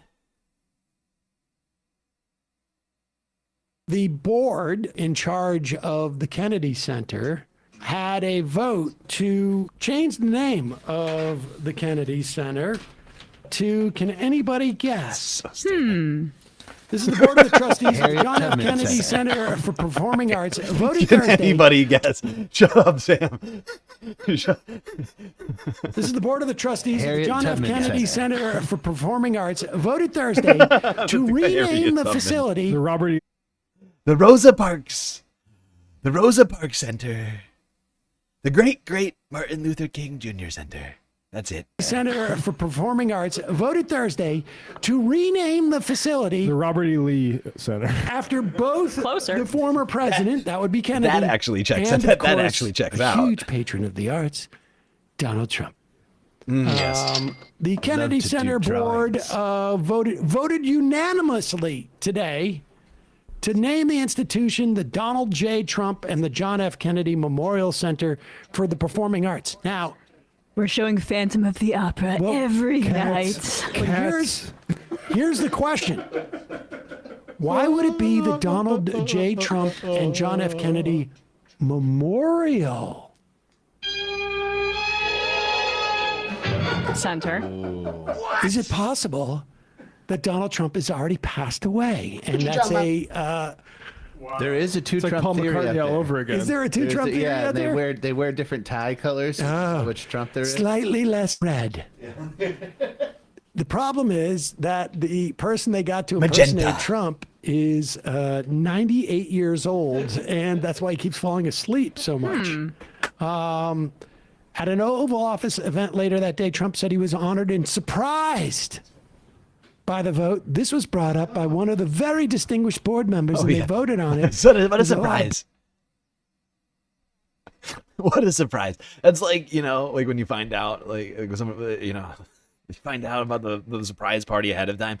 What a surprise. Oh my God. I wasn't expecting this at all. All of you people here in a place where I was, again, not expecting you to be. And look at me. Oh my God, my face. So surprised. Not expecting all of these people here.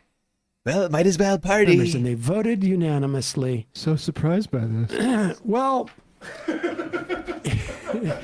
it may not come to a surprise to the rest of you that Actually, it's actually worse than that. It's not like when you find out about the surprise party ahead of time. It's like when you plan the surprise party ahead of time and then you show up and you're like, what is this? A surprise party for me? Who would even come up with such an idea? Not unanimous. One of the ways to get to a unanimous vote is to keep people who are going to vote against it from actually voting. This is Representative Joyce Beatty, who sits on that very board. I'm Congresswoman Joyce Beatty. I'm sitting here in my congressional office in Washington, D.C., just ending a call with the Kennedy Center, where I serve as an ex officio member. I am bringing this to you live today because what you may hear is that there was a unanimous vote to rename the Kennedy Center the Trump Center. Be clear, I was on that call. And as I tried to push my button to voice my concern, to ask questions, and certainly not to vote in support of this, I was muted. Each time I... Wow. Wow. They just mute anybody who they think is going to dissent? My God. Pre-repression. Help! I'm being Gotta get in there ahead of time. Gotta repress not to vote in preemptively. support of this, I was muted. Each time I tried to speak, I was muted. Participants were not allowed to voice their concerns who were online. Yet it was said at the end, it was a unanimous vote. Clearly, the Congress has a say in this. This center, the Kennedy Center, was created by the Congress. I think it's important for us to know that this is just another attempt to evade the law and not let the people have a say. As a strong supporter of the arts, as someone during my entire time here in Congress, I have participated in the Kennedy Center's programs, and I salute all the artists who have performed there. Okay. I hope RFK Jr. is very, very proud. And I gotta say, I guess I was technically wrong. There are technically still some people on the board from before Donald Trump took it over. But those people seem to be actively just getting, they might not have been removed, but they are clearly not being taken into account whatsoever, actively suppressed. Have performed there. Okay. I hope RFK Jr. is very, very proud.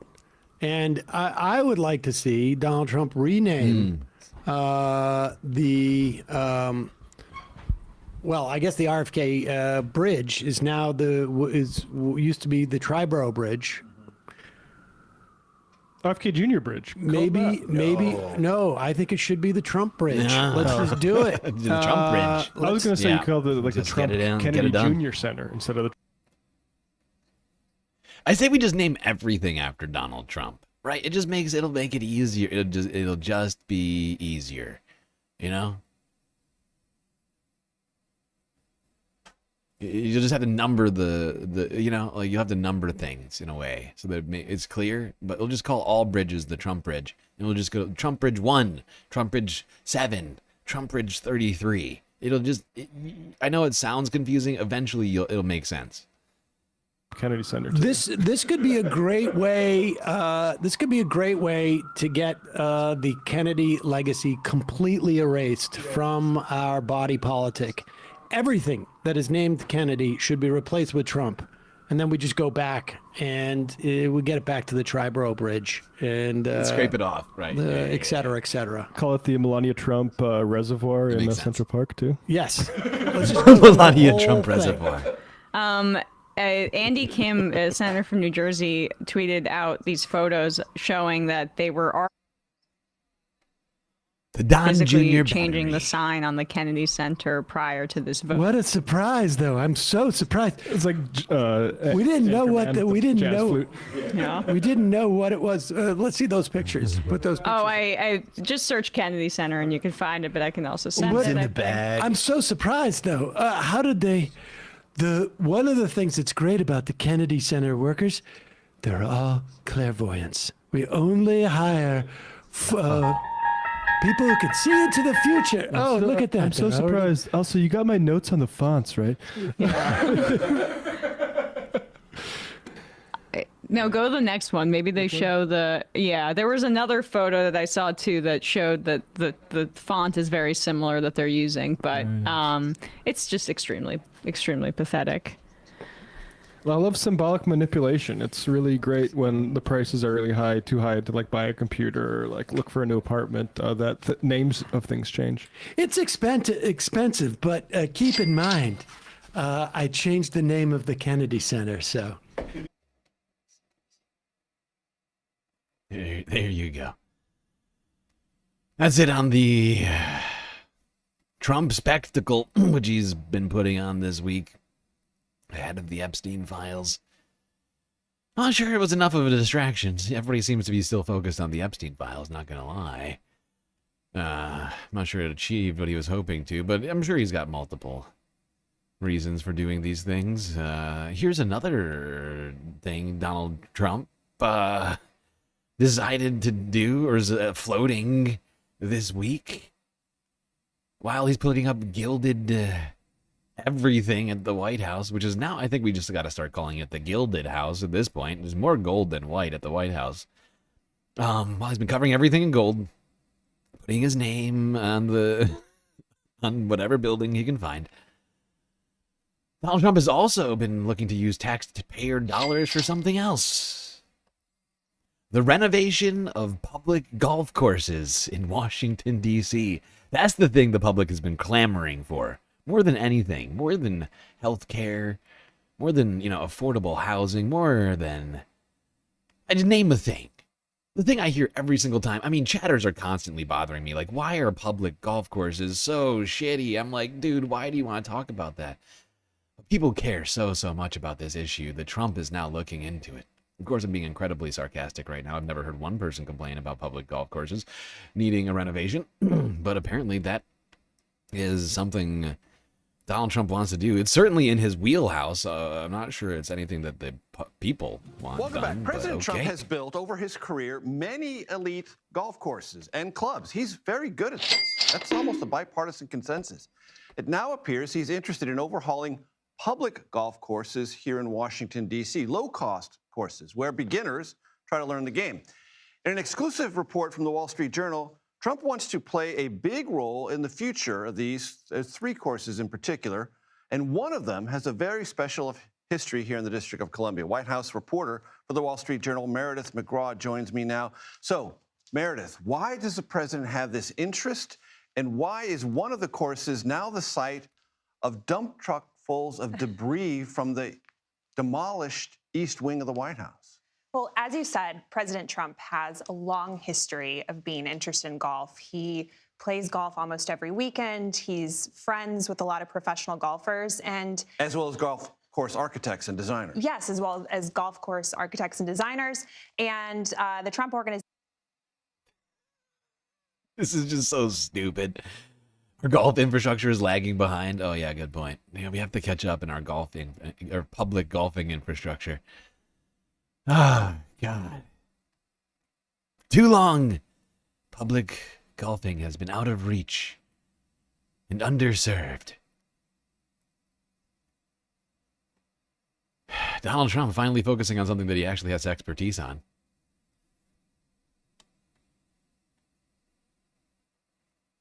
Although, once again, I'm not sure this is what the American people want their tax dollars diverted to.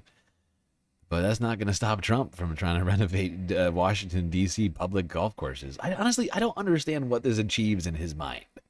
Like somebody help me with this one. Where does this end?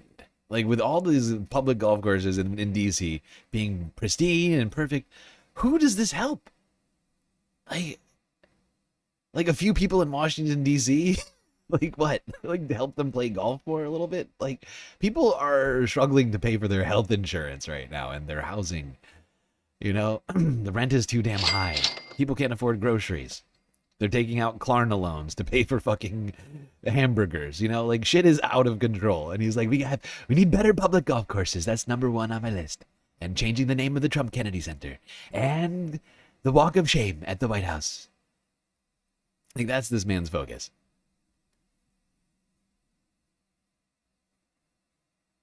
But real quick, while we're talking Trump and golf,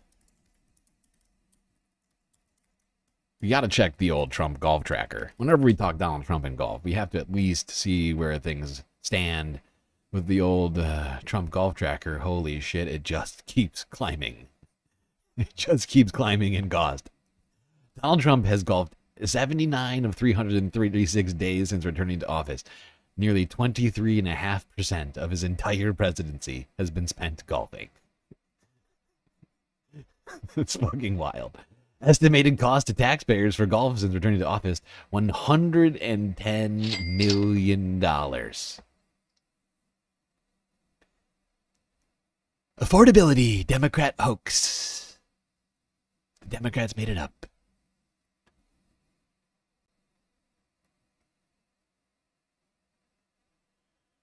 All right, everybody.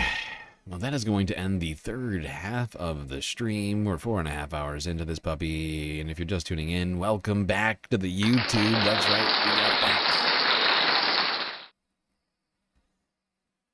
back. Donald Trump cheats at golf? Oh, yeah, he does. I mean, that's well-known lore. That's well-known Trump lore. The man is a fucking cheater. Okay, all right. All right, quick galactic intermission, everybody. We'll be right back after these brief messages. Just a reminder to everybody, we've, of course, already completed the galactic content goal today by far, but we're still running a galactic deficit, which we need to finance before the end of the month. We've got about 10 days exactly to do just that. So please do consider contributing over on places like Cash App and PayPal and or becoming a Patreon member. As we see that money immediately, it all goes to the galactic deficit. Helps keep the stream alive.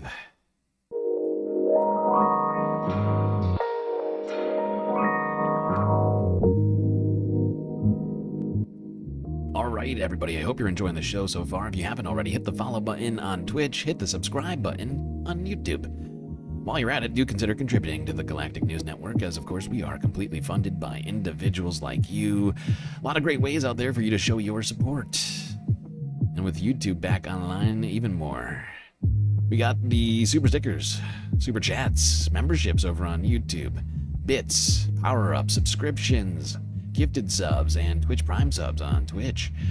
Cash App and PayPal if you prefer all your money go directly to funding the stream rather than to the bottom line of YouTube or Twitch. But of course, the very best way to get the most space benefits for your earned dollars is to go onto Patreon and become a Galactic Patron, where for the low, low price of $3 a month, you can get access to a myriad space benefits unseen by the rest of the goddamn Milky Way galaxy. Things like an avatar on one of the break screens, like the pool, the bar, the lake, or the street. That's not all, though. Get yourself a shout out at the end of every show, secret Discord channel inside the Discord server, and much, much more. Anyway, everybody enjoy the break, grab yourself a drink, maybe a snack, and I'll be right back.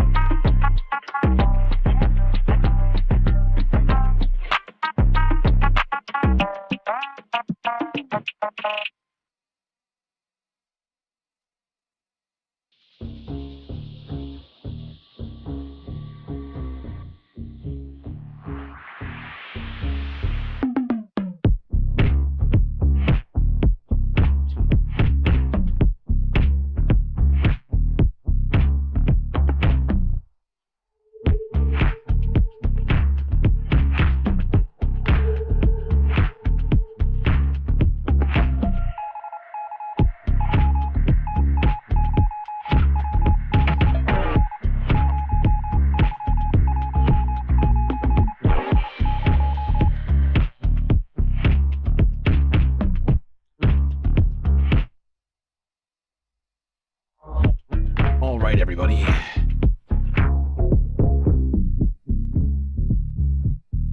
We are back. Time to get in those seats, folks. Fourth half about to start.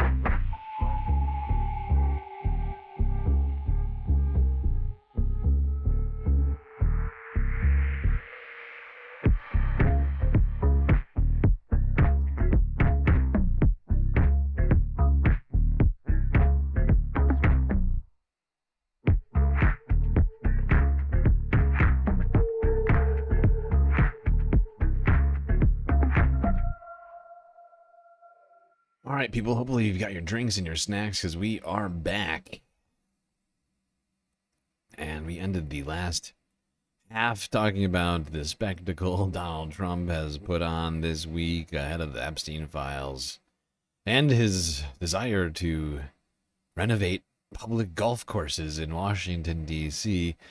Now, while he's doing all that, covering the White House in gold and improving golf courses, you know, we got a real homelessness crisis in the United States, and their solution to homelessness seems real problematic.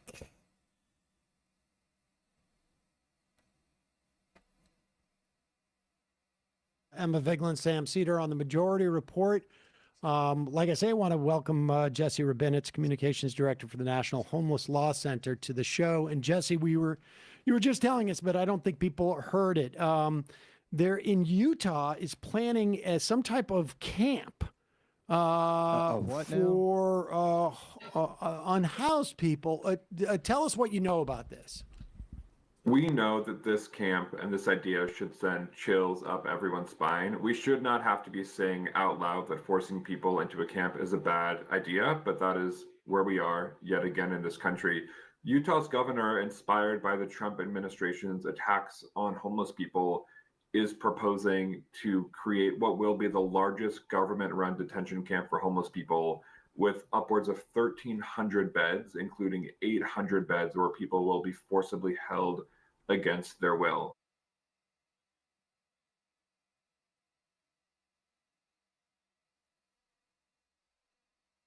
This is so fucking disturbing. Like, this is some, like, dystopian nightmare, like, film shit. Like, this isn't supposed to be happening in real life. But to think that we're about to create concentration camps for homeless people rather than, I don't know, providing them with actual adequate housing? It's insane. It's fucking insane. It's inhumane. Diverts funding from proven solutions to homelessness like housing and support to instead build a literal detention facility for people who just can't pay the rent. It's shameful and it must not happen. What is the authority to is this a jail? Like, what is the authority that Utah has to put people in a concentration camp? I love that question. So there is a growth of anti-homeless laws springing up around the country that largely stem from a billionaire-backed right-wing think tank called the Cicero Institute, which was founded by Palantir CEO Joe Lonsdale. That name is so freaking on the nose. It's wild.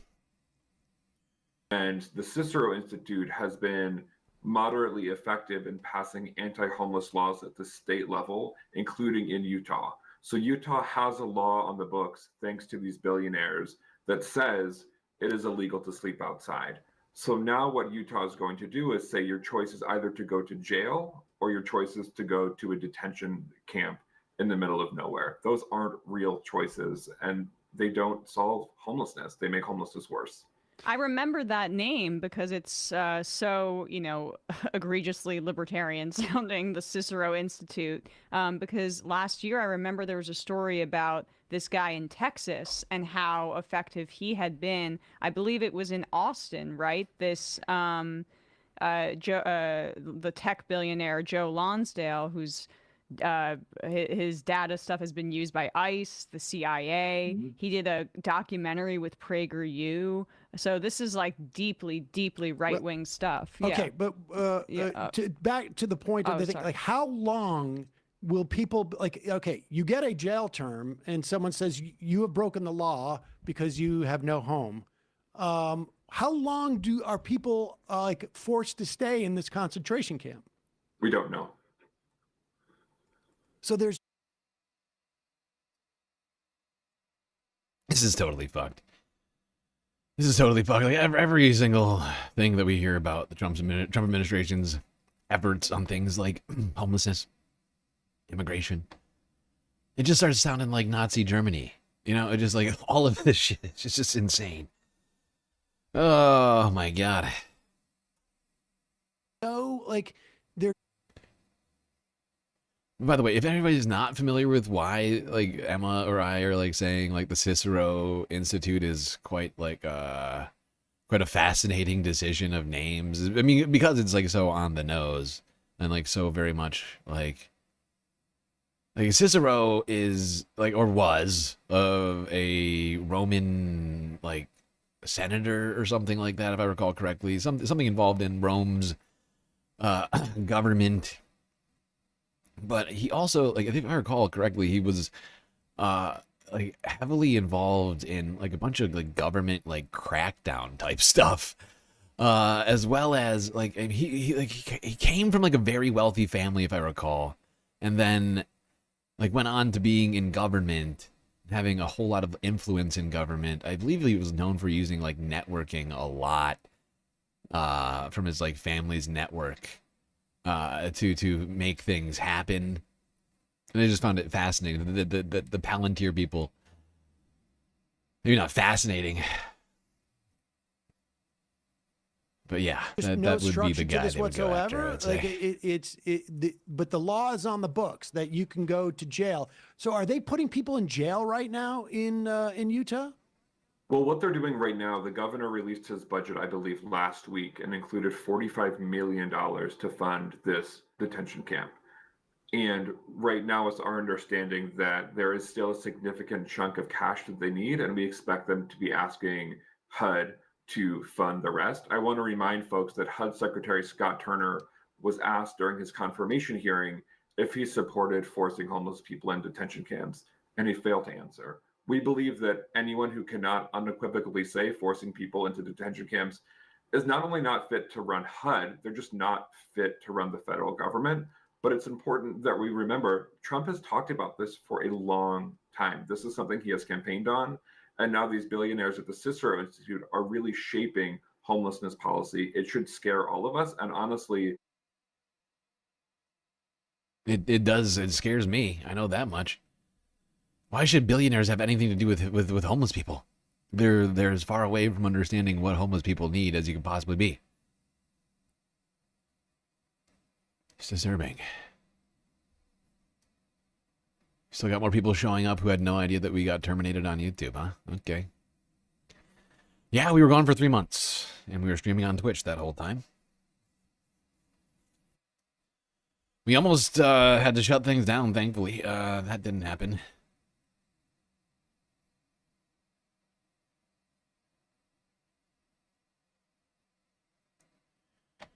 Now, one man who has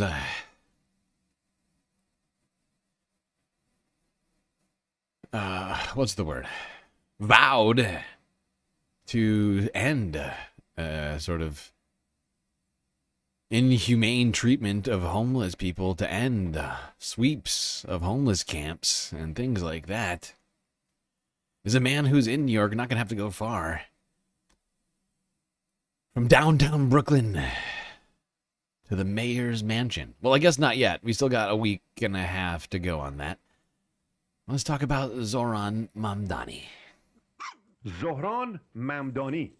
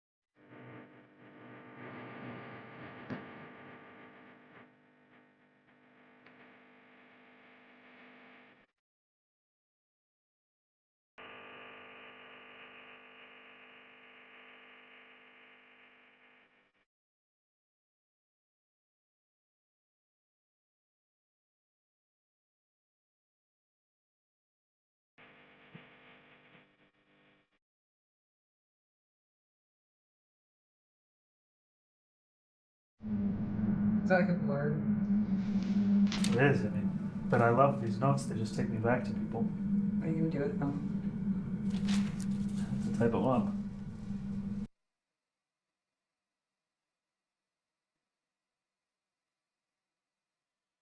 There we go. There was one of the latest videos posted by Zohran Mamdani. That was a montage of people showing up to apply to work in the new Mamdani government in New York. A lot of people showed up, and it seems like Zohran was taking notes.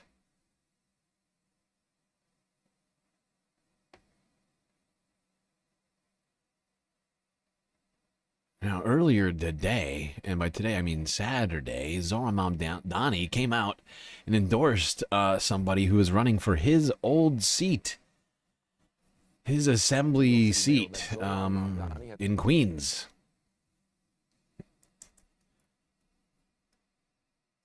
New York City Mayor-elect Zohran Mamdani has endorsed a fellow Democratic socialist to fill his former state assembly seat, immigrant organizer Diana Moreno. I'm so excited at the fact that we have in Diana someone who will not just continue the legacy that I and so many here have built of a district that fights for every single person who calls it home, but frankly for someone who can take that work even further. I am prepared to defend our immigrant neighbors, win universal no-cost childcare for our working families, and fight for the tenant protections and affordable housing that my family and our neighbors will need to call Queens home for generations to come. Mamdani represented District 36, which includes Astoria, Ditmar Steinway, and Astoria Heights for the past 5 years. Well, there we go. Zohran Mamdani already backing a candidate for his old assembly seat. I mean, he's going to be out of there any minute now, so got to get that done. Diana Moreno, the woman receiving that endorsement. So if you're up there in that district, you know who to vote for.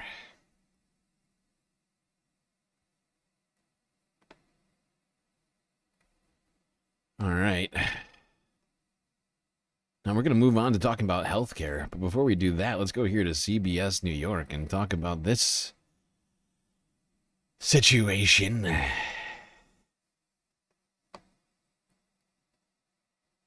So what would you do with $1.5 billion? Well, the next billionaire could be you after there were no winners following Wednesday's Powerball drawing. Krista Kalishian heard from New Yorkers who had a few ideas of what they'd do with a prize that big. A jackpot so big, the Powerball sign outside of this Astoria coffee and convenience shop can't keep up. Just the interest alone you could live off. The jackpot's at $1.5 billion, or an estimated $686.5 million in cash before taxes, after Wednesday night's Powerball drawing of 25, 33, 53, 62, 66, and Red Powerball 17 drew no lucky jackpot winners. But the Multi-State Lottery Association reminds you, don't throw your ticket ticket away yet. 6 winning match 5 tickets were sold across Connecticut, New York, Pennsylvania, and Tennessee. Lottery officials say this is the 5th largest jackpot overall in the Powerball game, and this is only the second time in Powerball history that we're seeing back-to-back jackpots exceeding $1 billion. What's like the first thing you would buy if you were to buy something for yourself? This question stumped a lot of those we spoke with in Astoria. Pay off the rest of the mortgage for the condo that I own. I would probably get stuff for my family first. I take $1 million and just blow it. Let's take $1 million and just blow it. Now we're talking. I would actually want a 5% ownership of the Steelers. I would maybe get like a 5% ownership of the Steelers, he says. Well, there you have it. And my understanding is that there was no winner declared tonight either, which was the drawing. Which means that lotto jackpot is just going to keep getting bigger and bigger over there. Now, you might need to win the lotto in order to pay for health insurance, since Republicans have been, doing everything they can to make it impossible to afford it. Let's go here. Talk about the GOP's healthcare plans. The way that the House works is that generally, I feel like I can count on one hand the number of discharge petitions that I've even talked about over the course of the past 15 years. I wrote this down. The Bulwark had a write-up about this, that there have only been 2, they've succeeded just twice in the 21st century. And in terms of success rate, since 1935, less than 4% have gotten enough signatures. And now you have like a handful. It's almost happened on a daily basis. Exactly. Now. Yeah. And to be clear, what a discharge petition is that the way that the House of Representatives set up, the Speaker of the House basically dictates what bills are going to get to the floor of the House. And that is generally maintained because the members of the party of the speakers of the House, of the Speaker of the House, they don't. They go along with what the Speaker says because they feel like, not just because they agree with them, but I imagine also you mess with the Speaker, you're going to lose your position on a committee. You're going to, you're just not providing party unity. And the crack up is so great amongst the right now. And this will be something good to talk about with Laura K. Field, at least from an intellectual standpoint, to the extent that there is intellect going on there, and there is some in some quarters. But the crack up ranges from, down to their podcasters, into their lawmakers, into the executive branch in the White House with Susie Wiles. It's all coming at them very quickly right now. And this is the second instance in as many weeks, I feel like, that there's been a discharge petition. The Epstein files, of course, was a discharge petition. That is where you have the majority of members of the House. And if it's all the Democrats voting, that means that there has to be defectors from the Republican side. And that's the case with this one as well. Vote to bring a bill to the floor. Now, that doesn't mean that the bill is going to pass automatically. Some people will say, I just think this needs a hearing, et cetera, et cetera. But more often than not, if you're going to buck your leadership, you're doing it for a reason. And that is because you feel the political pressure. And the 4 Republicans who defected, 3 of them are in purple. Yeah. And honestly, the calculus that it feels like that the Republicans are making, especially the Trump White House seems to be making, because they don't have to worry about it as much as the rest of certainly the House members are the most vulnerable as a result of this decision to cut, $1 trillion from healthcare in this country. But the calculation I feel that they're making is that no Republicans, none of their base are on Medicaid. Right, or on the Affordable Care Act marketplace. But of course, that's a complete fantasy. There's just as many Republicans as Democrats on either of those programs, but they refuse to accept reality. Districts in Pennsylvania, and one, Mike Lawler, in a blue district in New York State. And so they're worried about what's going to happen in a week. And to be clear, it's going to happen in a week regardless. The discharge petition says that you need 30 days. The bill must be brought up within 30 days. Now, Mike Johnson could bring the bill to the floor today or tomorrow or any day in between if he wanted to. He may, because they're not going to get much credit for their vote to extend the ACA subsidies a month after it's clear that they're not there anymore. Yeah. The Senate is very unlikely to pick up this bill, although it's possible, but unlikely. So this is part of the Republican crack-up that's happening. But first, let's go to Jim McGovern, from Congressman from which district, Brian? Doesn't say a number here. Somewhere in Get right on that bus. Sorry. He is from Massachusetts. Yeah, oh, yeah, I know he's from Massachusetts, but he's from the heart of the Commonwealth, the Worcester County area, and Worcester. Second congressional Second district. congressional. In the second. It really should be the first, but... How do you not know your own congressional district? Yeah, That's there you I'm just go. giving you shit for not putting it on the sheet. Here is Jim McGovern. But the truth is, Jesus they've always Christ. said they have a plan, but they've never Sam had is a plan. mad with power. Sam has gone mad with power. But the truth is, they've always said they have a plan, but they've never had a plan. Let me just go through a list of things here. In February of 2016, then presidential candidate Donald Trump said, we're going to replace Obamacare with something so much better. Nothing followed.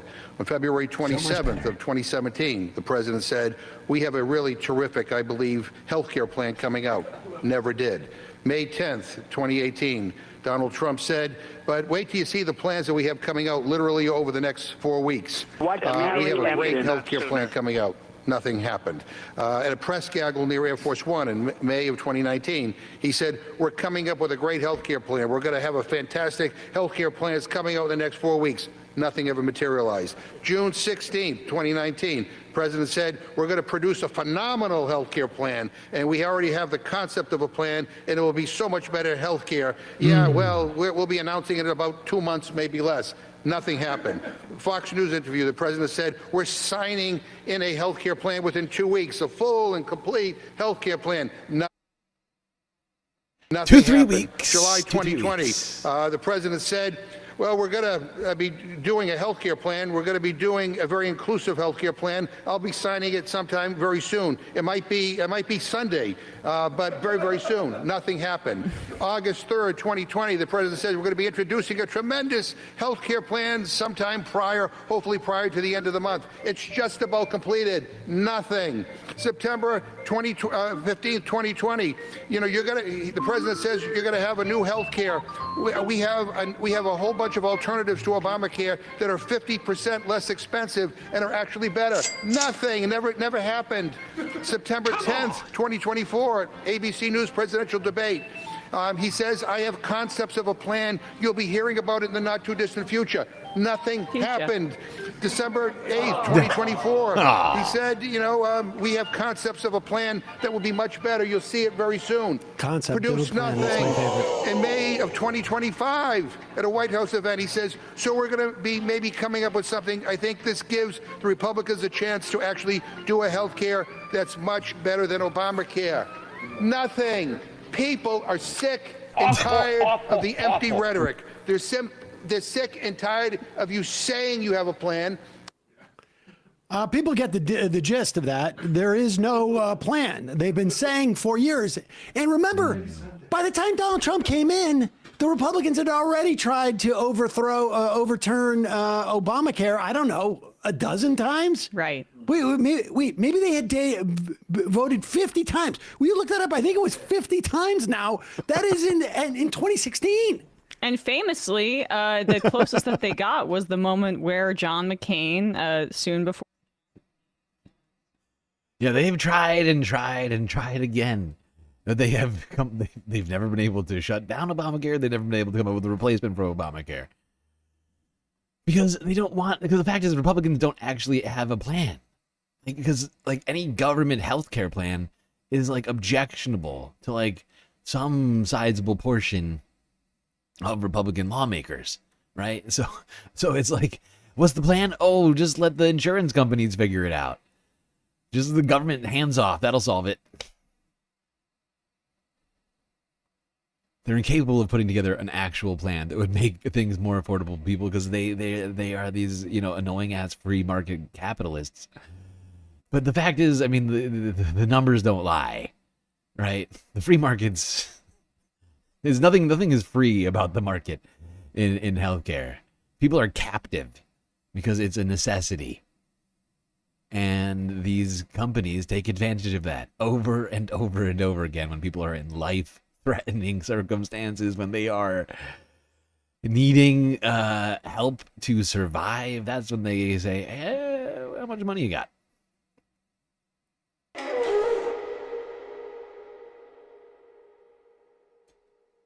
Thy OG Phoenix. Thank you for the follow. Thank you. The Democrats are worse, says OG Phoenix. Okay, explain how Democrats are worse on healthcare. I'm listening. I'm here for it.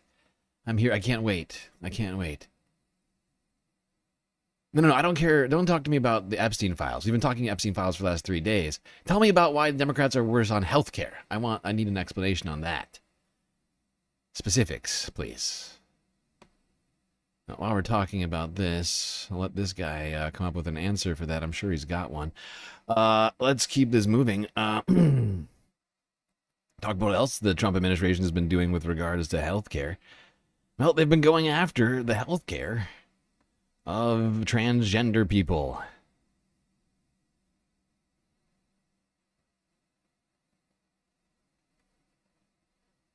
I'm sure you'll get there, Phoenix. I'm waiting. I know you have an answer on this, how Democrats are worse on healthcare than Republicans. I have so much faith in you. You're going to come up with a great answer for this. I just know it. My heart of hearts, you've got an actual argument. Doctors across the country now provide needless and irreversible sex-rejecting procedures that violate their sacred Hippocratic oath by endangering the very lives that they are sworn to safeguard. This morning, I signed a declaration. Sex-rejecting procedures are neither safe nor effective treatment for children with gender dysphoria. These procedures fail to meet professionally recognized standards of care.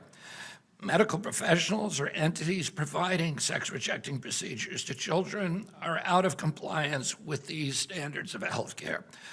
This declaration is a clear directive to providers to follow the science and the overwhelming body of evidence that these procedures hurt, not help children. We're taking major steps at CMS to stop a funding process that has led to irreversible medical interventions with two major actions. The first, we're announcing a notice of proposed rulemaking that ends taxpayer funding of sex-rejecting procedures for children in Medicaid and CHIP. This is the first time I've ever heard this terminology, sex-rejecting procedures. Is this new to anybody else? I've never heard of that before. I don't understand. It seems like it's like it directly sort of like what's the word? It feels like that language is intended to target trans people as being like some I can't think of the way that you describe what they're doing psychologically here, but it feels like they are genuinely trying to like target them with language and be like, oh, you just reject your sex. Full stop. To reinforce the need to protect our children, we are announcing. I gotta say, I'm super disappointed in you, Phoenix. I don't know if you're still watching. I know you didn't unfollow yet, so I feel like you might still be watching. Maybe you're just typing furiously a long-winded message, but it's been a few minutes now. I have seen nothing from you on this. I've been waiting patiently for some response. It's very strange, not gonna lie. Came in so hot, I assumed that you had an actual point to make. Not just, partisan that garbage. Certified Medicare and Medicaid hospitals, pretty much everyone in the hospital in the country, will no longer be permitted to perform. Yeah, exactly. They are replacing gender affirming, the term gender affirming with sex rejecting. And it feels like it's intended to demean transgender people, as if it's not something intrinsic to their character, but really just some sort of decision that they're making arbitrarily.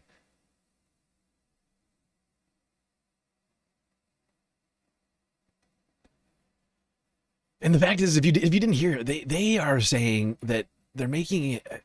It's not 100% clear to me right now. I've been trying to understand it because I'm getting conflicting things from different people. But supposedly they're banning gender affirming care, or as they're terming, as they're calling it, sex rejecting care, not just for children, but I think they're making it illegal for doctors to provide gender affirming care to people all the way up to 20 years old, adults.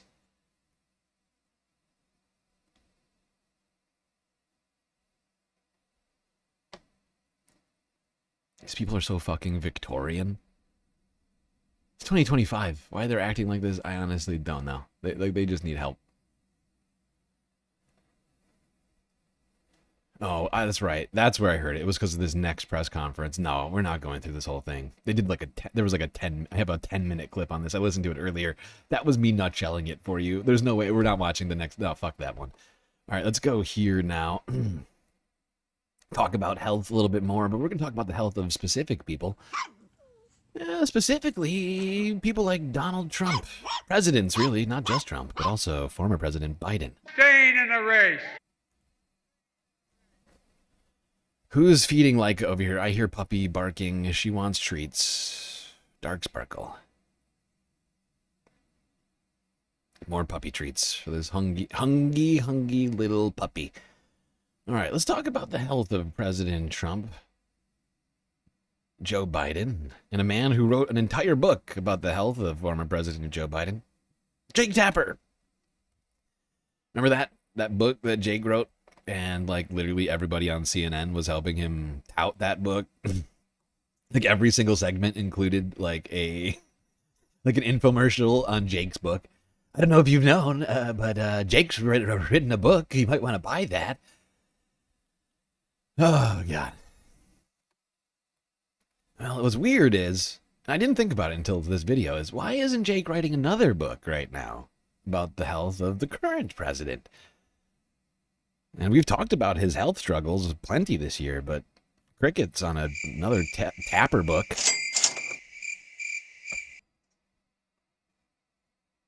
All right, guys, so... Whoopsies. All right, guys. So the Pod Save guys, they talked to Jake Tapper. As you all know, Jake Tapper wrote that book about how, Joe Biden and his health condition and his dementia, and he hid it, and it was a problem, and it was a scandal, and how dare they, and let me write a whole book on it and all that. And what many people have been saying, I think correctly so, is, okay, so you were on Biden's ass for that. And by the way, he was on it too late, if anything. He never talked about it when, it was actually brave to talk about it. He only talked about it after it became... Mm-hmm. Yeah, it was... Jake Tapper fucking wrote a book about the health of the president and then released it after the election. Helpful, Jake. Thank you for that. So, oh my gosh. What a great paperweight you've written for us all. I mean, he basically released this book the second it became completely irrelevant, right? That's effectively what happened. He released a book that was no longer relevant. And then they pushed it on mainstream media for 6 months. All right, not 6 months. I'm exaggerating. But it felt like it. Everybody trying to feed she's going to be snacking over here for quite a while, it would seem. Thank you, everybody. The duh position for everybody to acknowledge, oh, this was a problem, right? So when it really mattered, he didn't say anything. Now he's saying it nonstop. Guess what's happening today? Well, now Trump's the one that has the health problems, the cognitive issues, all these things going on. And now he's not saying much at all, right? And so he was actually pressed on that on Pod Save, and listen to what he says. Here we go. Trump falling asleep in meetings, or maybe seeming like he's losing a step. When is it a critical mass that it becomes book-worthy, right? For example. So it's a great question. I mean, we cover it all the time on my show, all the time. And I think that is to a large degree because we saw what happened with Biden, and while we covered it, we didn't cover it. Maybe we didn't ask as many questions as we should have at the time. And I think it is a legitimate question for any president of any age, but particularly anybody who is in the range of being an octogenarian, right? We cover it all the time. Now, I didn't write a book about Joe Biden's missteps. Alex and I wrote a book about an unprecedented event happening, which was Joe Biden having such a horrible performance at a presidential debate where his only job was to convince people he was up to the task of being president for another 4 years. his performance being so bad that people thought, oh my God, should he drop out of the race? His not being able to do anything to disprove him, which is like a really important part of this. So he's still talking about Biden. In fact, he's literally been doing a book tour to talk about Biden and to talk about how we were lied to and his health was fucked up and all this stuff. And he says here, oh yeah, we talk about it with Trump all the time. Do you? Do you? So I looked up. Oh boy. Jake Tapper. Oh no. Oh no, Kyle went looking for receipts. Uh-oh, watch out, Jake. Uh-oh. Trump Alzheimer's to see if he's mentioned this. And I haven't seen him mention it. I haven't seen him mention it. So, guys, understand something. Yet again, let me reiterate this. Right now is when it mattered. I talked about the Biden thing when it mattered. He didn't. He didn't. He wrote a book after the fact to virtue signal and be like, I'm not like the other Democrats. I'm here to tell the truth to you. Well, again, it matters now when it comes to Trump. He's the most powerful man in the world. It's happening again, except worse. And he's nowhere to be found. So you guys have now had to come to this show and others like me online to get the truth about the health condition because... Yeah, I mean, honestly, Jake Tapper, the reason people like Jake Tapper exist at CNN is because they're cozy with the powerful. You know, they don't release things like books that would be, detrimental to those in power at the time. You release them after those people are no longer in power when it can't possibly hurt your professional standing. These people like Jake Tapper, these, CNN lifer types, they all are there because they refuse to question the powerful, right? They refuse to do anything that would buck the narrative or buck the marching orders or whatever else. The reason that those people continue to have incredibly well-paying jobs is because of this reason, because they release the information after it's done being relevant, right? Because they look it on camera, they read the words that they're told to read, and that is it.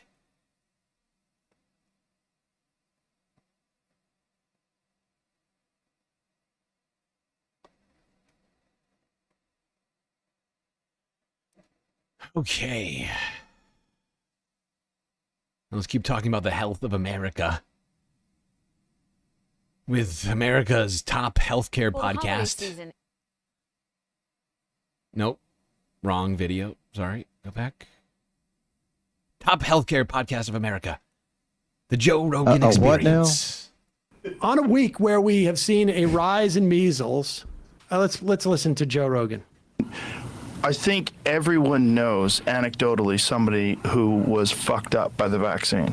Almost everyone that I've ever talked to, other than Sam Harris, almost everyone that I've ever talked to claims they know someone who was irrevocably harmed by the vaccine. Oh, yeah. If not killed.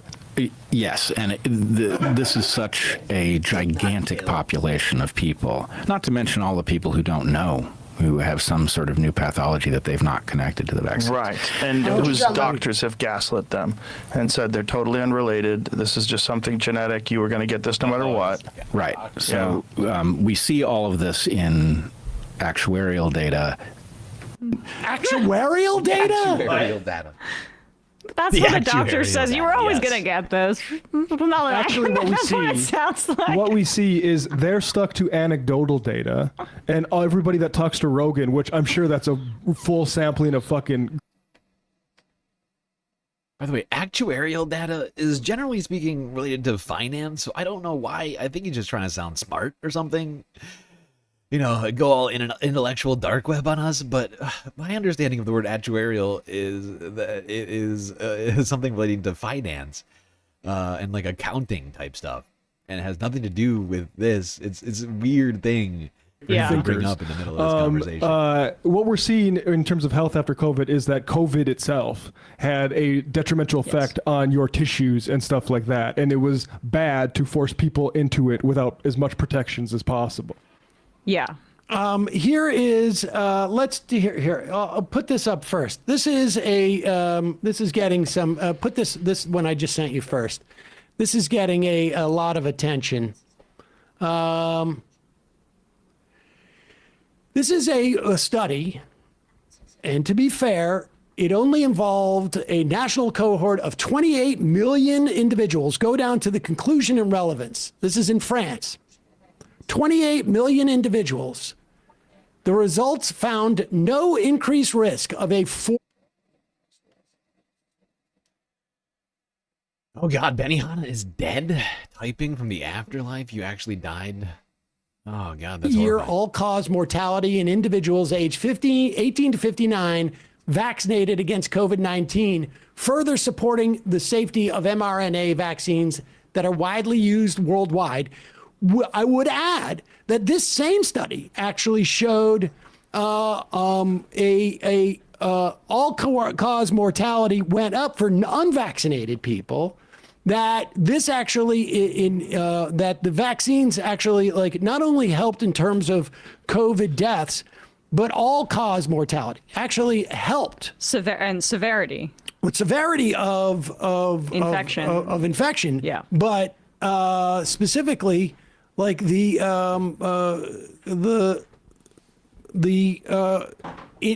it helped people live. I mean, that's the point.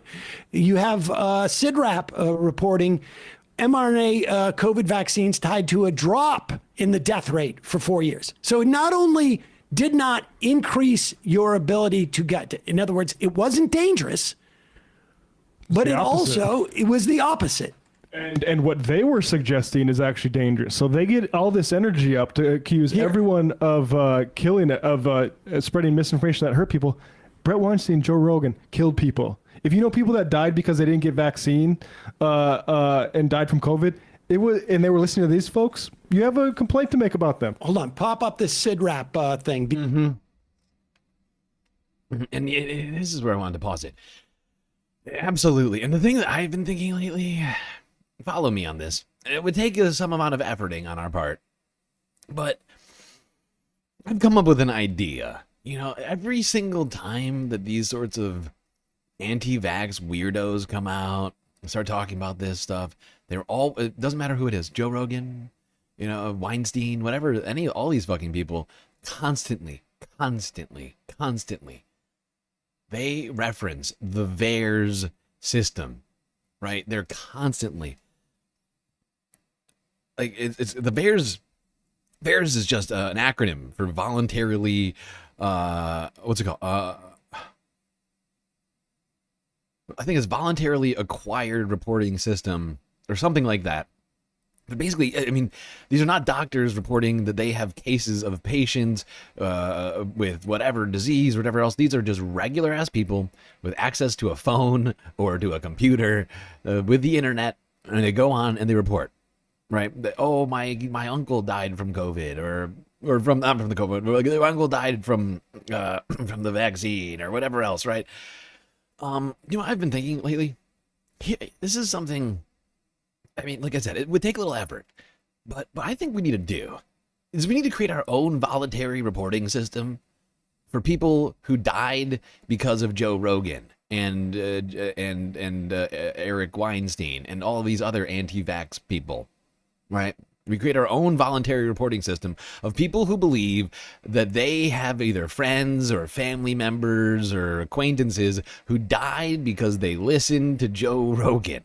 They didn't take the vaccine and then died, right? And voluntary reporting. I mean, so really anybody can claim whatever they want, right? And it'll be just as official as their reporting system. I think that's what we should do. Really, I don't. It would take some effort, but I really do think that's the direction we have to go in and be like, okay, you think how many people died from the vaccine? Oh, let me just go to this site. Oh, it says that 2 million people died because they listened to Joe Rogan and Eric Weinstein. Oh no, that sounds bad. You better look into that. That's just an idea that came to me out of the blue while listening to this earlier. I was like, you know, that's what we got to do. I'm sick of hearing these assholes quote VAERS all the time. Like it's some sort of like official scientific database. Well,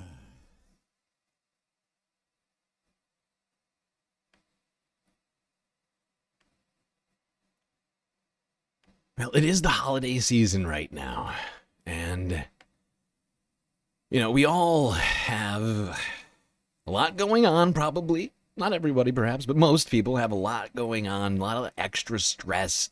Family stuff, gift giving, the cold winter coming, all sorts of stuff happening all at once. And apparently there is a troubling health trend around the holidays, which one doctor is here to explain to us on CBS New York from a couple of days ago. A syndrome called the holiday heart. Well, the holiday season is a time for celebration, but for some people, all of that eating and drinking can certainly lead to a trip to the emergency room. Doctors are seeing a spike in what's called holiday heart syndrome, a heart rhythm problem linked to overeating, too much alcohol, excess salt, sugar. There's just so much during the holiday season.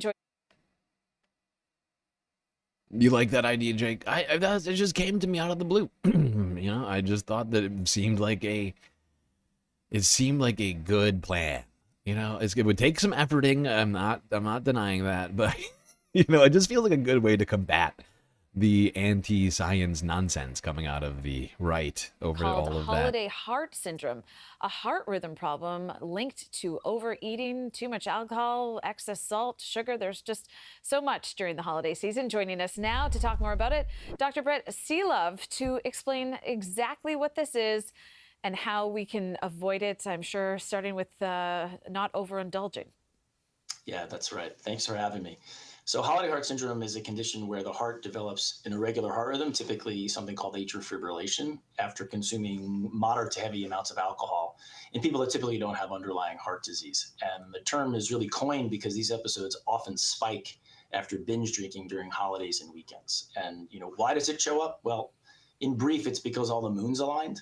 First, it deals with some element of stress during the holidays and travel and family dynamics, end of the year pressures, etc. And also with poor sleep, typically due to these things. And then, as you mentioned, the overindulging during these holidays. And you just touched on it. I mean, there are habits that tend to trigger this condition. Maybe you've had a stressful year and now you're trying to unwind. What do you suggest instead? Yeah, well, first, I would really try to tell people to minimize the high sodium fatty meal, which typically triggers this process where fluid retention occurs in your bloodstream, causes elevated blood pressure, and puts the excess strain on the heart even without people feeling it. Okay, Dr. Brett Seelove. That's a crazy name. Dr. Brett Seelove. I feel like he's about to direct a cruise or something. Dr. Brett Seelove. The Love Boat. All right. Anyway, since it's the holidays, Space Fams, try and take care of yourselves. Don't overdo it. Moderation probably the best. Probably the best course of action.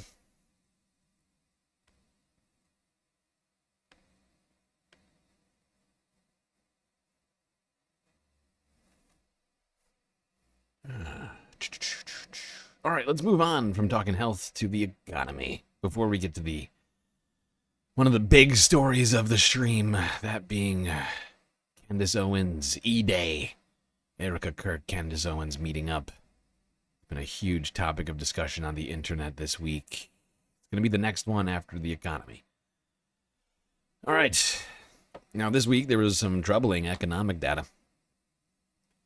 With the Bureau of Labor Statistics, the government back open economic data being released, and the data was not good, as it turns out. Not at all.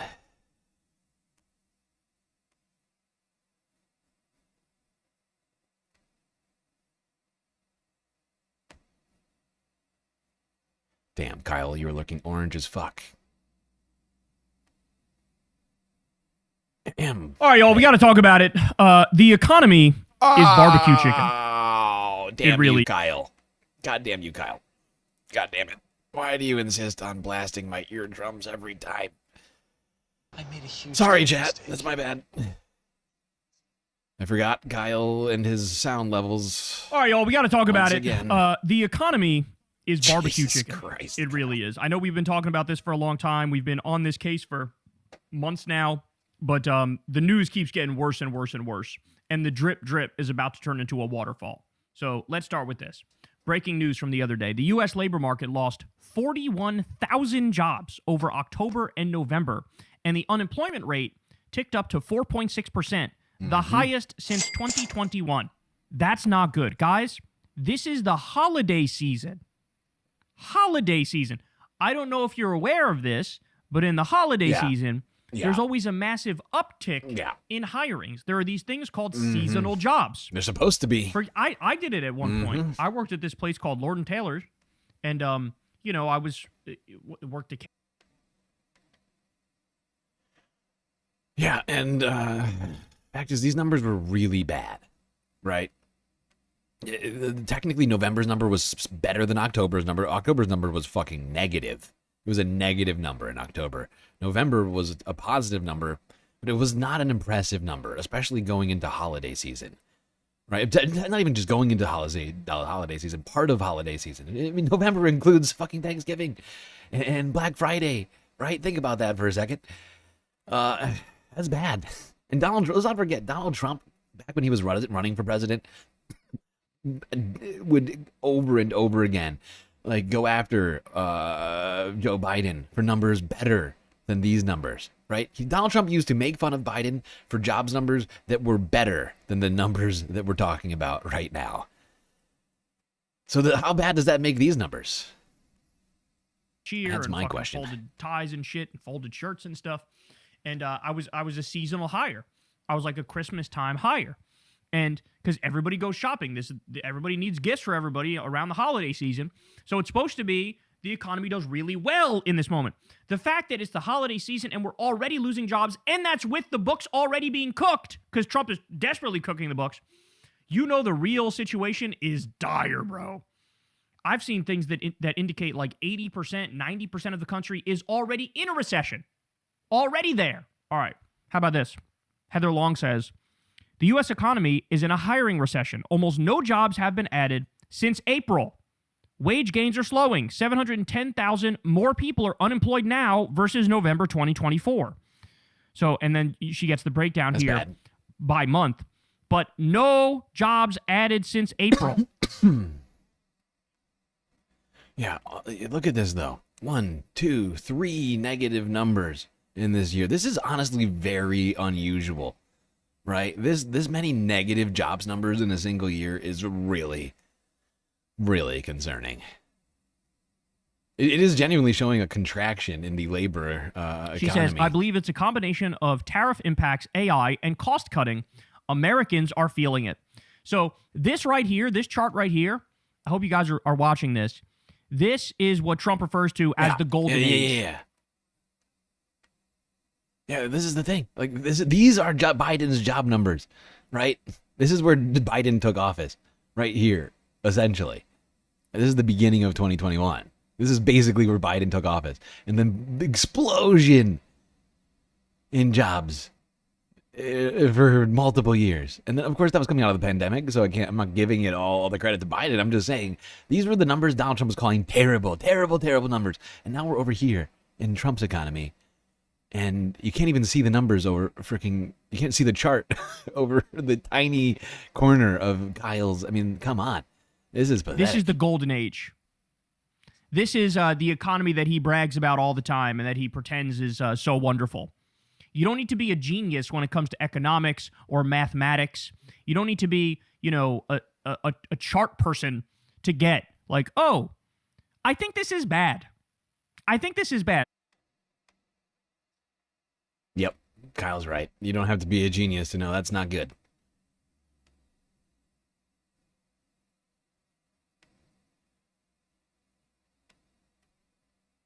Long ago in 2017, he used to listen to Joe Rogan's podcast because David Miscavige's dad was the guest, and Joe said like 3 words.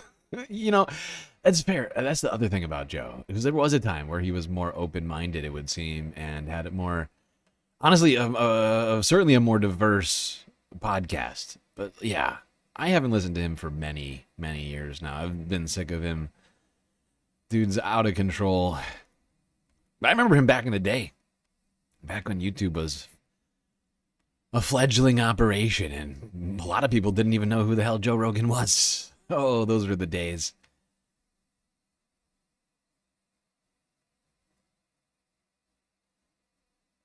All right.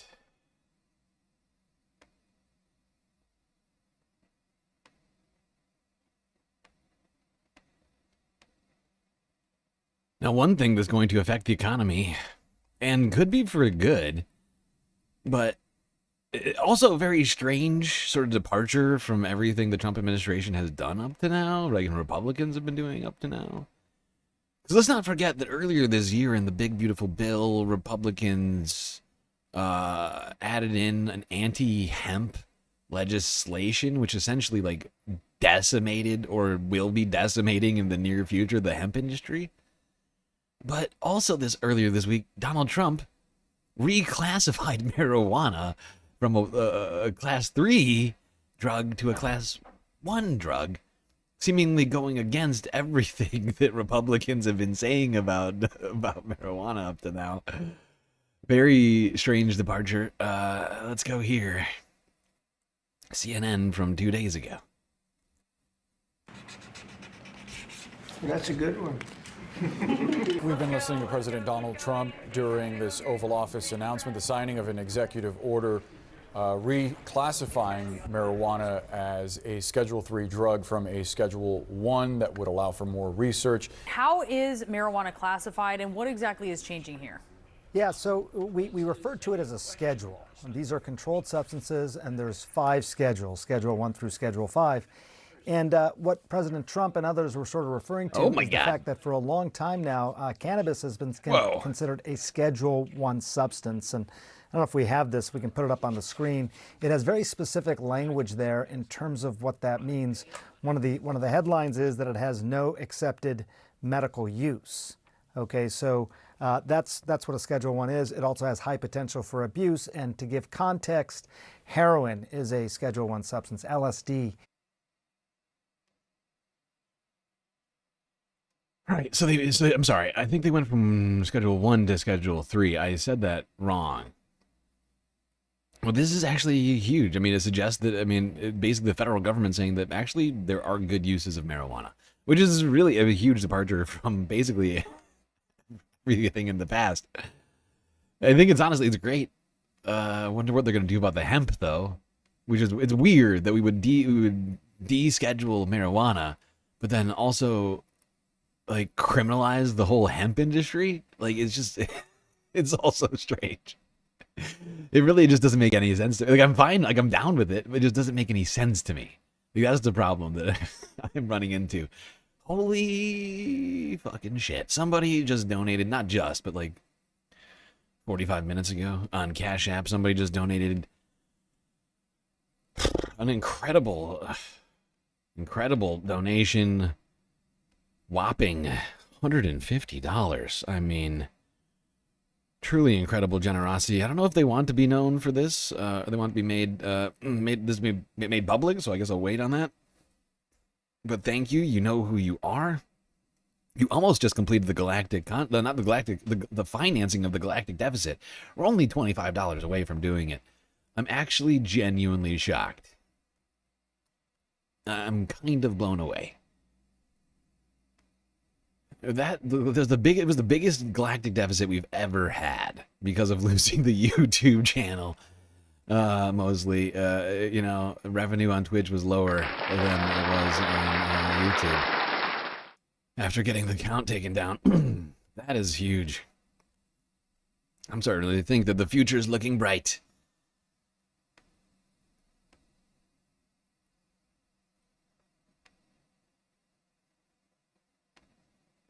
It pissed off Ben Shapiro, did it? That's hilarious. Get over it, Ben. All right. Well, you might need some of the thing we were just talking about to get through what we're about to begin talking about. I am, of course, talking about Candace Owens and Eric Kirk.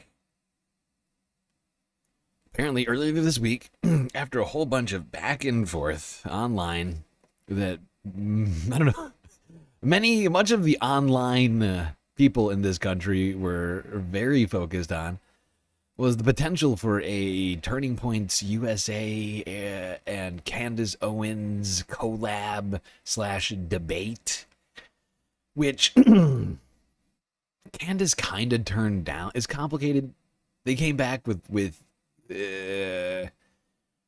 like specifics on how they wanted to do the debate, and Candace was like, "This is unacceptable. How dare you have guardrails on this debate?" Blah blah blah.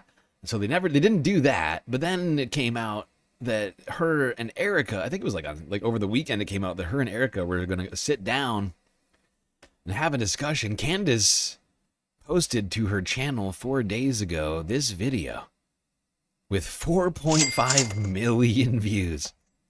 1 million views a day over there for Candace on this. Title of the video, episode 280.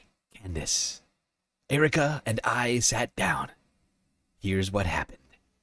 Okay, everybody, Shabbat Shalom. I just want to say Shabbat Shalom to everybody back at home. Christ. Happy Hanukkah to our greatest friends and allies. This is a good time to mention that Israel does have a right to defend itself. Tucker Carlson is Adolf Hitler. And TikTok does need to be purchased by the Mossad. It's just how I'm feeling today. Wow. Jesus Christ. The first part of it, her being that sarcastic about wishing people a happy Hanukkah is pretty fucked up, really, when she compares it to the rest of the stuff she's saying. And TikTok I know the point she's trying to make, but it just makes it real need weird. to be purchased by the Mossad. It's just how I'm feeling today. I am not different. Maybe you are different. Welcome back to Candace. Okay. By the way,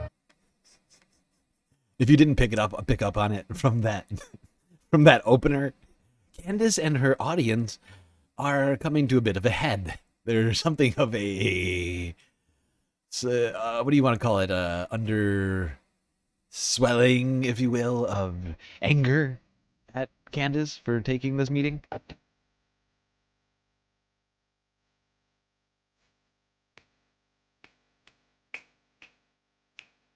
This woman is unhinged. Okay, you guys are crazy. She is such a You guys are psychopath. absolutely crazy. The amount of people who You're attacked crazy. me for sending You're out the a tweet being crazy like, "Hey, one. I'm good. I'm alive. We had a very productive conversation," and they were like, "She got the call. She got the call. She's betrayed us. She's doing something else. I can't believe it. This has all just been a show." Calm down, okay? What do you think happened? Well, Erica said stop, and then I was frozen for 4 hours and 30 minutes, just like, as they just put all of these talking points into my head. That is not what happened. I keep telling you guys, I am not governable. I am basically akin to Kanye Ungovernable. I am akin to Kanye West. I mean, I'm this woman is ungovernable. dangerous, ladies and gentlemen. West. I never felt more seen than when he tweeted a lot of years ago, "Just fired my manager because I realized I can't be managed." That is me. That tweet right there, I was like, oh gosh. Yes, Kanye, that is me. I get this. That is me. Nobody Yes, is changing yes, their mind anything. Kanye, yes, Well, how ridiculous would it have been if I'm doing all of this, investigating, asking all of these questions, and then Erica Kirk offers to answer some of these questions, and I'm like, no, I'm not going to go. I can't betray the people. I don't want any answers to the questions. I just want to ask them. No, this is the entire... That's literally your whole show. That's literally your whole show, Candace. I love that. I mean, all the commenters who've been saying that about Candace are absolutely right. That is 100% what everybody... That is all 100% what Candace's show is. It's always been that. It's nothing new. People just, it just came to a head on this particular conspiracy theory of hers. But we've been saying it since the beginning that she's just constantly asking questions. Like, she asks questions in a way that leads her audience to water, but doesn't actually make them drink. She's like, I've been doing an incredible amount of research into the First Lady of France, Brigitte Macron, and she has... I have a lot of questions about who this person is. And is it a man? I don't know. Could be. Let's talk about it for like 3 hours and ask a lot of questions about it and never actually get any definitive evidence, but, make a whole bunch of sort of vague claims. Like, that's basically her whole shtick. Is like, she's just, she's so fun. Hot right now. She's entertaining, but... She's not actually trying to get to the bottom of anything. She's honestly, it genuinely feels like Candace is hoping with every single one of her conspiracy theories for it to just drag out as long as possible and nobody call her out on it, so that she can just keep asking questions until the views dry up. You know, like that's basically her vibes. And we are doing this. We've been looking at the situation going, why can't Turning Point USA just answer basic questions? And I can tell you guys that yesterday for 4 hours and 30 minutes, there were no rules. They said you can ask us any question that you want, anything that's on your mind, which I appreciated. And some of you guys are thinking, who is they? Who is they? It's the Jews, obviously. Just kidding. It's Justin Strife. Jesus Justin Strife Christ, was in the room. Candace. It was just Justin Strife and The shit is so unhinged. We're not gonna watch the whole thing. I already watched a bunch of it. It's fucking disturbing. Okay, this woman is out of control. She is out of control.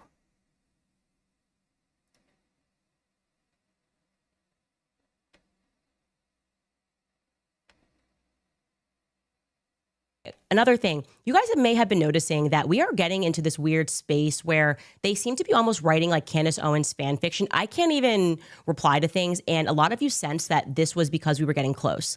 I agree. I fully agree that these attacks, which have grown hysterical, like I can't even begin to tell you the conversations between me and my PR person. I'm like, there's nothing to respond to. I mean, there's not even one sentence of this that is true.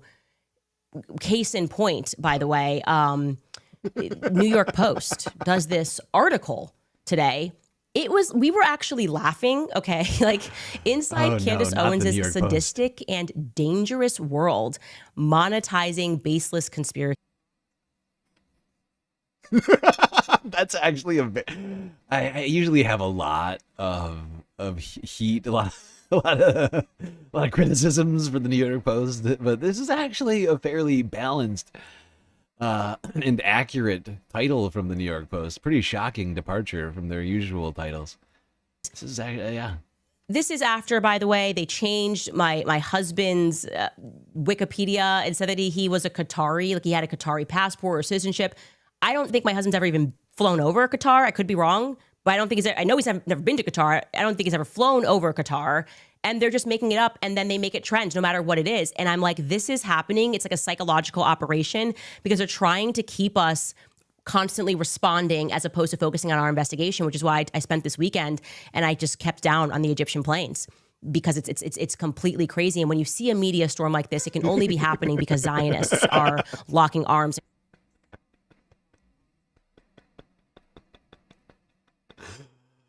Oh my fucking god. I have just been focused on Egyptian planes over here. I'm not a baseless conspiracy theorist, says Candace. Oh my god. The Egyptian plane theory from her is absolutely one of the most baseless of the conspiracy theories that she's got going on around all this. Although I guess it's hard to qualify which one is worse or better. Because, I mean, Brigitte Macron, I mean, that one's out of control too. Because they, by and large, control the media. They just do, okay? One way or the other, Zionists control the empire medias, and they are scared about something in this investigation. We've noticed that from the very beginning. So they wrote in this article, the New York Post, just to give you an example of how insane this is, they said they had an inside source that told them that while I was at the Daily Wire, I just fought with people from the very source that in my first week, I threw my car keys at a producer and expected them to park my car. That sentence genuinely made me laugh so hard because I never once in the entire time that I worked for the Daily Wire did I ever drive my car to work, okay? Wow. Candace, bombshell. Candace doesn't even drive.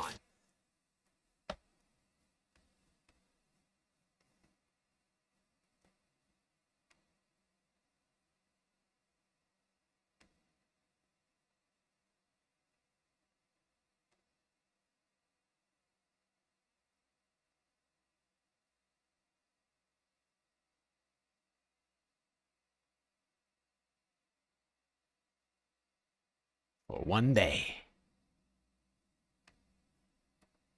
All right, now let's go into Candace's. Oh, actually, one more clip. I forgot. Let's go here. You gotta see what Tim had to say But about further Candace. to sort of them just creating and making things up, Tim Pool has now gone out and extraordinarily claimed that I have the same security as Charlie Kirk, and that I'm a fraud, and that actually I have the exact same security. You recall that Tim. I wasn't even listening. I wasn't even looking. I was just listening. Oh my god! I turn over and there's this photo of Tim Pool. She is throwing so much shade over here. It's hilarious. Oh my god. I disagree with practically everything Candace Owens says, but she is an entertainer. Oh god. I've never seen that photo. That is incredible. I have seen some bald photos of Tim, but wow. Wow. And that I'm a fraud, and that actually I have the exact same security. You will recall that Tim just said a week ago that I have no security. Okay, this is Tim Pool a week ago. She is burning everything down, and she's gloating and smiling while she does it. And you know what you told me? She has no security. She doesn't deal with the we have to deal with. She's a piece of She has security, just not on the level of you. Oh, yeah, the one fat guy you mentioned with no wall and no barrier in a suburban neighborhood with neighbors. She doesn't give two No one's out for her. She's lying about all of this. You told me you went to her house and she's got a 4-foot wall and one fat guy, and she doesn't give a about her security. So that was like Tim last Monday. This is Tim who said I had no security except for one fat guy, which I told you was not true. Now he's saying this. Take a listen. Okay, I'll say things that I probably shouldn't say, but I'm going to say, 'cause I always get super heated on this. Candace Owens. Oh,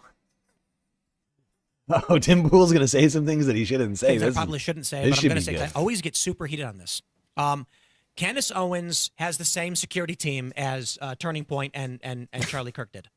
She's lying. She has the same security people. I've been digging into this. I've been meeting with people and talking with them. And I shouldn't say too much because there's more that's going to be coming out soon. Because rest assured, people are filing legal paperwork against her.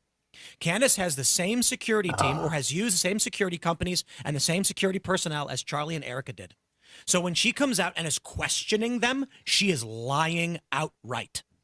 Now, I've invited many of these people to come on. We'll see what happens. We'll see when they can. The issue is the moment Candace goes on her show to millions of people and lies, litigation begins. And what happens when litigation begins? People don't do interviews about it. She is exploiting this, and she knows she is, to keep people wrapped up in this insanity. Tim versus Tim, undefeated. And what I will also say is that's all a lie. It's almost like they have just sent a call, like they're getting too close, and just said, I don't care what you write. I don't care if it's complete fiction. Make it believable. Say her husband beats her. Say her, like it's coming after my husband. They're coming after me, and they're making stuff up. I have never employed the same security team as Charlie Kirk, ever. Wow. A lot of contentiousness over here in the right-wing grifter space. Yeesh. And they're all making so much money, you think they'd just be able to, just keep doing whatever they're doing. Now, I think what we need to do is investigate this situation a little bit deeper.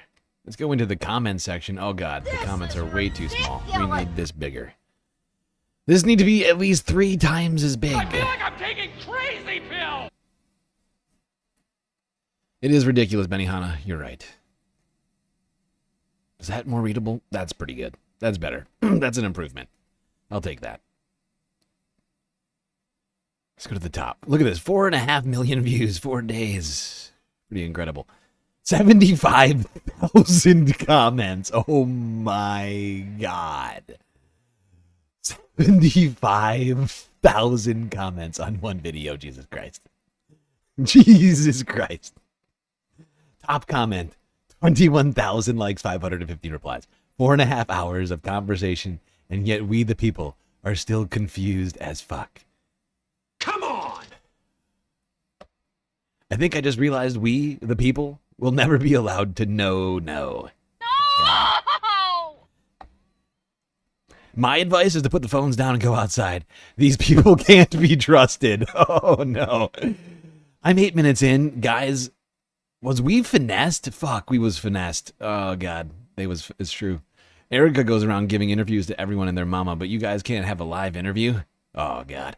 Crawling back into my cave, thought we almost had a real one. Oh, God, people are abandoning Candace. That's so sad. I've been watching your show for 3.5 years, and this is the first time I truly feel disappointed in you. You said a whole lot of nothing. 8.1 thousand likes. It's a big club, and we aren't in it. Oh, 22,000 likes. Oh, God. Everything felt fake, and... Oh, my God. I'm not going to read that one. You read that one, chat. Oh, God. 7.7 thousand likes. I think this private meeting is going to cost Candace a lot. 7.7 thousand likes. The number one sign of manipulation is confusion. The truth is like a solid sound brick. 5.8 thousand likes. Wake up, everyone. These people are not on our side. All controlled opposition. We need to unite. 6.2 thousand likes. So proud of everyone in the comments. This was nasty work to meet privately. 7.1 thousand likes. You're telling me Erica has her husband's phone and only went through his iMessages? I'm sorry, but that makes 0 sense to me. 1.5 thousand likes. People seem disappointed in Candace right now. TP is probably thrilled because now your audience doesn't trust you. Oh, no. Candace's audience doesn't trust her anymore. 8.4 thousand likes. Ah, that's no good. Got threatened with lawsuit. She got scared. None of them can be trusted. This feels like swimming the whole Atlantic and then dying in the shore. What a waste. What a waste. How dare you say that, Javier? You stop that. That's incredibly rude. We learned nothing. Absolutely nothing. 12,000 likes. Private meetings are for one thing and one thing only. All caps. Secrets. 10,000 likes. I mean, this is it's pretty clear how Candace's audience is feeling about this. They feel betrayed. They seem to feel betrayed by a woman they trusted for years. Led them down the primrose path. Oh, so sad. So sad. Poor Candace. Oh, God. Fact is, I mean, Candace can take a few years off work and be perfectly fine after all the money she's made from these fucking live streams. 250,000 concurrent viewers, millions of views per, like, hour-long video. She's doing fine. She's making bank. Banky bank. Just on ads alone. She's making bank. Like each one, considering, I mean, I'll bet you YouTube is doing decently targeted ads to her audience. I'll bet she's making close to like 20,000 per million views. Like she's probably getting really good ad rev on these videos because they know who the people are that watch this show. They can target ads to them all day long. It's like that's the thing about YouTube ad revenue is it all depends on like how well they can target your audience and stuff like that, and how like that's basically like one of the main things. Yet they still pay her $400 super chats. Yeah, exactly. She's doing perfectly fine. She can take like many years off of work. She could retire right now as like a 30-year-old woman.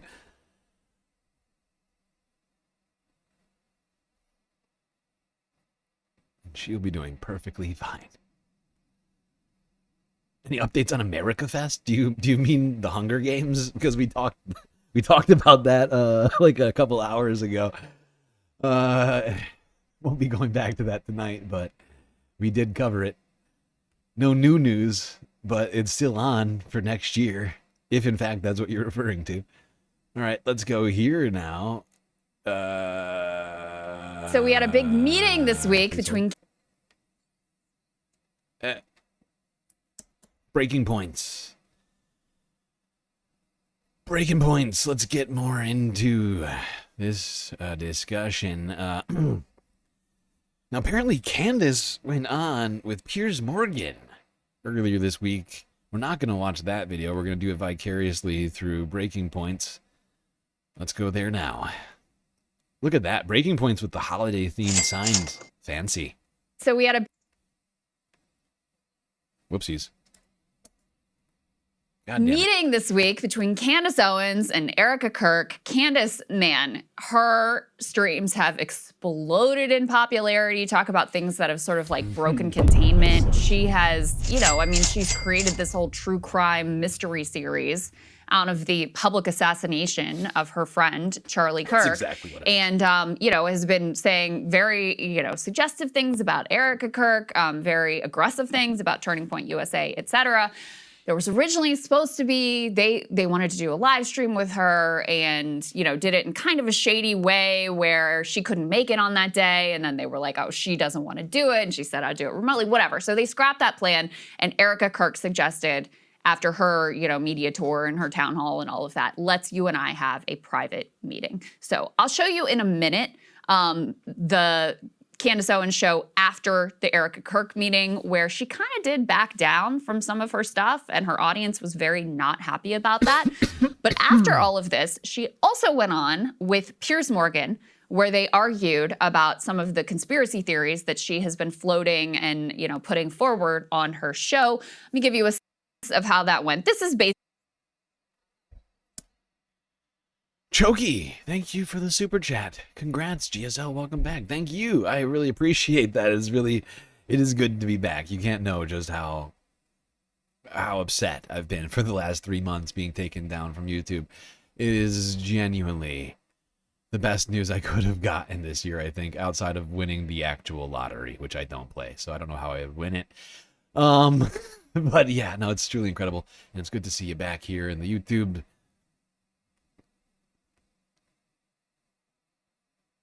According to DuckDuckGo, Candace makes around $17,000 a day off of YouTube.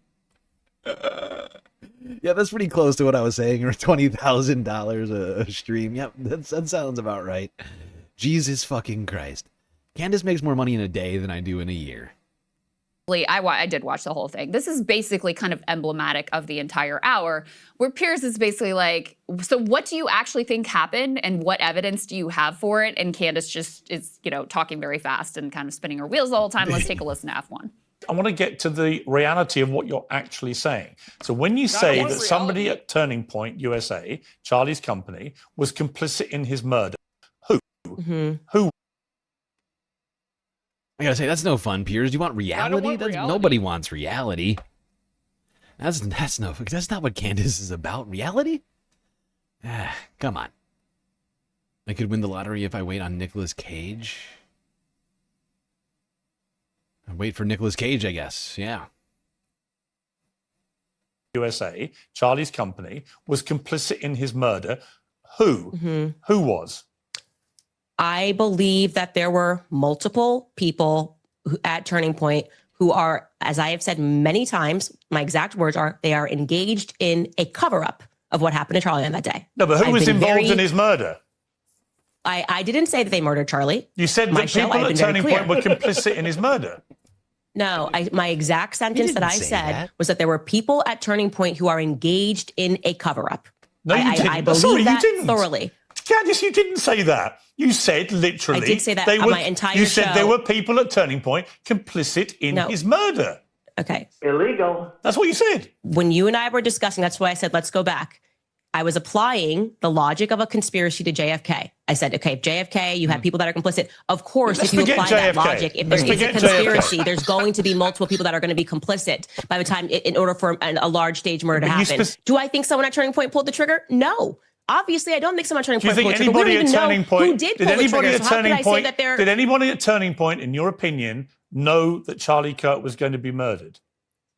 There is specifically 2 people at Turning Point USA, and I have communicated that information to Erica and Justin Strife, that I would not be surprised if they had foreknowledge of Charlie Kirk being assassinated. But do you have any evidence I'm not going to name... I am not going to name those people, okay, because it's not right for me to name those people. I should get reimbursement for that. You talking about the YouTube shutdown? I wish I would just get the money I'm owed. They still owe me like $1,000. Now, I'm assuming, but there's no way for me to actually check this. I'd have to like basically direct people to go looking through their bank statements for like returned money from YouTube, essentially. Like, it would be really hard to put together, honestly, probably. But like, I don't know if they've stolen the money or if they've given it back to our viewers, but they owe us like $1,000 from September. They just never paid us for that month of work, let alone a reparations for lost opportunity and possible revenue. Yeah, I'm not counting any chickens on that one as of yet. Until I know for a fact that they did. Did you give the names Did you give the names to Erica? Yes, So I absolutely did. You gave the names to Erica of 2 employees, current employees at Turning Point, who you believe were involved in the preparation for the murder of Charlie Kirk. Is that what you're saying? I told them that if I were in your shoes, these would be 2 employees that I would look further into. That's And what evidence I said. do you have that they had any prior knowledge of the murder? Because I don't have concrete evidence is the reason why I'm not naming them. So I've been So you've got responsible. no I'm not evidence, saying, but you're telling the widow that these 2 people may have been involved in the murder. But So this is basically how it went. This is how it went. Yes, Crystal, that is how it went. It went bad for Candace. Because she got roasted by Piers Morgan of all people. Sort of a shocking turn of events, if you will. You could do a class action because of how many people, because of how many creators have lost. Unfortunately, you could not, Darksparkle, not in this country, because of Section 230 U.S. law, which prevents people like YouTube, social media platforms for, like from really like facing any consequences for any editorial decisions that they make. Or I don't think it's technically editorial. How do you call it? What do you call it? It's not. I forget. I'm sorry. I'm not a lawyer. But I think there's multiple things that basically prevent you from doing that, including YouTube's own policies, like YouTube's own like guidelines when you become, like when you like get on the platform. I don't even think you have to become a creator to. But I think there's also language within the creator agreements that basically say you cannot sue us for anything that we do. I don't know if it's legal or valid, but I mean, considering what world we're living in right now, fairly certain that language would be held up, at least under this current regime that we live in. You know, there's a lot of talk of Egyptian planes and all the rest, the French Foreign Legion, and all of that, right? And I don't know, it actually, like, it feels very frivolous to talk about this, but it actually is really important for a number of reasons. Number one, she's created a lot of problems on the right. For the right. Yeah. Because after Charlie Kirk was murdered, first of all, I mean, they really were trying to consolidate this, this power grab. And look, they have a storyline. Tyler Robinson, he has the trans girlfriend, he's radicalized. And then Candace comes in, and through the opening of the investigation is genuinely a mess, as apparently every investigation Kash Patel is even remotely involved with. Yeah, the Brown shooter is still on the loose. Still on the loose. I mean, can we talk about that? They don't have a single lead with the So MIT true. shooter as well. I mean, there's like, and you see these images of FBI agents just like shuffling. I almost called her Candace. Jesus Christ. Crystal is so right about this, though. Candace saw the opening and she shot for it. She sprinted right for that opening. She was like, oh my God, I have an opportunity right now. There is a lack of information on a very high profile assassination of a person who I personally knew. Now, the other thing about all this is I do feel like there's something about this particular story is genuinely very, very, very personal to Candace. And we've talked about it in the past. I honestly don't know 100%, but some of the photos I've seen of Candace and Charlie together, they just looked incredibly close. Like, you ever see the video of them dancing? I honestly think some of this has to do with the fact that it's possible that they were either like having an affair, or that there was like some sort of history, some sort of like romantic history there, or that just like Candace had like always harbored feelings for. I honestly don't know where I fall on any of that. I just know that one of those things feels like the thing that's going on here in the background. I don't know if anybody's seen this here, but I'll just show you. Of him tweeting that, like, I'm living in that 21st century. There's something meaning to it. You don't understand, like, the divinity of him tweeting that. Like, I'm living in that Charlie 21st Dance. century. There's something meaning to it. You don't understand, like, the divinity of him tweeting that. Like, I'm living in that Charlie 21st Dance. century. There's something meaning to it. You don't understand, like, the divinity of him tweeting that. Like, honestly, they seems like I don't know. So much about their relationship, and they just seem to be so close. The Charlie dance. I don't know if you could hear that properly, but she's saying the Charlie dance.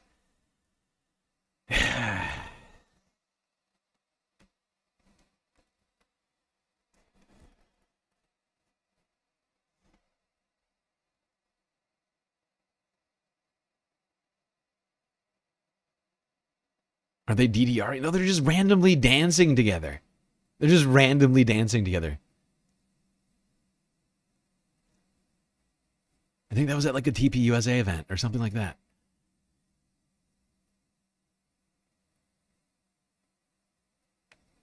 All right, everybody. Well, we're 6 hours into this stream. We still got a hell of a lot left for us to discuss, but we got to take another galactic intermission, so stick around. We'll be right back after these brief messages.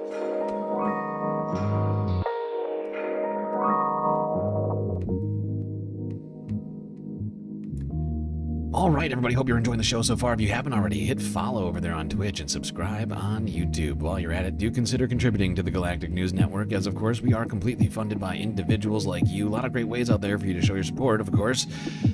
YouTube, super chats, super stickers, and memberships. Gifted memberships. Over on Twitch, you got the bits, the power-ups, gifted subs, Twitch Prime subs. You got Cash App and PayPal. And, of course, the very best way to get the most base benefits for your Earth dollars is Patreon, where you can become a galactic patron for the low, low price of 10 cents a day, $3 a month, and get access to a wonderland of space benefits. Things like an avatar on the stream. That's right, you can be hanging out poolside, at the bar, the lake, or the street. You could be getting a shout out at the end of every show. Be hanging out in the secret Discord channel inside of our Discord server. And much, much more. All right, everybody, enjoy the break. Grab yourself a drink, maybe a snack. I'll be right back.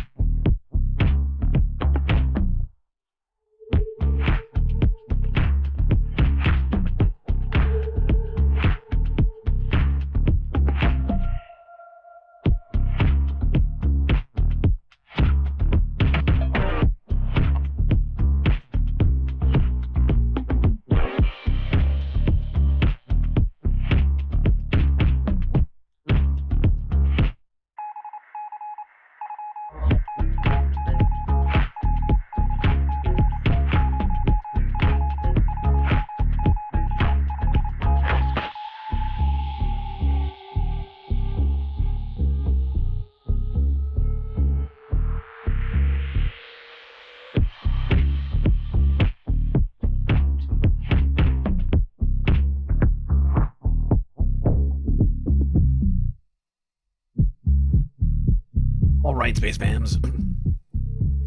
We are back. Oh boy, that's right. Fourth break over. Wait, third break? I'm trying to think. No, fourth break over. Fifth half about to begin. So you better get back in those seats. Otherwise, you're going to miss the beginning of the next half.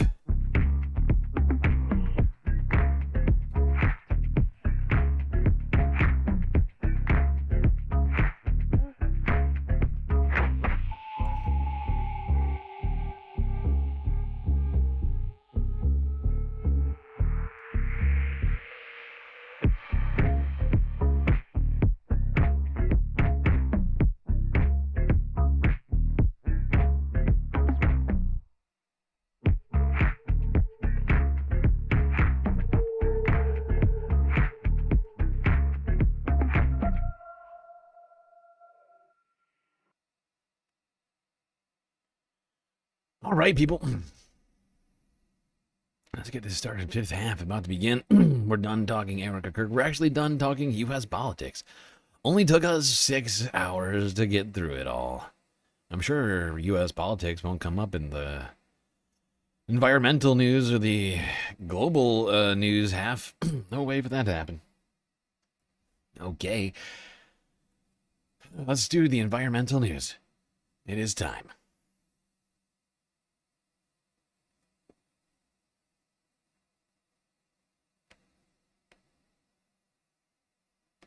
Sorry, I'm trying to find my spot. Ah, yes. Let's start here. Let's talk about big oil. With one man might know by the name of Raleigh Williams, PhD having climate scientist and YouTuber over at Climate Town. Tell us, Raleigh, what have you got for us today? Folks, I need to apologize for a video I made 2 years ago. It was called The Brainwashing of America's Children, and I made some pretty extreme claims about propaganda in public schools, and I just want to say, that's all true. It completely holds up, no notes. The thing I want to apologize for is that I let you down. While I was searching for oil propaganda for that episode, I became aware of the existence of a 17-minute video that sounded so punishingly stupid that I spent months of my life trying to track it down. It was a parody of the 1995 classic Clueless, starring Alicia Silverstone, Paul Rudd, this guy, and Turk from Scrubs. The parody version was called Fuelless. Off to a rough start right away, and it was created by America's biggest oil lobby to be shown to children. The problem was, the only evidence of its existence I could find on the internet was this screen grab. But when every search came up dry, I decided to just forget about it, finish the video, and move on with my life. But then, as if by divine intervention, I was sent a bootleg copy of the movie Fuelless. What? And my friends, illegal.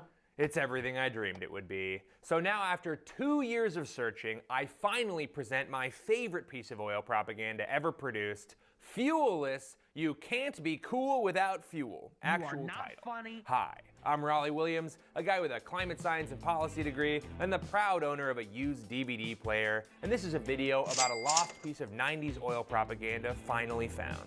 Welcome to Climate Town.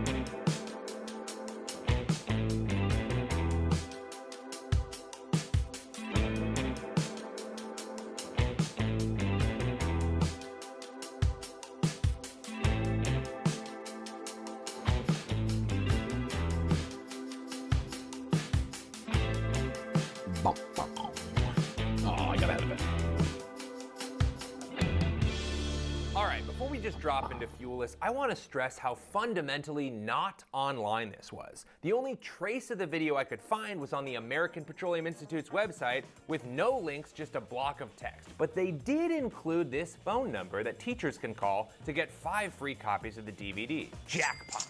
I must have called that number a dozen times and no one ever picked up. And at this point, most people would give up.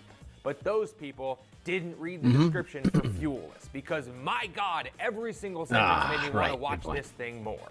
A DVD film for teen students that uses pop music and dance to illustrate the often invisible role petroleum products play in our lives. Pretty tantalizing. But if that's not enough for you, don't worry, it's got everything.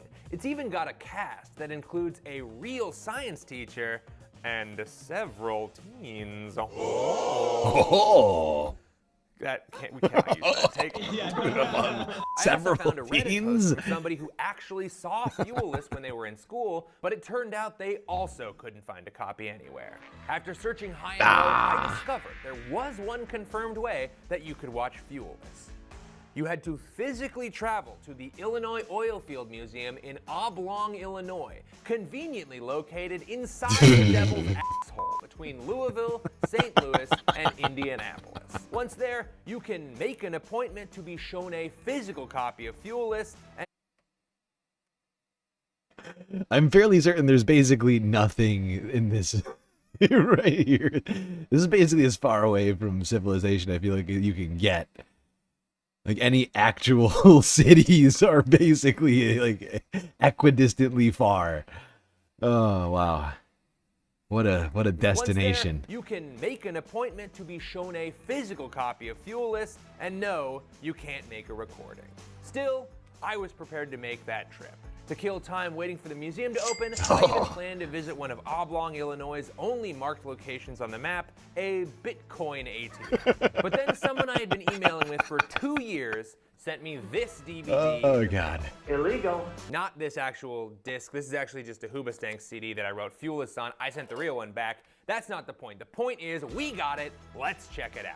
Now this thing is 17 minutes long, so I'm only going to show you my favorite parts, but I do have to show you the very beginning so you can experience what I experienced when I hit play on a strange DVD that I got in the mail.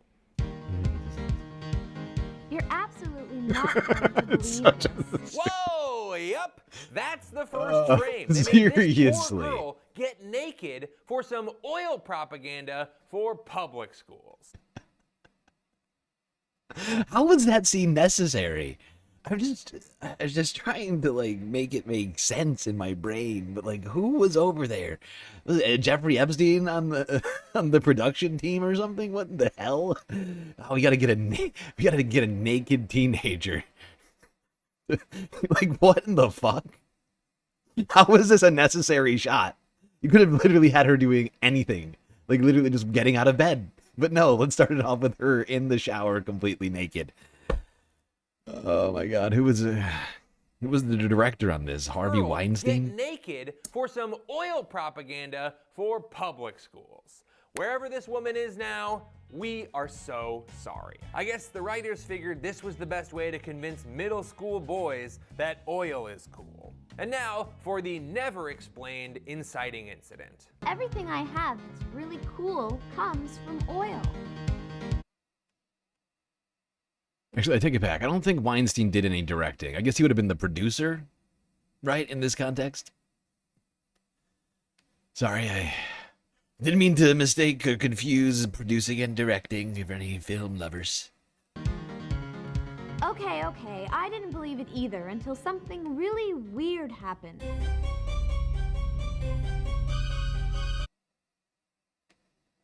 It was necessary because the creepy director liked the girl. Oh, that makes sense.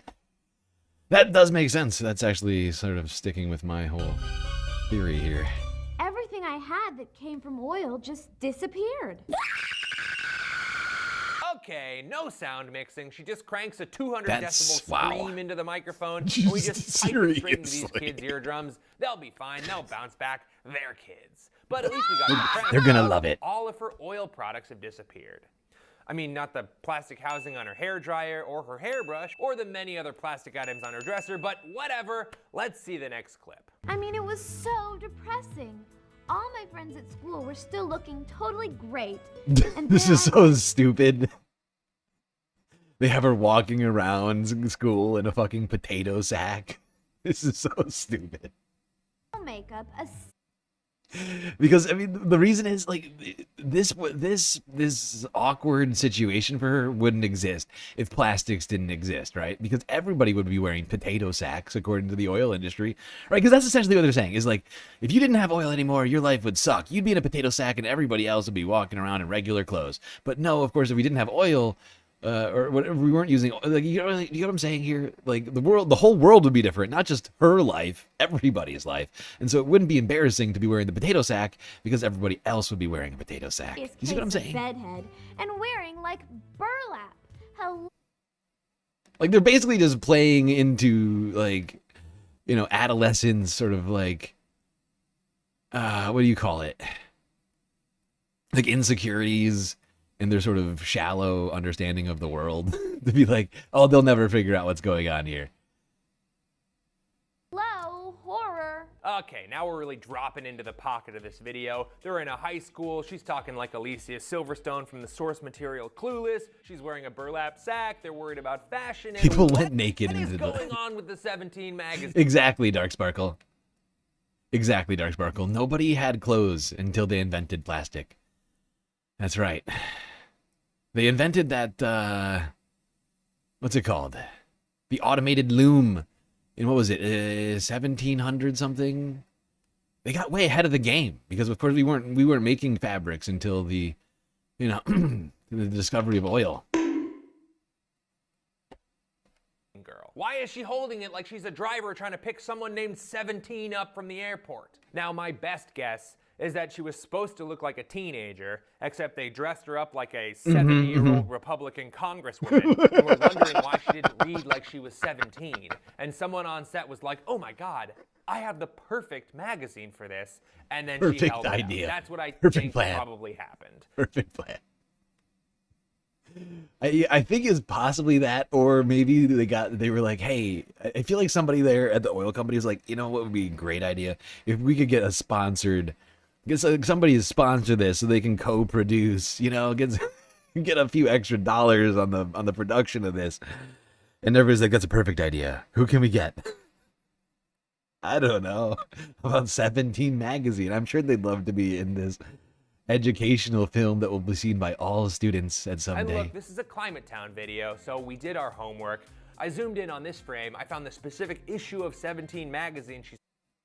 Like the way that she's holding it, like, screams product placement to me, right? Like the way she's holding it makes 98.7% of the magazine visible, right? You only do that, like, you only do such a thing if you want people to really know what, like, that's like, this is definitely some film shit. They're like, yeah, okay, all right, 17 is sponsoring this. We gotta get a 17. Let's just get her to awkwardly hold a 17 magazine for an entire shot. That'll be totally normal. Nobody will notice how forced this is. Bought a copy of it on eBay for $30 and then found this reference to the movie Clueless on page 26. Is the FBI on its way to my house? Nice. Probably. But that's a small price to pay for what could generously be described as an Easter egg. But now we're really cooking with gas. Let's go to the scene where our main character meets the real science teacher, a sort of Wish.com Miss Frizzle. Miss Watkins, this is the worst day of my entire life. My hair dryer won't work. My makeup is gone, and so are my clothes. And Miss Watkins seemed to know exactly what had happened. Stupid. Crystal, it sounds to me like everything in life that's made from oil is gone. And she opens this book on her desk. Wow. Miss Watkins is fucking clairvoyant. How the hell did she know that? There was no tell to that. I mean, this is the most forced script that's ever been written. It's worse. It's. Next thing I know, Oh we're in my this, God. like, oil field. And she goes, You probably think that oil only heats your house and runs your car. and I go like, hello, where are we? And she says, This is an oil field. like she thinks I'm clueless or something. Miss Watkins, you must think I'm totally clueless. Clueless isn't exactly the word that I had in mind, Crystal. What's abundantly clear is you are completely fuelless. She said the title. Finish your drink, whatever you're drinking. I don't care what it is. Hot coffee, a cup of milk, you drink it right now. Now, we've been to her house, the school, a class. Like, you know what this reminds me of? Like, this this oil propaganda is so bad. Like, I honestly, I'm fairly certain that Tommy Wiseau might have been the director for this. Although the only reason why I'm fairly certain he wasn't is because he didn't make any appearances in the film. You said the title. Finish What just happened? Don't do that. room, an oil field. We're already off the rails. But I was not prepared for where we were going next. Now, I would like to challenge you to speculate wildly about where this iMovie-ass water ripple dissolve was gonna take us. Take a guess and make it as big and stupid as you want, and I can almost... I did not hit her. It's not true. It's bullshit. I did not hit her. I did not. Oh, hi, Mark.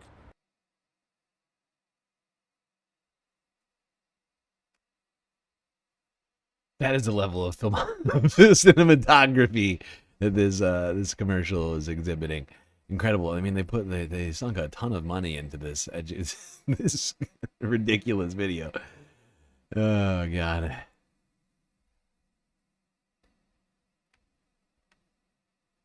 All right, we're gonna go to the end of this puppy.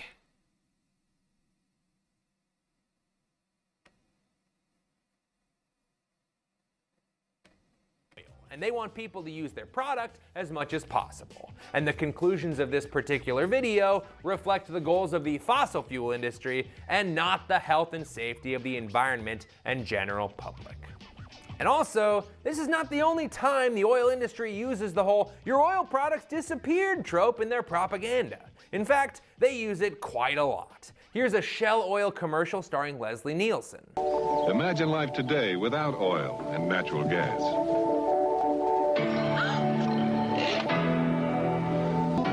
Here's... Yeah, and you know, we should do an updated version of that commercial where instead of having everyone's, you know, sea level going up and people being flooded out of their homes, if we didn't have oil and gas, maybe we wouldn't have that going on. Children's book called Petro Pete's Big Bad Dream, paid for by Oklahoma oil and gas companies. And good Lord, I wish I could save sweet 50-year-old construction kid Pete, but he loses all his beloved oil products too. And there's also an ad for a pipeline company that uses the exact same premise in 2021. Life will be very different because oil and gas are part of just about everything you touch. From the stuff in your hair to the stuff you wear. Ow. And so much more.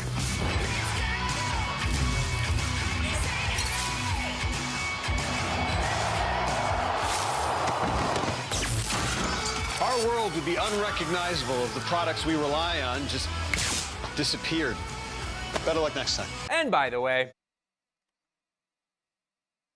By the way, we also had footballs. We absolutely had footballs before oil became a thing. I have this exact same shirt. I wore it for an entire episode of a Climate Town video, and I would have had it here today, but my girlfriend hid it from me. She hates it. She thinks it's ugly. But before she hid it, I looked at the tag, and unfortunately it's part polyester, which is plastic, so this dude should have been topless. But that's too racy for the oil industry. In their propaganda, only teenage girls are allowed to be topless for no reason. Just show her with wet hair in a robe, we'll get it. You don't need to make her do that. But no, that's how the video had to start. Awesome. But it was all worth it for suburban street soft shoe jazz from a low-rent Joseph Gordon-Levitt. So there you have it. You're now one of the lucky few internet users to have seen clips from Fuelless. Not only is it bad, but it also shows you just how little the oil industry respects the intelligence of our middle school students. There's... How rude. Thank you, Raleigh. Much appreciated for that deep dive down a horrible memory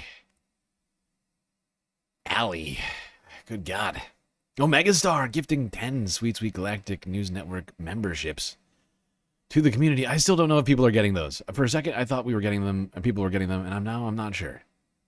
Hopefully they are. Either way, thank you very much for that. Hopefully YouTube will start gifting these out in front of us so we'll know who's getting the memberships. They're still not doing that. I'm not sure if that's because we're still updating the channel or something, or what's going on. From having been terminated, I honestly have no idea.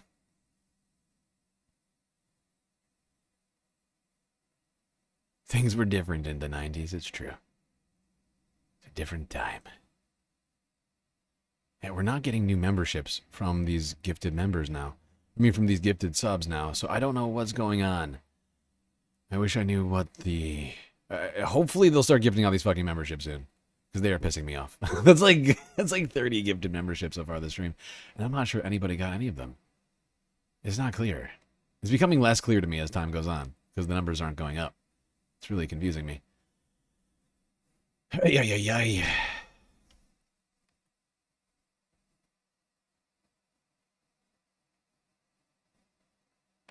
All right, now let's go to some weather-related news here. The Pacific Northwest is getting hammered still by storms. Here's AccuWeather from 2 days ago.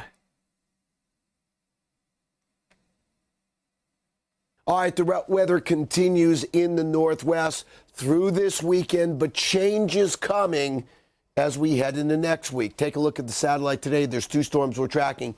Today's storm does have a feed of tropical moisture on its southern side, so there will be some heavy rain with this. The second storm is over Alaska. That's going to produce mostly showers as we go through this weekend. But another storm bringing heavy rain to the Northwest, but this is going to target Oregon, not Washington. That's where we have the flood threat here over the next 24 to 48 hours. Some spots in the coastal range and the west slopes of the Cascades will easily pick up over a half a foot of rain, and we have an AccuWeather local storm max over a foot of rain. Okay. Speaking of rain, let's go to Oregon. KGW news from yesterday.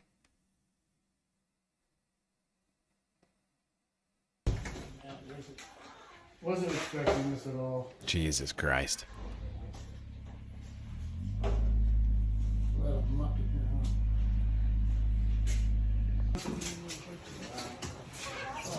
huh? Yeah. Dollars over there, jeez. Why is this used car salesman telling me about the weather? That guy really does give used car salesman vibes, doesn't he? He really does. I feel like any second he's going to sell me the upgraded package.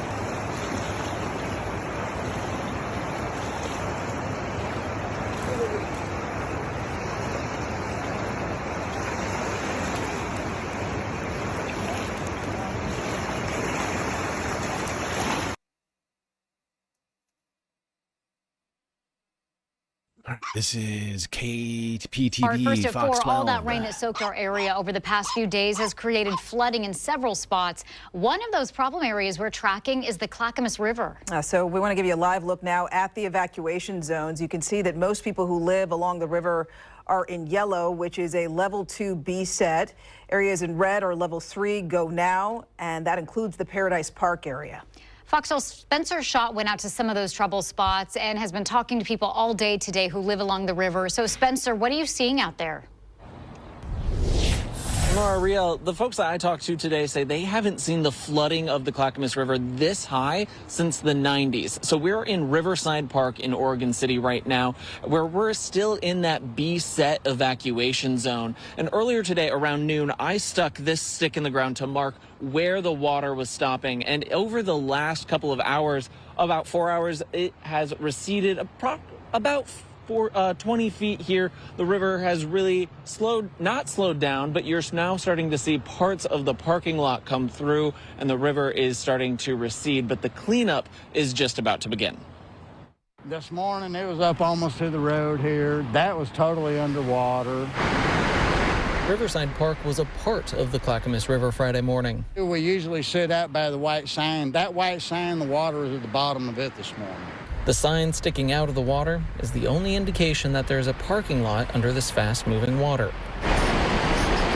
The current easily carrying full trees downstream. Oh my God. That water is moving there's so much water. And look at the size of that current fucking easily carrying tree. full trees downstream and dropping off logs where the water has receded, damaging property along the way. The boat ramps down at the huge tree, tree come down, it hit it, and it sent up a wall of water. It was like 15 foot high, and it just shattered that. I mean, it was amazing. It's something else. This is the second time I've seen it like this in my lifetime. Back in '96, they had a really good flood stuff here, and it changed everything a little bit. Across the river along Clackamas River Road, backyards feel more like beaches. And despite their best efforts, many houses flooded. This homeowner didn't want to go on camera, but told me they have 8 inches in their basement, and it's going to be a long cleanup process for those who had to evacuate Thursday night. I had some friends along Eagle Creek, and they had to evacuate about 9:30 last night. The cops came around and told everybody they should get out of here and for their own safety. And those friends haven't returned home to look at the damage just yet. But Friday afternoon, some self-proclaimed adrenaline junkies tried to launch a boat despite the boat launch getting washed away, and they didn't make it very far before turning around and getting out of the water. Now the clock. Well, there you go. Flooding in the Pacific Northwest, hitting communities in Oregon, causing a great deal of devastation for the communities there along the river, especially, it would seem. Just gonna skip ahead a little bit. Son of, don't do that. Oh my God, you're killing me.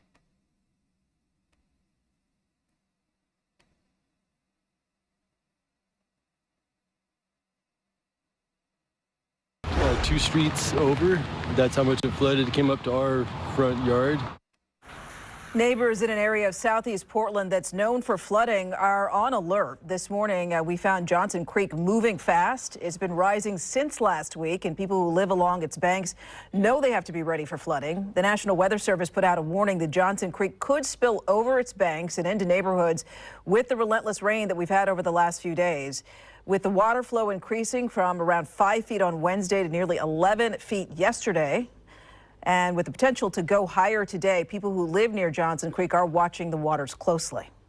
With this water flowing like this, you never know, though, okay? You know, what can happen, you know? I like the excitement. It's kind of cool when it was rushing through the parking lot when nobody's getting hurt. Of course it can happen. Worse can happen. Many neighbors say if the area does have major flooding, they are prepared, but hope that the city does more to prevent severe damage. Clackamas County issued a Be Ready evacuation notice for low-lying areas along Johnson Creek for both the county and the city of Milwaukee. Okay. I think that's all we're going to do on that flood. People will be dealing with that situation. The cleanup will, I'm sure, be going on for quite a while.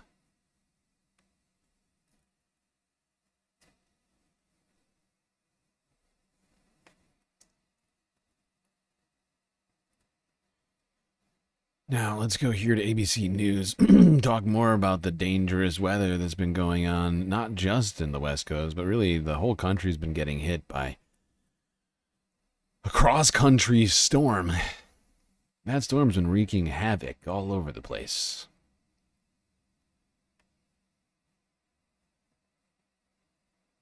No, don't do that. No, you're killing me. You are killing me. How rude. It's incredibly rude.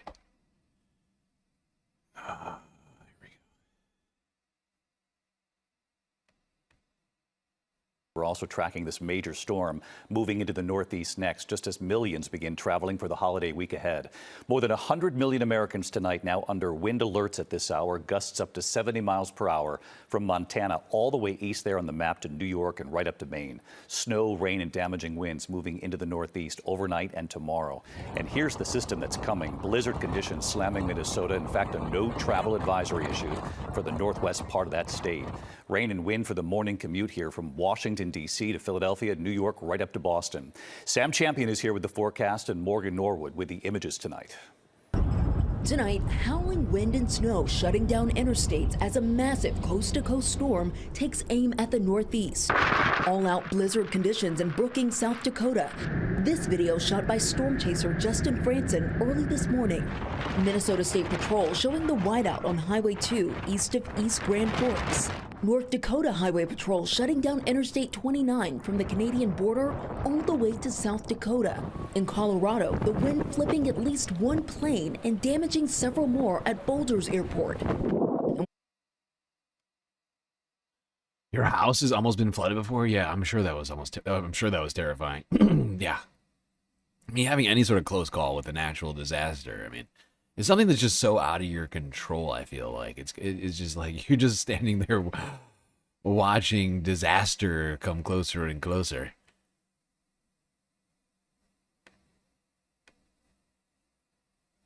And where there's no snow, the winds are fueling fires. Overnight, east of Denver, multiple fires breaking out in Yuma, Colorado. Flames tearing across the horizon.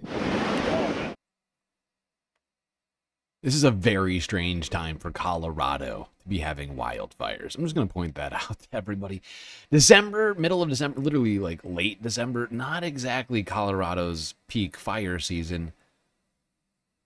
But with the winds and the dry conditions, because Colorado is really dry this year for most of the year. In fact, I think many parts in Colorado, we talked about it, like many parts of Colorado were under like drought conditions. Back in South Dakota, this out-of-control fire in Rapid City. Crews scrambling to dig lines and attack the fire with hoses. A nearby television station reportedly forced to evacuate for a time. This same system taking down massive trees and knocked out power to hundreds of thousands in the Pacific Northwest. A new system moving in there, bringing more high winds and rain tonight. And David, here in New York, we're bracing for wind gusts that could top 50 miles an hour today and tomorrow, which, by the way, is expected to be the busiest travel day of the holiday season. David? No question about that. Yeah, and 50-mile-per-hour winds, that's bad. Anything above 50 miles per hour makes it nearly impossible, and in fact, in many cases, too dangerous for air crews like helicopters and planes to go and try and put these fires out. That was one of the reasons why there was so much trouble in the LA fires. Because the winds were so high, moved the fire really quick, and battling it during extreme winds is near impossible. Ad break incoming on Twitch. Good reminder, Omega. All right. Now let's go... Let's go here. Planet Wild. All the way in... Where was this? I'm trying to remember. Asia? I think this next video is in India. The ocean... Oh, what is the name of this charity? I can't remember what they're called. They're technically not a charity. They're like an NGO. The plastic guys. The ocean plastic people. I can't remember the name of it now. We've talked about them like a dozen times. I cannot think of the name of their freaking organization. But they were in India working on a breakthrough that could potentially solve ocean plastic. What if we could stop the flow of ocean plastic directly at the source, using a simple, low-cost solution that can be deployed all over the world? Right now, rivers are actually the source of most ocean plastic, funneling thousands of tons of trash into the sea every single day. But this funnel actually creates a chance to stop the flow of plastic in its tracks. And we're teaming up with an international team of inventors and engineers who have proven that it can be done. They designed a system that can keep our oceans clean. And after 6 years of development, it's now ready to be deployed all over the world. So we sent Cameron to Mumbai to find out if it can survive one of the toughest testing grounds on Earth and transform this into this. We are Planet Wild. Welcome to mission 34.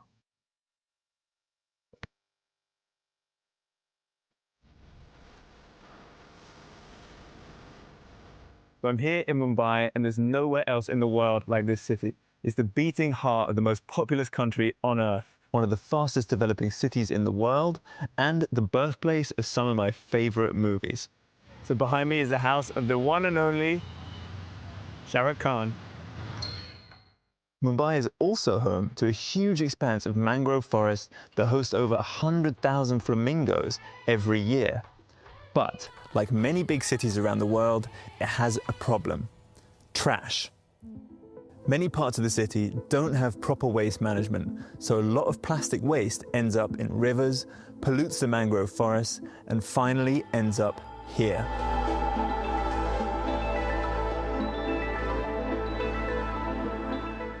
In fact, the majority of plastic in the ocean comes from rivers, around 4.7 million kilograms every day. If nothing changes, ocean plastic pollution will quadruple by 2050. And once plastic reaches the open water, it's extremely difficult to do anything about it. It spreads throughout ecosystems, breaks down into microplastics, and pollutes the entire food chain, including us. I was just shocked by how much plastic was going to the ocean through the rivers. And then we realized there was no organization in the world that stops ocean plastic in rivers. And then we said, okay, let's found the first company that focuses exactly on that. This is Carsten. He founded Plastic Fisher in 2019 with the goal to develop a simple, scalable, and effective solution to the plastic crisis. We understood that it needs a very low-tech solution that we can build anywhere in the world from locally available materials to roll this out globally. They have already stopped 2.5 million kilograms of plastic from entering the ocean. But this is just the beginning. Now it's time to really scale up their impact, which takes us back to Mumbai. To understand what makes this city so unique, we have to rewind. Mumbai used to be 7 separate islands, but beginning around 200 years ago, all the land in between these islands was filled in a massive land reclamation project, creating the Mumbai we know today. Oh, God. I actually did not know that about Mumbai. A massive land reclamation a little project. Disturbing. And in between. It's a little disturbing. Like, if all that land in between these orange areas are basically at sea level. This is one of the biggest cities on the planet. Woof. I'm just thinking about ocean levels as they continue to rise. Some of you on YouTube probably don't know about what we've been talking about lately, but things are not good. And the fact is, I think I need to do another. I think I need to do a full length like edit on some of the stuff we've been talking about recently, because it's not looking good. I don't know if you all heard. I think we were talking about it on Twitch and not on YouTube. I can't remember. But we found out the A23A broke up in the southern Atlantic and is now completely melted into the ocean, adding like millions of tons, billions of tons, I think, of ice of fresh water into the ocean. A bunch of other stuff we've found out recently, which leads me to believe, and I think a lot of people, that we might be heading towards an even more sort of accelerated warming period and rising of ocean levels. Was filled in a massive land reclamation project, creating the Mumbai we know today. That means Mumbai is really vulnerable to flooding because of how close the sea level is. This is a storm drain, and there are dozens of these throughout Mumbai, and they're designed to prevent the city from flooding, but they also collect a lot of that mismanaged waste that comes from the city. They flow through super densely populated areas where often waste is not collected at all. So a lot of waste is dumped into these drains, and they act as highways, carrying it all out to sea. But this means that plastic is focused into key areas where our solution can be deployed. So, how does it work? Our first concept was actually a water wheel that would, with the flow of the water, collect the plastic from the water and bring it on land. But we realized it doesn't work because the flow speed is not strong enough. And then we had to come up with a new technology. Instead of trying to over-engineer the solution, they decided to do the opposite. Make it simple. A floating barrier with a net skirt sits on the surface of the river and intercepts drifting waste, while fish and other aquatic animals can freely pass underneath. It's made from locally available materials and is strong enough to survive the monsoon season, but light enough to be installed without heavy machinery. And it can be repaired by the community itself, making it a solution scalable from tiny village streams to massive polluted rivers. And we are here with a team in India to build the biggest one they've ever. Yep. Pretty cool innovation here. There's multiple companies now working to do things like this, and we just got to do everything we can to stop having plastic go out into the ocean and into our environment. One thing we could do is start trying to replace it in our products. That's really the direction we need to be heading in, is finding plastics replacements in every single context that we can make it work, right? That really has to be the main goal. I mean, this kind of stuff we have to be doing while we're going through the transitional phase. You can't, it can't just be about cleaning it all up. Because the fact is unfortunately, plastic is non-recyclable. Generally speaking, you can only recycle new plastic a few times before it becomes so degraded that it is no longer usable. And so there's constantly a degradation process happening in plastics. When they're in their environment, they're degrading even more. And if we get them all together and we try to recycle them, we can't. So we have to find another solution. That's just where things are at, unfortunately. And we've been lied to by specifically the plastics and oil industry about plastics recyclability, but we cannot continue to live in that fantasy world anymore. It is not recyclable. To the degree that they talk about it, it is not. And it is not sustainable. And there are, in fact, a lot of people working on creating plastics replacements in all sorts of places where we don't really need it.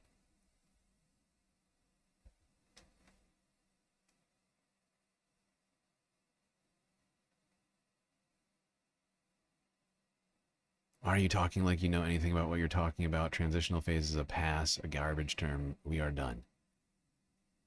I don't know what you're trying to say to me right now. You're saying that there's nothing that can be done to try and improve the planet or the way that we interact with our environment? I'm not sure. I'm genuinely not sure what you're trying to say right now. But I have spent many years talking about this kind of stuff, so I do actually know a little bit about what I'm talking about.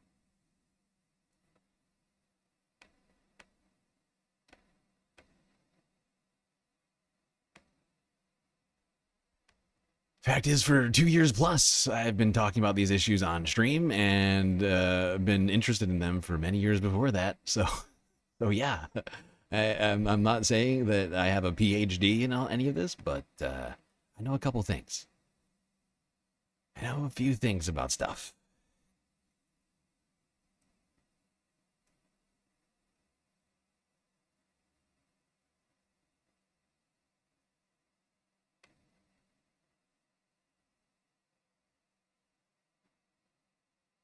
All right, let's go here and talk about renewable energy really quickly. Science Magazine. 2025, the breakthrough year of renewables. Anywhere but the United States. When you drive your car or turn up your thermostat on your natural gas furnace, you are using ancient solar energy that fell on the world tens, hundreds of millions of years ago. Now we are shifting to current solar, the energy that streams from the sun every day. Renewables, they're not just the virtuous thing to do, they can be the profitable thing to do. Every year, science editors pick what we think is the biggest breakthrough in the world of science. It is sometimes a major research advance, but sometimes it's something just sort of in the world of science that's going to have a lot of consequences for society as a whole. This year, we've chosen what we're calling tipping point for renewable energy. In 2025, renewables crossed a couple of key thresholds. For one thing, the amount of electricity generated from renewables, that's solar, wind, and hydroelectricity, was greater worldwide than the amount generated from coal. For another, the growth in renewables in the first half of this year was more than enough to cover the increase in global electricity use. The world is in many ways on the wrong course still. Fossil fuel use is still rising. Solar and wind are still only a fraction of the world's energy use, but these are thresholds that suggest that they really are on a roll. It's been clear for decades that this is a direction we need to go in. That is, it's definitely a good sign. It's It's still not rising. great that, Solar you and know, we wind haven't, it's not great that I'm sorry, where is it? worldwide and the amount generated. Like, this is good. This is a good trend, but we do need to phase out all of these things, right? We can't keep adding to coal and natural gas and oil consumption, you know, and that's what we're doing, especially right now, because a lot of this, like, coal that should be shut down at this point is now being used to power fucking data centers and things like that. You know, help the billionaires in the AI race. You know, we could probably have been phasing out way more of that stuff in the last couple of years if those people hadn't been building a new data center every fucking minute. Coal. For another, the growth in renewable flow.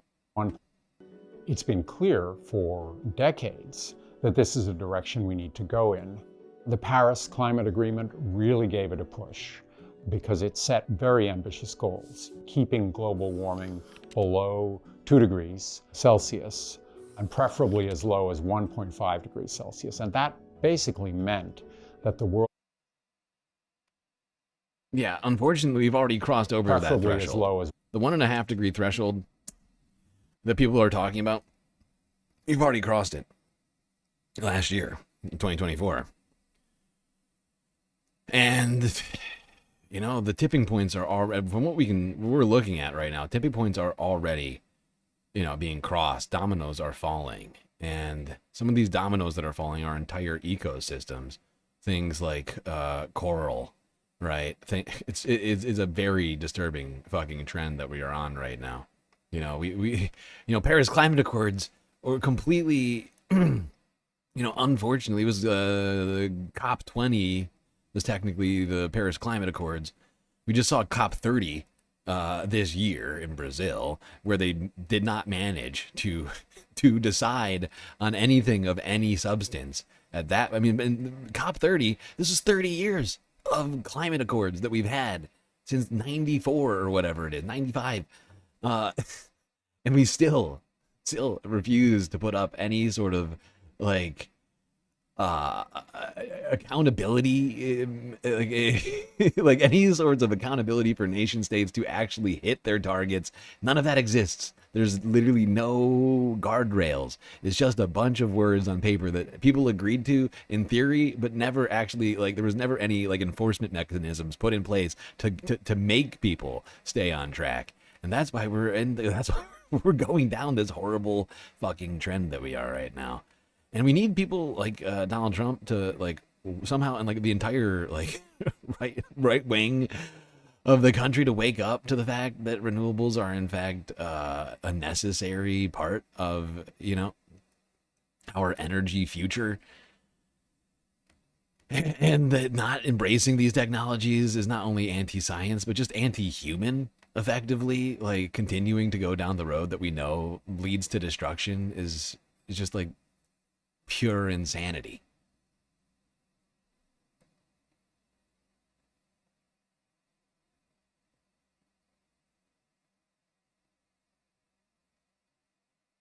Is this a bro rebate? What the hell is a bro rebate? I don't know what that means.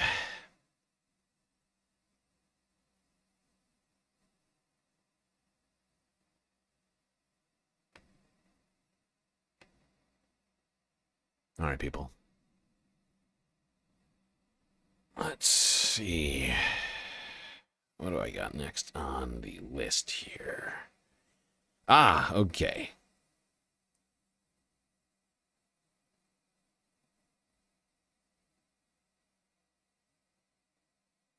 Okay. Now,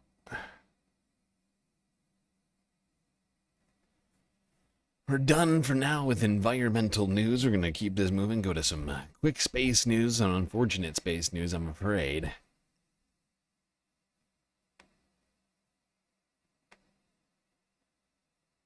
But the famous, well, I don't know about famous. I mean, at least was at one time famous.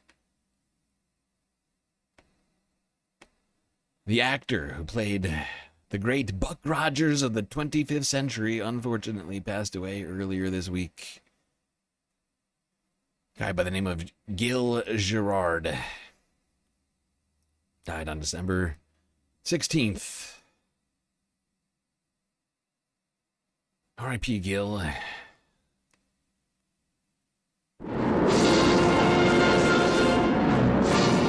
the year 1987, at Cape Kennedy, NASA launched the last of America's deep space probes. Aboard this compact starship, a lone astronaut, Captain William Buck Rogers, was to experience cosmic forces beyond all comprehension. His trajectory was disrupted by an explosion. In the wink of an eye, his life support systems were frozen by temperatures beyond imagination. Ranger 3 was blown out of its planned trajectory. Buck was frozen by elements so instantaneous and perfect that he was fully preserved and living when found by the forces of the Draconian army and taken aboard the King's flagship Draconia. Where am I? You were aboard the King's flagship Draconia, under command of the Royal Princess Ardala, on its way to Earth on a peace mission. Oh. There you go. Excerpt from the 60s, 70s show, Buck Rogers of the 25th century, whatever it's called. R.I.P. Gil, R.I.P.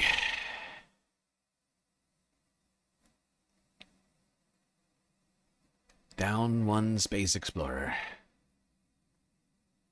Enjoy the great beyond, sir. All right, everybody.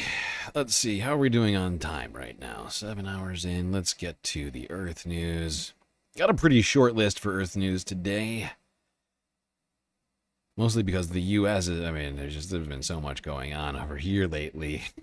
Been kind of taking up all of my attention.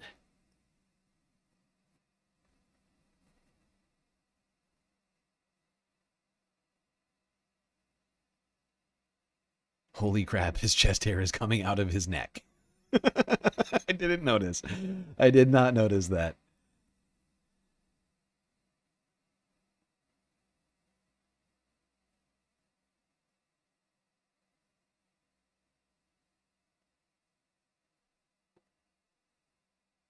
All right. Where were we? I'll show the South Park version. Was there a South Park version of that show? Get the fuck out. I kind of want to show it. Maybe we'll do it Sunday Fun Day or something. Look for that. All right, to the Earth news. Wow, a lot of stuff has been going on over here this week.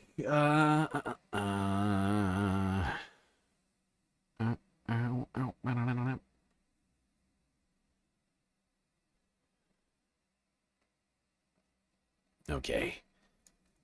Let's start here. Monday. Mexico. Things got a little crazy in Mexico City. A brawl. Breaking out in state house in Mexico City over the repeal of Transparency Institute's funding or something like that. People grabbing hair. A little out of hand. Oh my god. This is a disaster. There's like 6 people all grabbing each other's hair simultaneously. This is not good. I mean, this woman is dangerous, ladies and gentlemen.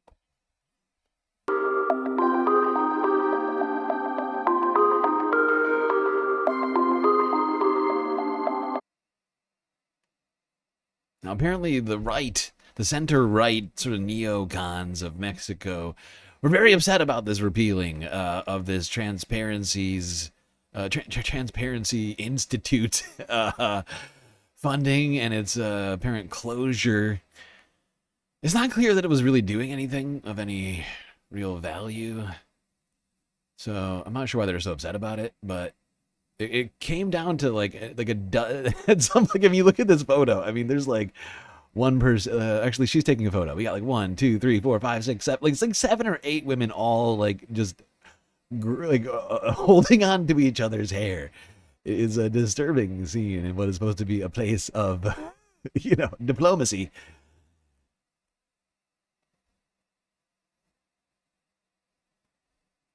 All right, let's go to the Caribbean, where, of course, the United States has not ceased its illegal actions in the Caribbean against, you know, fishing vessels, oil tankers, stuff like that. Donald Trump had some stuff to say about Venezuela on Wednesday. It's the blockade. We're not going to let anybody going through that shouldn't be going through. You remember they took all of our energy rights. They took all of our oil from not that long ago, and we want it back. But they took our oil. They illegally took it. Getting land, oil rights. They illegally took it. They took it away because we had a president that maybe wasn't watching. But they're not going to do that. We want it back. They took our oil rights. We had a lot of oil there. As you know, they threw our companies out, and we want it back. Oh my God. It is such a nonsense statement. I mean, the fact is, like, what Donald Trump is talking about is that, like, at one point when Venezuela decided to nationalize its own oil reserves and U.S. and British companies were kicked out of the region, like, that somehow, like, he's made, the way he's talking about this is that somehow U.S. oil companies had, like, a claim to the land of Venezuela. I mean, it's pure imperialism, right? It's like, that's our oil, okay? We were there first. Even though you were really there first, we showed up with a bunch of people and a bunch of money and equipment, and we took it. And then you said, you can't do that anymore, and that's not fair. I don't care if it's in your land, on your country, in your territory. That's not fair. We should be able to take whatever we want out of your country. Like, it's one of the most unhinged imperialist fucking, like, empire. Like this is pure, like, emperor shit. This is like the sort of thing a literal emperor says. They've taken money from the kingdom. They've taken our resources from their land. We must quash this descent. And we will do it with force. Now, some other shit that was going on this weekend off the coast of Venezuela was 2 separate near collisions with passenger aircrafts and U.S. military aircrafts. 2 of them, not 1, 2. Count 1, 2 of them. A private business jet going from Aruba to Miami narrowly avoided a near collision with a U.S. Air Force refueling tanker near Venezuela. This marks the second reported near mid-air collision in as many days near Venezuela. Pete Montine joins us now. Pete, what are you learning about this? Well, the good news is these incidents have been happening in clear weather in daytime, so these pilots have been able to spot these collisions in the making before they got much, much worse. This latest case happened Saturday afternoon, but just coming to light now, and we're able... By the way, when he says pilots spotted them before the collision, we're not talking about the U.S. airmen. We're talking about the commercial pilots. And there was 2 flights. One was a business vessel. The other one was a passenger aircraft. Right? It was like a JetBlue flight or like Delta or something like that. And it was the pilots of those crafts that averted disaster. Right? Not the U.S. Navy airmen or whatever, whoever's flying these fucking planes for the United States. No. It turns out somehow that passenger aircraft pilots are more competent than U.S. Military pilots somehow, shockingly. Also, these U.S. military pilots were flying without their transponders on, effectively blind, and not just for them, but for everyone else, especially, right? They turn off the transponders, and all of a sudden, all the aircraft in the area have no idea that they're there. Transponders exist so that planes don't crash into one another, because there's, at any given time, thousands of planes flying all over the fucking place, and it's incredibly, it's just negligent, right? Like, if they had crashed into these, it would have been negligence, avoidable decision-making process that led to the deaths of people. That's what it would have been. Piece this incident Right. together from the air traffic control audio from liveatc.net. This close call was detailed by the pilots of this private jet that just departed from Aruba on its way to Miami. That's only about 15 miles from the coast of Venezuela, where the airspace is pretty sensitive right now, to say the least. The pilots essentially reported what the crew of a JetBlue flight reported just the day before: a large United States Air Force aerial refueling tanker appearing without triggering their in-cockpit collision warning systems. The pilots of this private jet say they were climbing through an altitude of 26,000 feet when they said they would have climbed into the Air Force jet. And I want you to listen now to the radio transmissions in which they describe this encounter being too close for comfort. Listen. We got that traffic. I don't know how we didn't get an RA for that, but they were really close. RA meaning a resolution advisory on the traffic collision avoidance system. The pilot said the plane looked big, like a Boeing 777 or 767, which is similar to an Air Force tanker. That new incident comes just one day after the pilots of a JetBlue flight said they had to abruptly stop their climb due to an Air Force refueling tanker that crossed directly in front of their flight path. That incident happened after that JetBlue flight took off from Curacao, so in roughly the same area of the Caribbean Sea where this new... Yeah, and if what he was saying didn't make it clear to you, these planes were not leaving Venezuela. They were leaving islands off the coast of Venezuela, like Curacao, which is not at all in any way related to Venezuela, aside from being nearby in geography. I think they're technically a Netherlands protectorate. I can't remember, but point is, the flights leaving Curacao, a completely different country, are getting into near-air collisions with U.S. military planes. Fuck yeah!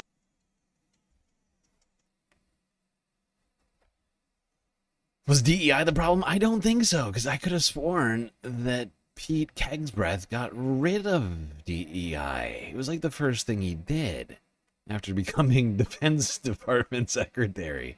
He got rid of all the DEI. The boats aren't even named boat things anymore, right? Like, there should be no problems. If DEI was always the issue, there should be zero problems. Where's the warrior mentality? Jesus Christ. Wake up, warriors. You fucking idiots. I'm starting to think maybe this warrior mentality isn't everything it's been sold to us by old Pete. I'm starting to think he's been lying about that. Dubious claims from Pete? Ah, no, he would never. He would never do that. Okay. Well, while we're still in the Caribbean, let's go here. If you haven't heard, apparently the United States has seized, or at least stopped, another oil tanker off the coast of Venezuela. That's right, number 2 in the last 2 weeks. The Associated Press from 8 hours ago. Whoops.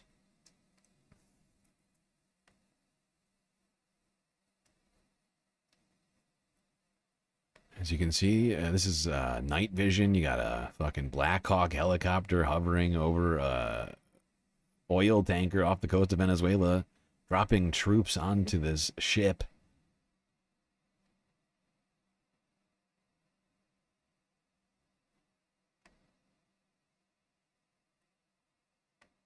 I guess they were hanging out for a while, because then the sun kicked in. You got regular view.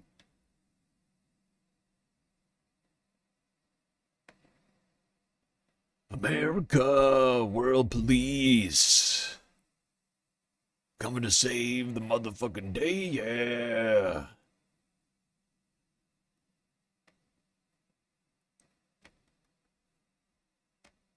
Just insane. This is just so stupid. Why are we doing this?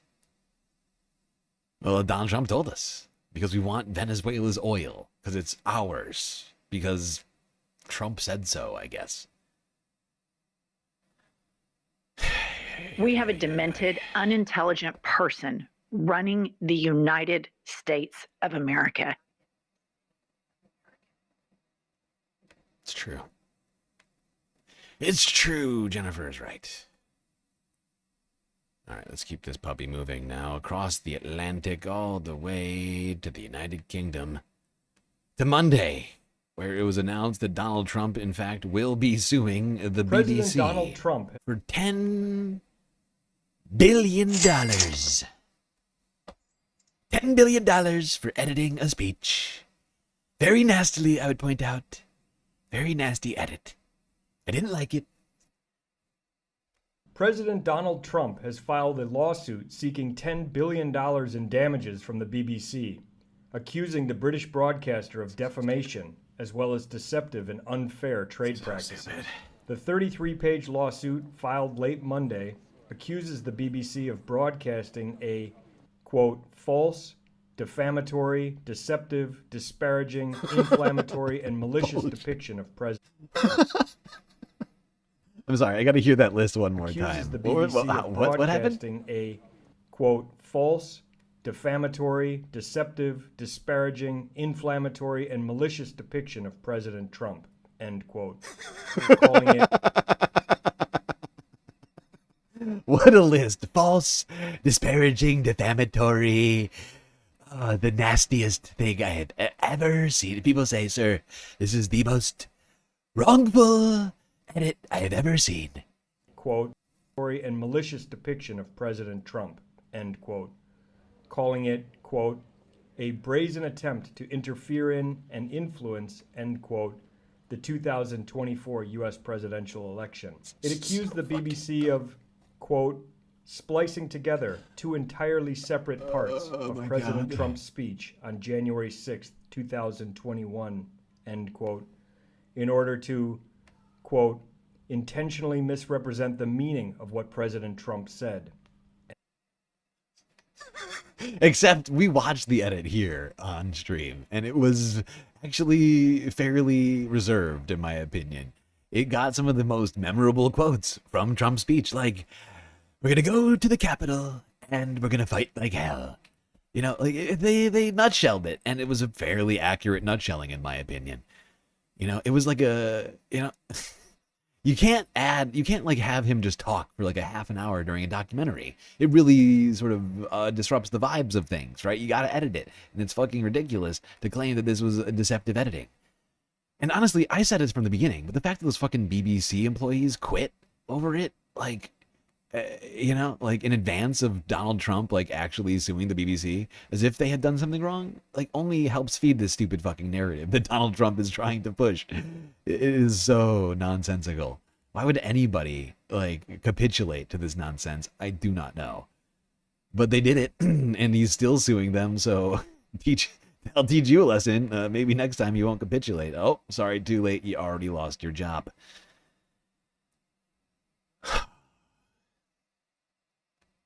It's fucking incredible. He's suing foreign media organizations for coverage that he finds unfair. Wow. It's just pathetic. Such a weak, fragile ego. The most powerful man on the planet.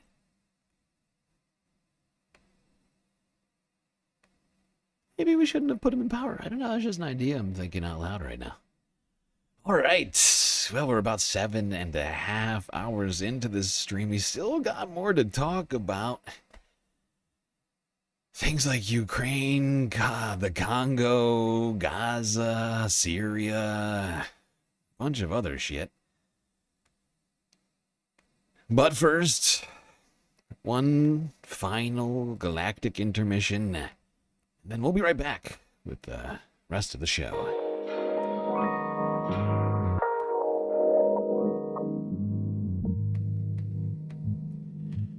All right, everybody.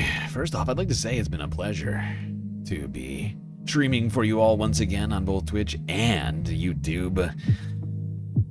Really is great to be back. If you haven't already, hit the follow button on Twitch, hit that subscribe button on YouTube, and do consider contributing to the Galactic News Network, as of course we are completely funded by individuals like you. A lot of great ways out there for you to show your support. Super chat, super stickers, memberships on YouTube, on Twitch. We got the points, the power-ups, the bits, the subs, the gifted subs, the Twitch Prime subs. We got Cash App and PayPal. But the place to get the most space benefits for your Earth dollars is, as always, Patreon, where for the low, low price of $3 a month, you get access to a wonderland of space benefits unseen by the rest of the goddamn Milky Way galaxy. Things like an avatar on one of our intermission screens, like the pool that you're looking at right now, or the bar, the lake, the street. It's up to you. You let me know what you want to be and where you want to be, and I'll try and make it happen. That's not all, though. Of course, you get a shout-out at the end of every show, a secret Discord channel inside of the Discord server, and much, much more. So what are you waiting for, Space Fams? Take the plunge, become a Galactic patron. Link in the chat and in my bio on YouTube and Twitch.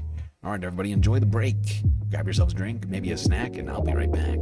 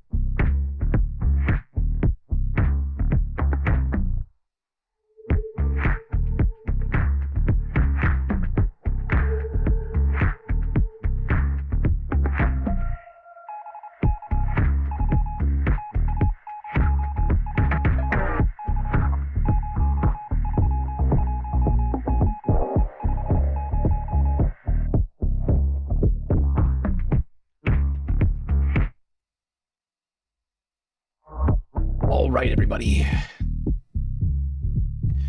We are back.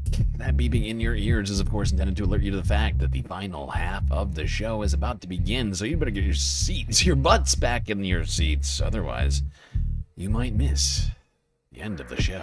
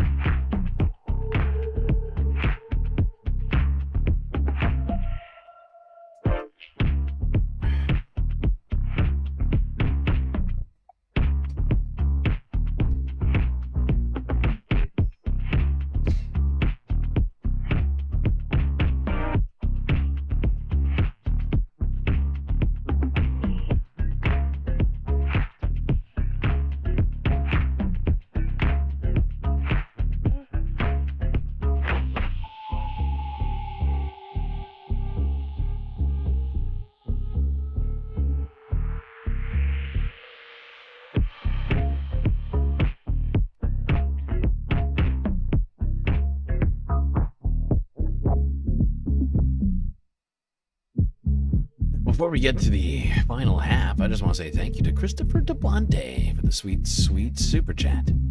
Welcome back, GNN. Honk meow. Honk meow to you, Christopher. Honk meow to you. Good to see you and much appreciated on the super chat. It is absolutely fantastic. It's a fantastic feeling to be back on YouTube. 3 months was much too long to be off and away from all of you folks here on the YouTubes. Not that Twitch wasn't, good to us, kept us alive through the last few months, but it was tough feeling like we were being forced off of this platform. Well, we have made huge strides over on Twitch. Really increased our viewership over there, nearly doubled our followers while we were stuck for 3 months. So, the small victories, I suppose. All right, let's go south from the UK.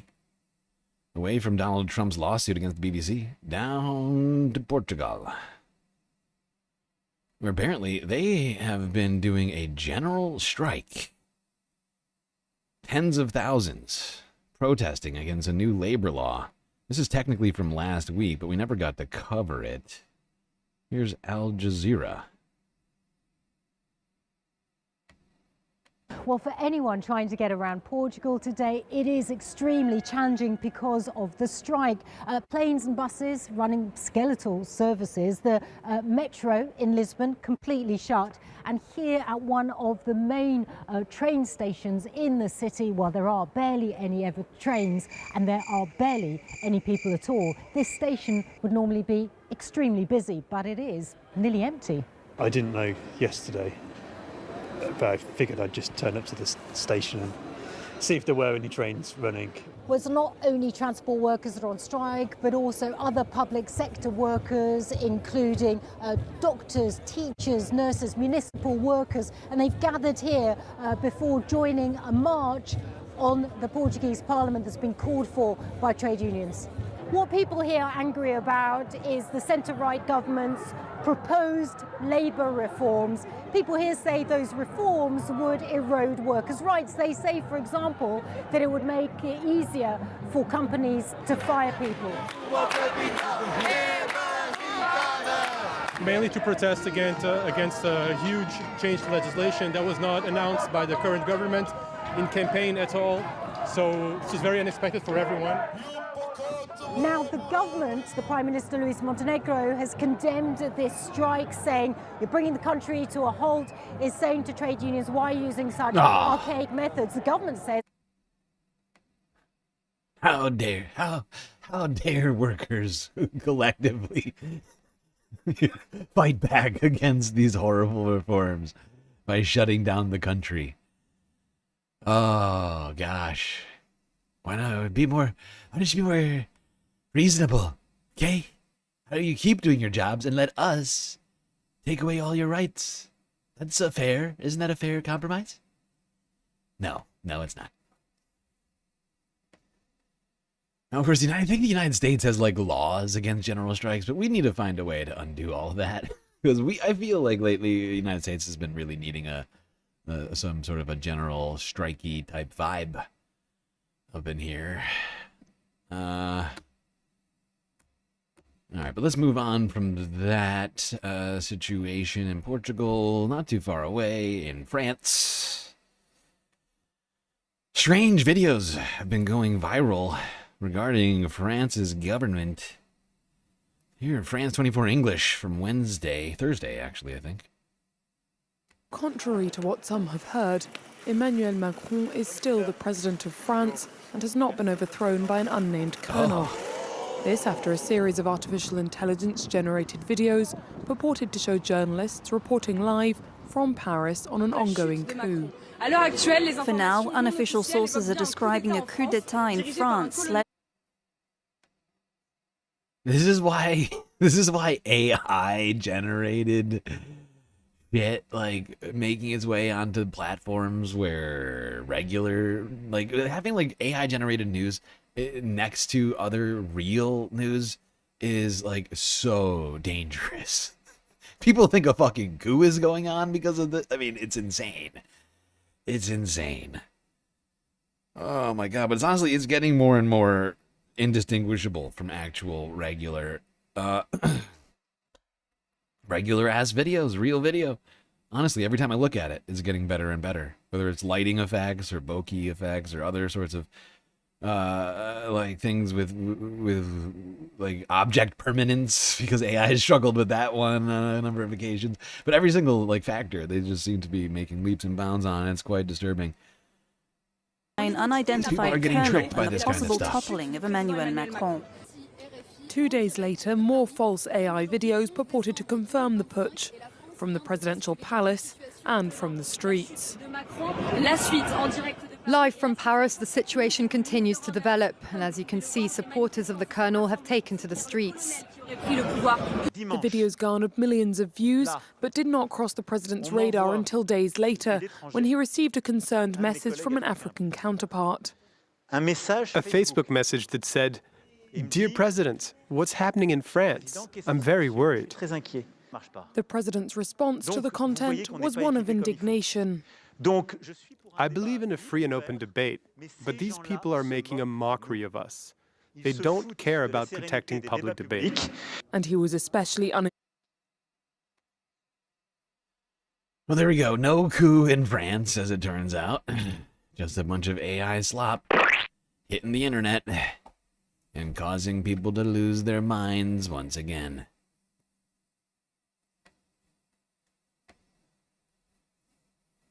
Yay.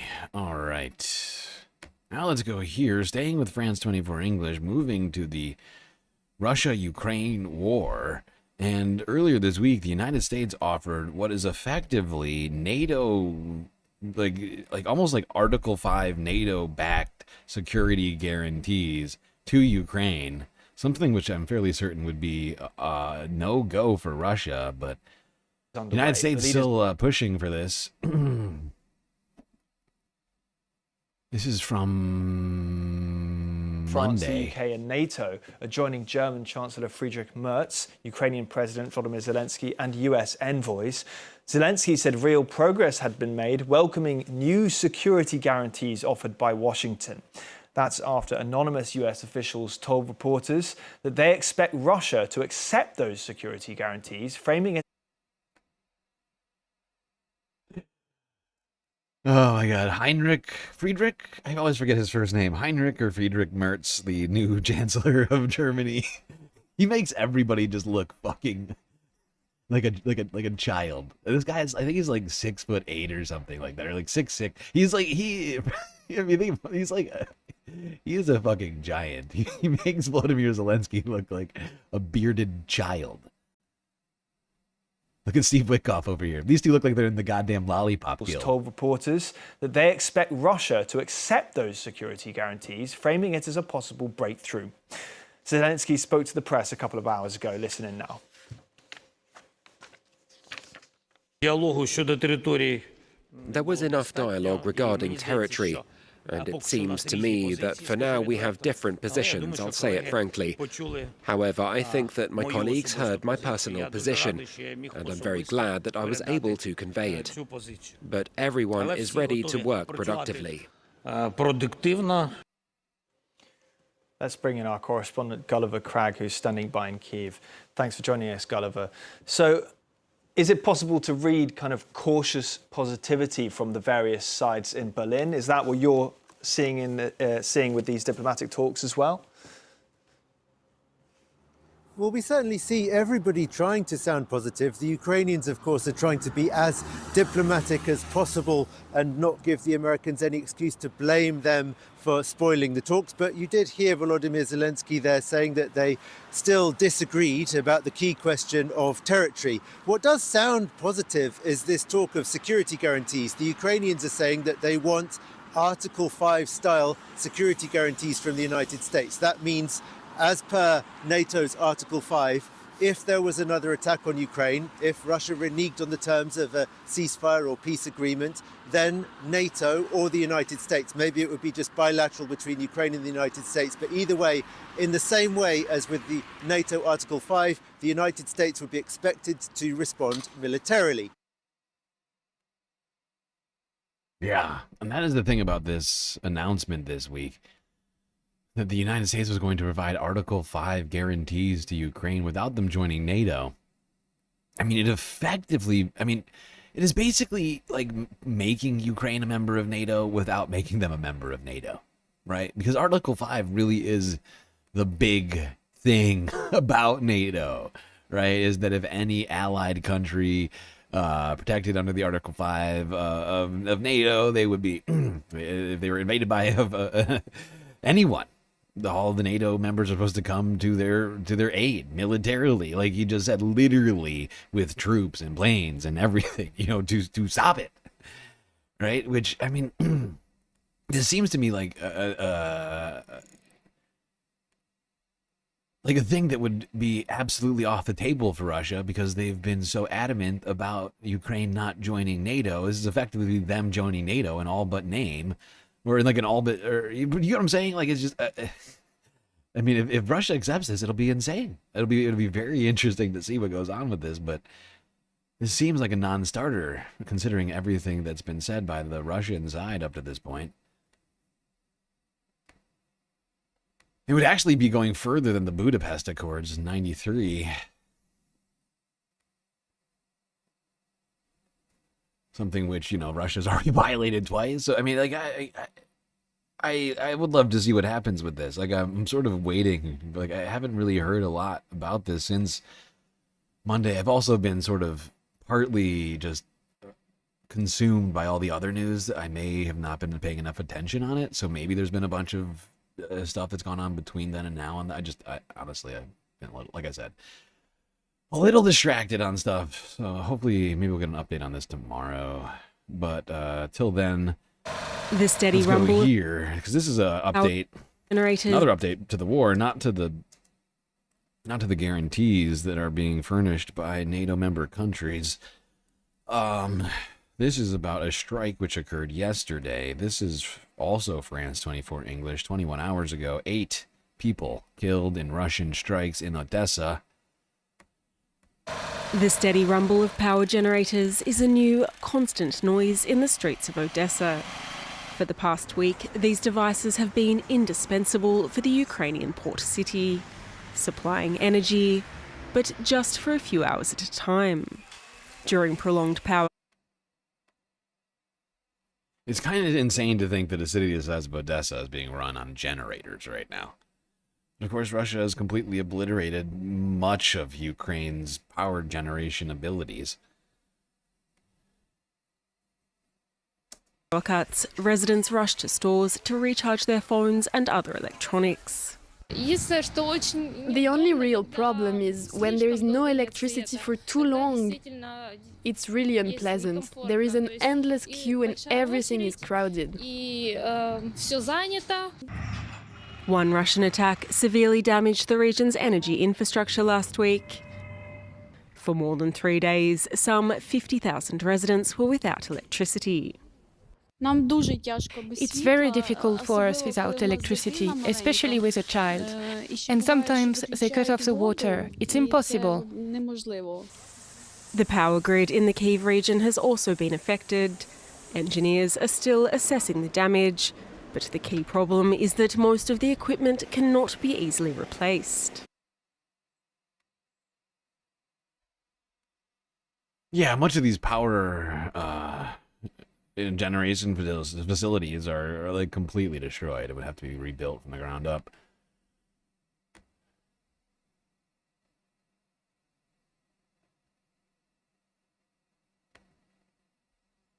All right, that's it on the Russia-Ukraine war. Let's go down to Africa and talk about what's been happening in the DRC this week. Because, you know, it wasn't that long ago. It was like 3 weeks ago or like a month ago that Donald Trump was declaring victory. Another war solved. Another peace. The great peacemaker. No more war in the Congo. That's it. Now, of course, I was incredibly skeptical about that at the time because, of course, the M23 rebels were not even at the peace accord that Trump put together. And even though they are certainly backed by Rwanda, they are technically their own entity. And I had strong suspicion that that things would not stay peaceful in this region for long. I'm afraid I was right about that. We've already been covering some of the recent stuff over on Twitch. This is from Tuesday now. Reuters. Hundreds of soldiers were captured by the M23 that they claim were from Burundi.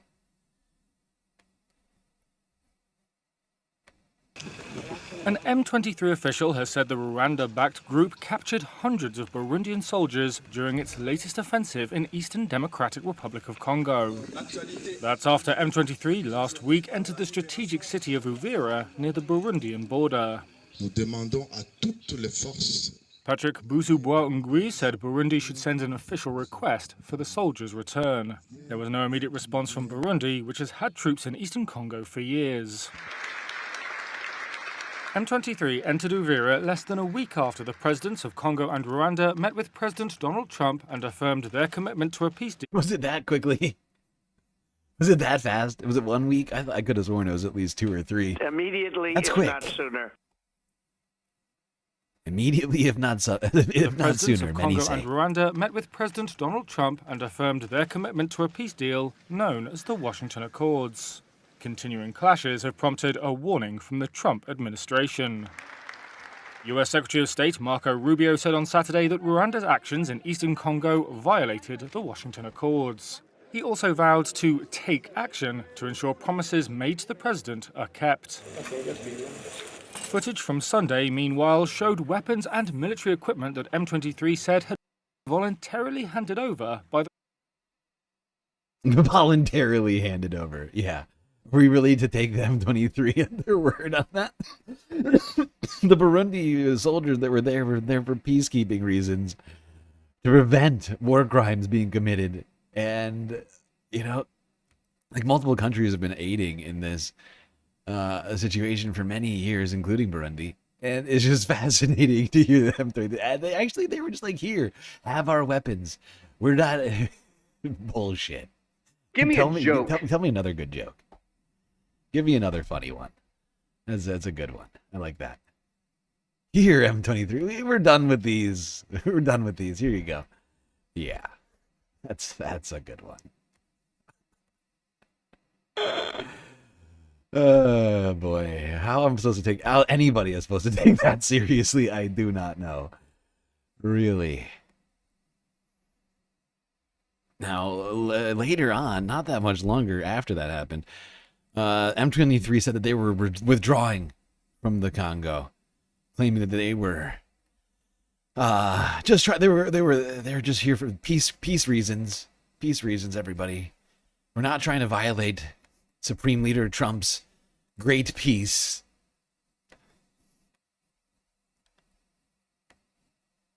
The Rwandan-backed M23 rebel group says that it will withdraw from Uvira in the Eastern Democratic Republic of Congo. The fighters seized that city last week. The group says that it wants to demonstrate good faith in the ongoing peace process after an appeal from American mediators. M23 launched a new offensive earlier this month, despite efforts by Qatar and the U.S. to end the conflict. Let's take a closer look at the front lines in eastern DRC. M23 controls all major urban hubs in that region, as well as the border crossing with Burundi.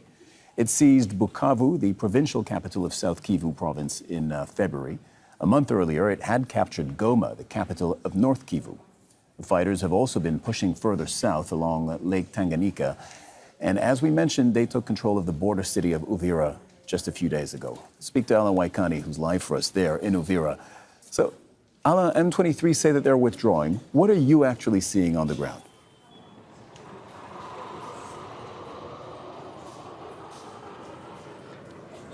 Well, nothing up to now. We have seen since this morning just a normal movement of M23 fighters. That's all we need from this one. Nothing up to now. Yeah, fascinating.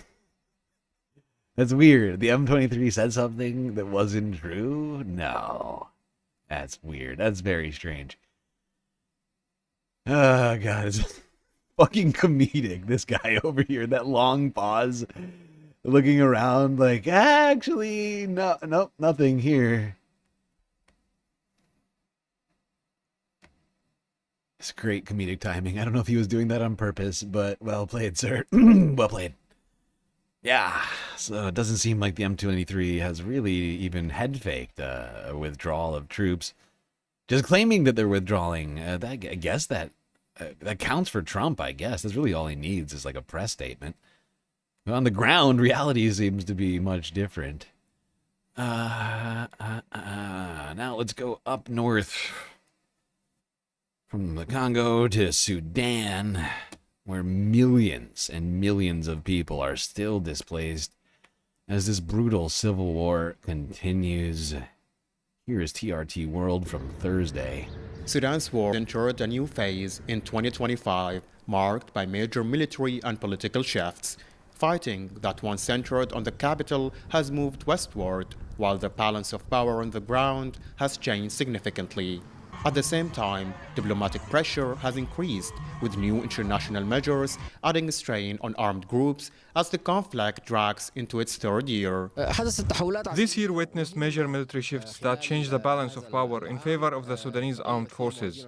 Central Sudan and the capital Khartoum were retaken, removing a strategic advantage that the militia once held. Politically, government legitimacy has strengthened through public backing and regional support, while international pressure has intensified with sanctions imposed by the UK, the United States, and the European Union. On the map, control has become more defined. The Sudanese army now holds most of the country, including Khartoum and the central and eastern states. However, RSF forces remain entrenched in Darfur and parts of Kordofan. Key cities have shifted hands. Al-Fashir has fallen, Baba Nusa and much of West Kordofan are under RSF control, while Delenj and Kadugli in South Kordofan remain under siege, making the Kordofan region one of Sudan's most volatile front lines. As battle lines... Yeah, and this is, I mean, honestly, the big problem here going on is because there's tens of millions of people with not enough food. Aid is not making its way into this country. They actually were experiencing severe drought conditions earlier this year, and crops have failed, so internal food production has plummeted. This is a fucking disaster that needs to be stopped. Like 30 million people at least are just living in a absolute state of just unacceptable atrocity and deprivation. It's gone on way too long. Civilians continue to bear the cost. Access to aid remains limited, and displacement continues to rise, particularly in long-standing camps across Darfur. The humanitarian situation is extremely painful. In 2025, displacement increased sharply. And without full humanitarian assistance, suffering is expected to continue into 2026. Camps like Kalma and Tawila are overstretched, while shortages in healthcare are severe, especially for women, children and elderly, and pregnant mothers, with rising cases of malnutrition. With fighting ongoing in Darfur and both North and South Kordofan, millions of Sudanese remain displaced, waiting for security, access, and a path home while... Jesus, there's so many fucking children in these camps. Look at this kid. Must be like 4 years old. Good God.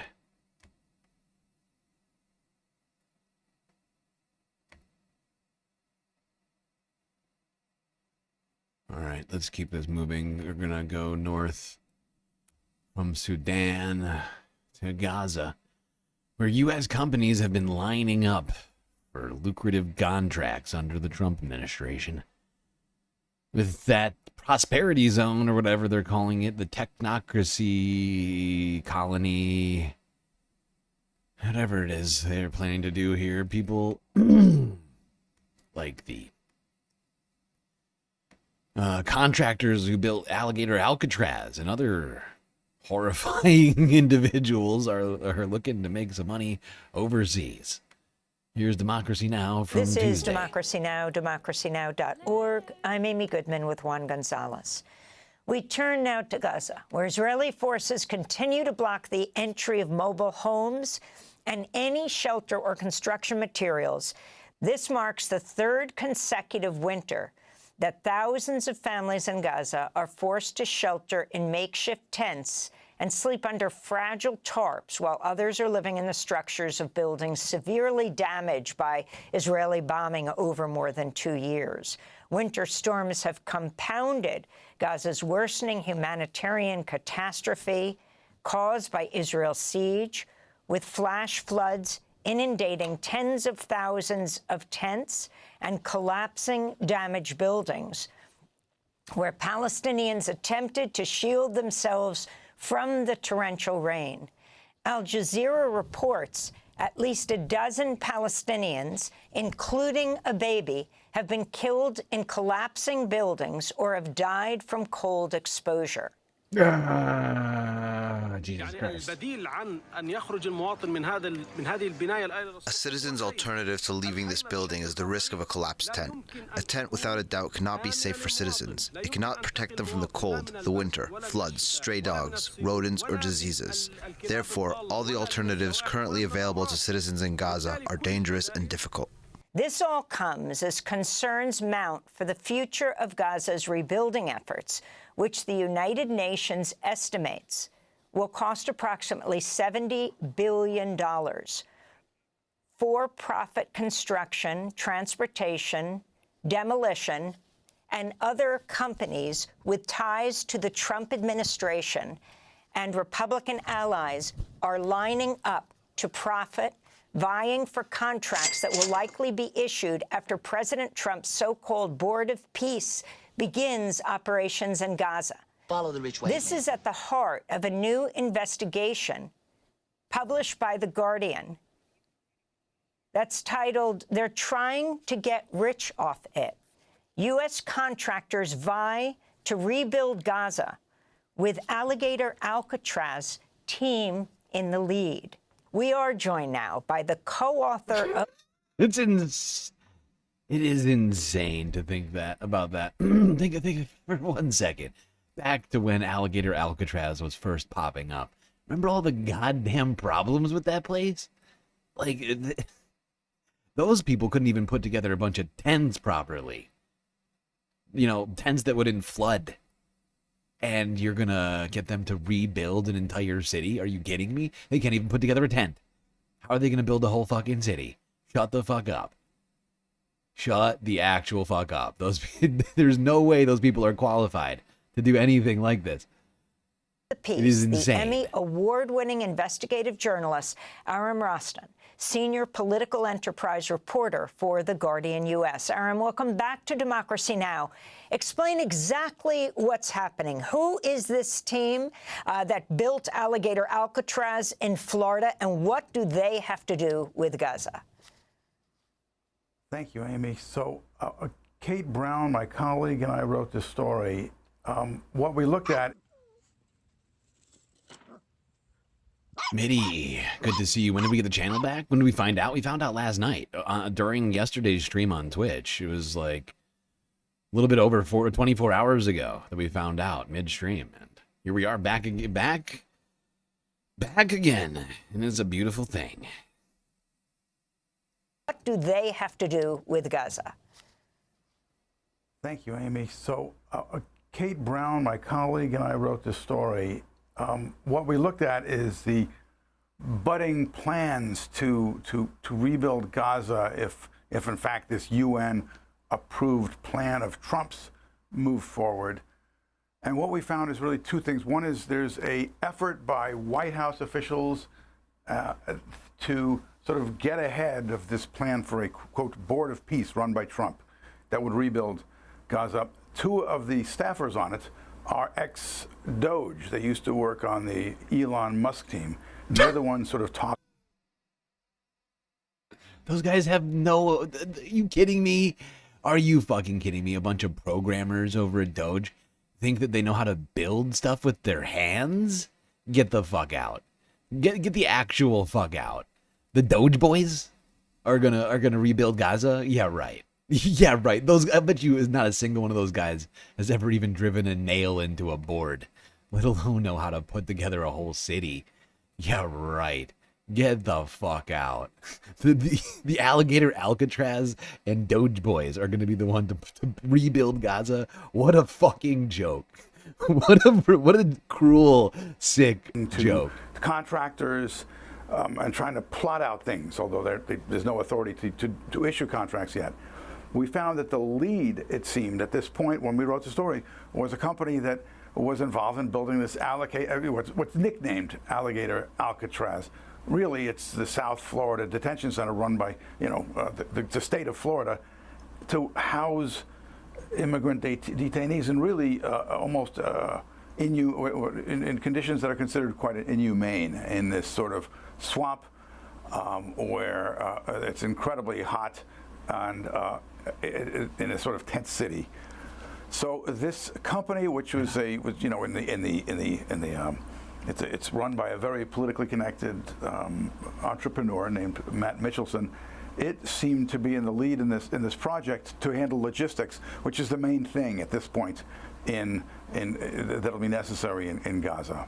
I will say, by the way, when we spoke to this entrepreneur, as soon as we talked to him on Friday, as we put in the story, he announced to us, he said he hadn't told his staff this, he was pulling out of the effort immediately. So it was a little confusing to us.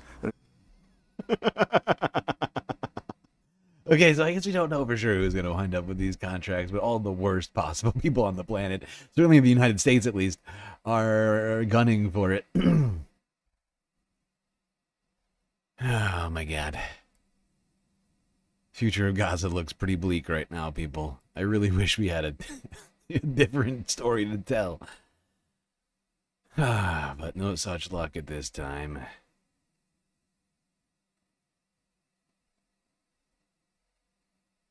All right, let's go not far to Syria. Now, if you weren't here watching us on Twitch last week, you may have missed this statement from Donald Trump. After apparently an attack by ISIS forces in Syria, which led to the deaths of 3 American soldiers. Of course, the United States has been occupying Syria since, like, President Barack Obama was in office. And doing all sorts of supposed anti-terrorism stuff there. 3 soldiers died. It was last weekend. I think it might have been around this time, honestly, on last Sunday. Donald Trump came out and said this. So we mourn the loss of 3 great patriots in Syria. You know how it happened. It was an ambush, terrible. We also have 3 wounded. They seem to be doing pretty well. Seem to be pretty well. The great patriots. Like, what this guy's fucking dentures are falling out of his fucking mouth while he's trying to talk. Must have not gotten the Fixodent in there before this speech. I don't know what's going on. It sounds so bad. They seem to be doing So gross. pretty well. But we mourn the loss. These are three great people. We mourn the It's loss. a terrible thing. Syria, by the way, was fighting along with us. The new president of Syria is, as they told me, and I'm not surprised, he's devastated by what happened. This was an ISIS attack on us and Syria. ISIS attack. And it's a very nasty again, ISIS attack. we mourn the loss, and we pray for them and their parents and their loved ones. Very, very sad. Mr. President, will the U.S. retaliate against ISIS? Yeah, we will.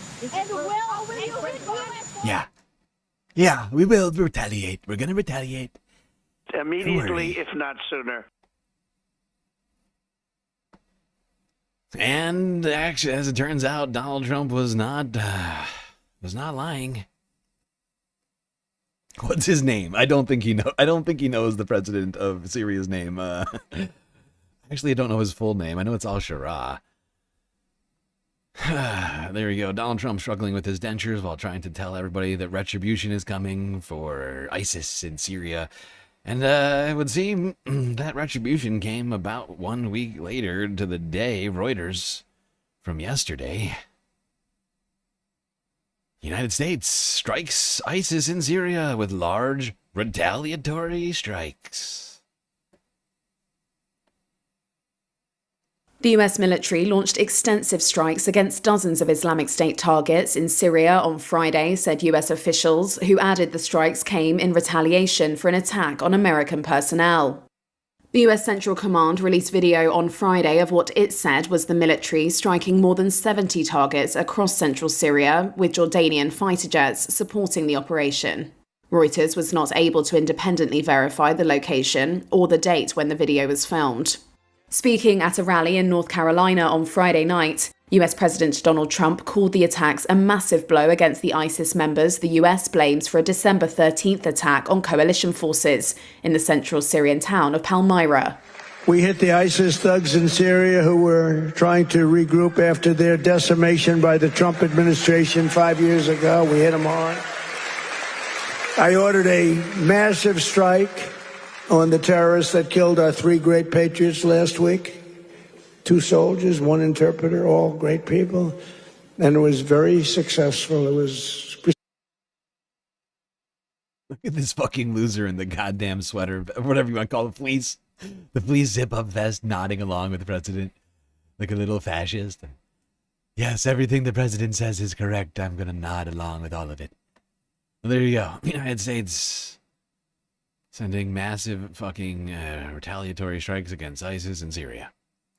Laika needs donuts? Did you? Oh, you fed her. I didn't even see it. rude. I'm sorry. That's very rude of me. That's very rude of me.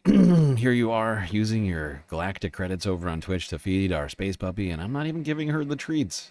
It's incredibly rude. Incredibly rude. I'm very sorry for that. Christopher is right. Today is a glorious day. We are back. It really is incredible. Incredible. There you have it. The United States just obliterating supposed ISIS targets in Syria with working in conjunction with the government of Syria. Okay. Let's go here. This was from Monday. In India, world-renowned, famous man, soccer star, Lionel Messi, has been on some sort of tour of India to meet his fans and things like that. However, fans were not super thrilled by his appearance last week, causing chaos on the pitch. Lionel Messi's tour of India kicked off chaotically on Saturday, with disgruntled fans ripping up seats, throwing objects and invading the pitch at a stadium in Kolkata.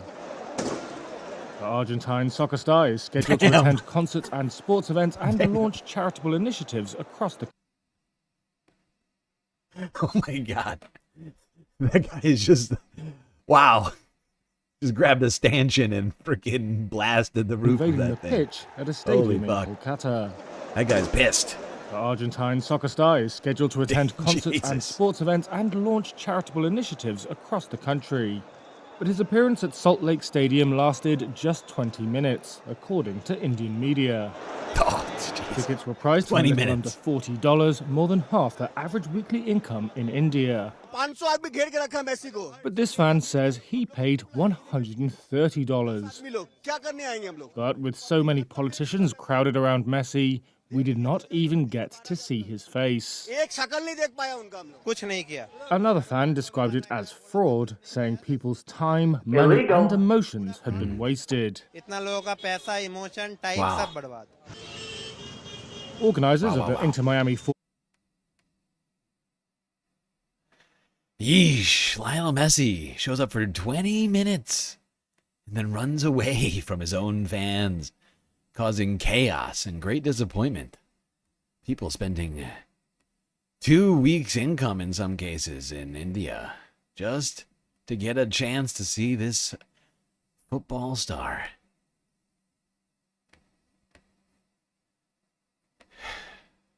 Allegations of fraud getting thrown around.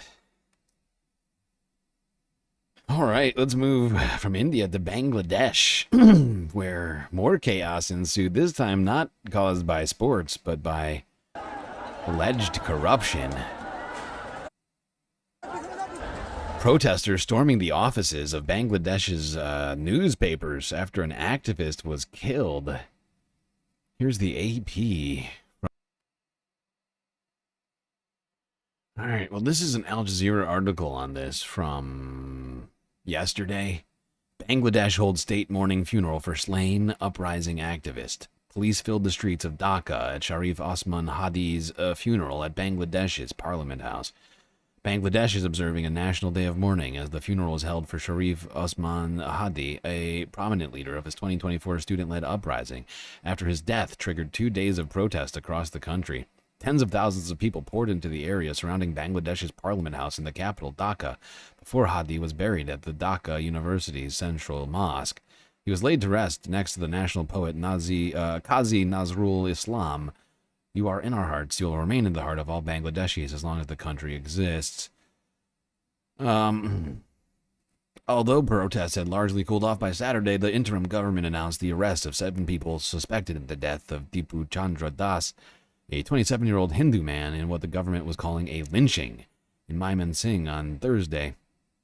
Media also continued to report previously unknown incidents of violence as cultural institutions, newspapers, and political buildings reeled from arson attacks and mob rushes earlier in the week, the latest turbulent chapter in the nation's recent history.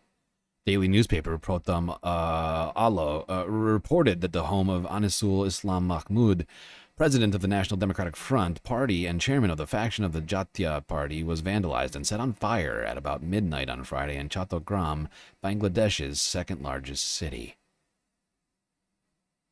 Hadi, the 32-year-old spokesperson for Inqilab Moncho, or Platform for Revolution, died in hospital in Singapore on Thursday after being shot in the head more than a week ago by masked attackers. So that was what led to all of this. The identity of the attackers is unknown, but theories about it have been flying around.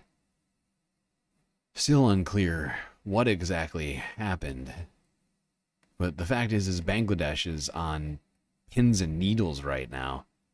You know, there's already a powder keg.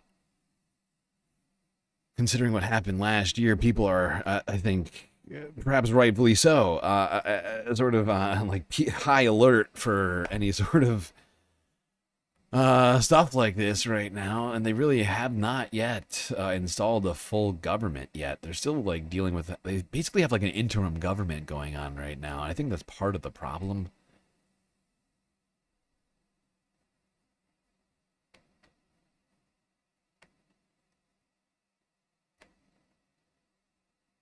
All right. Now, 2 days ago, or 3 days ago, actually, the United States announced a $10 billion arms sale to Taiwan. China was not super thrilled about this, I guess you'd say. Let's go here to Reuters from Friday. The Trump administration has announced a major $10 billion arms sale to Taiwan, prompting an angry response from China. Here's what to know. The 8 arms sales agreements cover medium-range missiles, howitzers, and drones. The sale includes 82 high-mobility artillery rocket systems and 420 Army tactical missile systems, similar to what the US had been providing to Ukraine during the Biden administration. The sale was announced by the State Department during Donald Trump's nationally televised address, where Trump made scant mention of policy issues and did not speak about China or Taiwan at all. Taiwan has expressed gratitude towards the US for the arms sale, saying it would help maintain sufficient self-defense capabilities. China's foreign ministry attacked the move, saying it violated diplomatic agreements between the US and China. 以武拒统，大肆挥霍老百姓血汗钱，购买武器。 Whoopsies. Sorry, I forgot. Gotta do subtitles. The Taiwan Independence Forces on the island seek independence through force. Oh, damn, he's speaking fast. He's speaking really fast. Through force and resist reunification. Through force, squandering the hard-earned... Jesus Christ, the hard-earned money of the people to purchase weapons at the cost of turning Taiwan into a powder keg. This cannot save the doomed fate of Taiwan independence, but will only accelerate the push of Taiwan straight toward a dangerous situation of military confrontation and war. The support of U.S. for Taiwan independence will only end up backfiring, and using Taiwan to contain China will not succeed. Hell, there you go.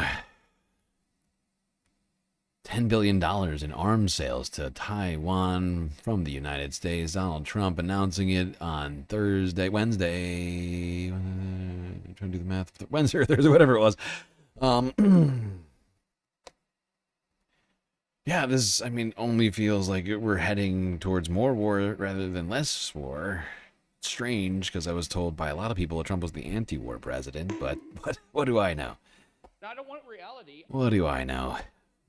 All right, let's keep this moving. Boy, oh boy, we've crushed it tonight. We crushed it. We got through like 100 videos. A little less. I guess we only had like 95 videos tonight. In 8 hours. Not bad. Not bad time-wise. Got a few more stories here before we leave Taiwan. A horrifying tragedy happened in Taiwan yesterday. Completely unconnected to this situation, but unhinged individual went on a fucking spree. A violent rampage in the streets of Taiwan.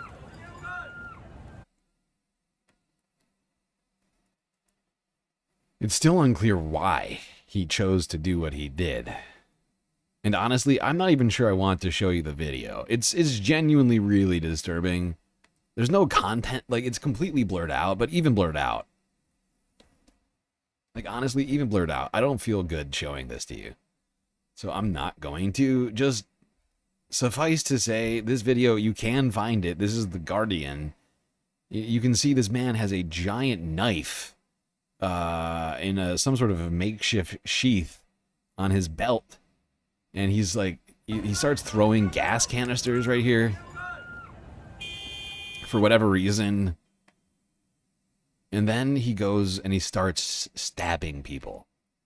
Just, we can't watch it. There's no way we're watching it right now. But it's fucking horrifying. People are just minding their own business. A lot of people don't even know what the hell is going on for a second.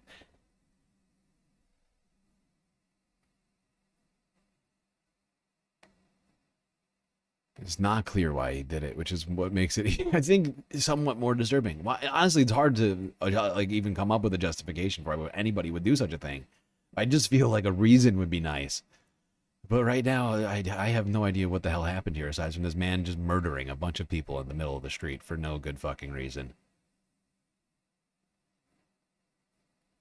All right, let's leave Taiwan, go south to another horrifying tragedy.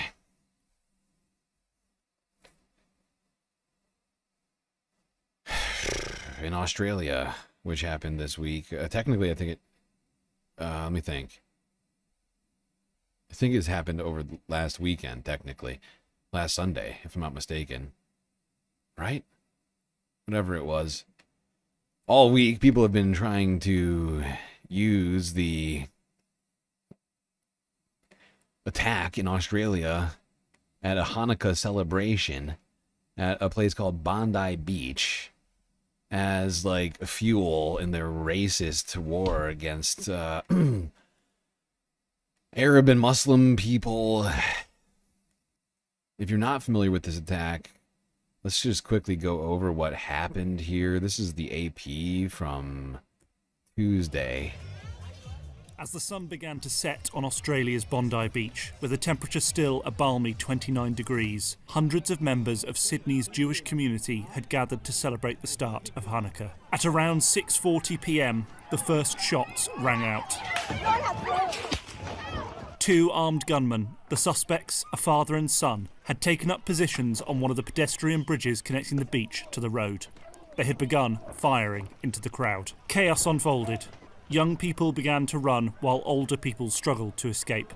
Some surfers and swimmers frantically paddled ashore while others sought safety in the sea. As the shots kept coming, some sheltered in place as the police sped to the scene. At least 15 people were killed and dozens wounded. Then, in the middle of the attack, in a moment now seen the world over, a bystander, Ahmed El Ahmed, a father of 2, rushed to one of the shooters and wrestled away his gun. Yeah, somebody got it. Somebody got it. Yeah. He pointed the weapon at the shooter, who fell to the ground. Ahmed was shot in the shoulder. The disarmed man got up, but under fire from police, fell again. The other shooter traded fire with police for another minute before he fell too. When the sound of gunfire ceased, rescuers frantically attempted to help those caught in the attack. Now, the individual who tackled that gunman was named Ahmed Al Ahmed. He is, he's not dead. He is I believe he's Syrian immigrant. Racists rushed to claiming that he was actually, there was like some sort of, like a cabal, or not cabal, I think that's the wrong word in this particular case, but like some sort of like conspiracy essentially between like the media or something. Like, it's not even clear what they were trying to do, but basically suggesting that his name actually wasn't Ahmed Al Ahmed, that was like Edward something, being like just like a bunch of racists like rushed to Twitter to post fake news about this guy. But he was a fucking hero. I mean, in this moment, he did what seemingly everybody else did not.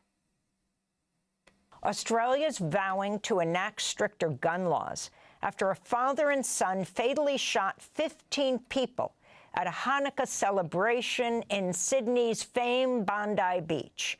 At least 42 others were injured in Australia's worst mass shooting in nearly 3 decades since the 1996 Port Arthur massacre. Victims included a 10-year-old girl, 2 rabbis, and a Holocaust survivor who died while shielding his wife from bullets. This is the Australian Prime Minister, Anthony Albanese.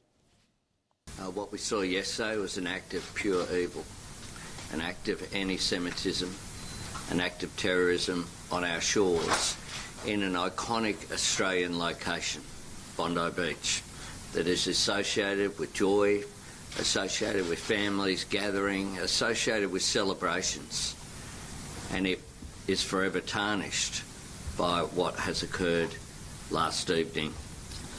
This was an attack deliberately targeted at the Jewish community on the first day of Hanukkah, which of course should be a joyous celebration, and the Jewish community are hurting today. Today, all Australians wrap our arms around them and say, we stand with you. We will do whatever is necessary to stamp out anti-Semitism. It is Okay, hold on, I'm gonna skip past Mr. Prime Minister here.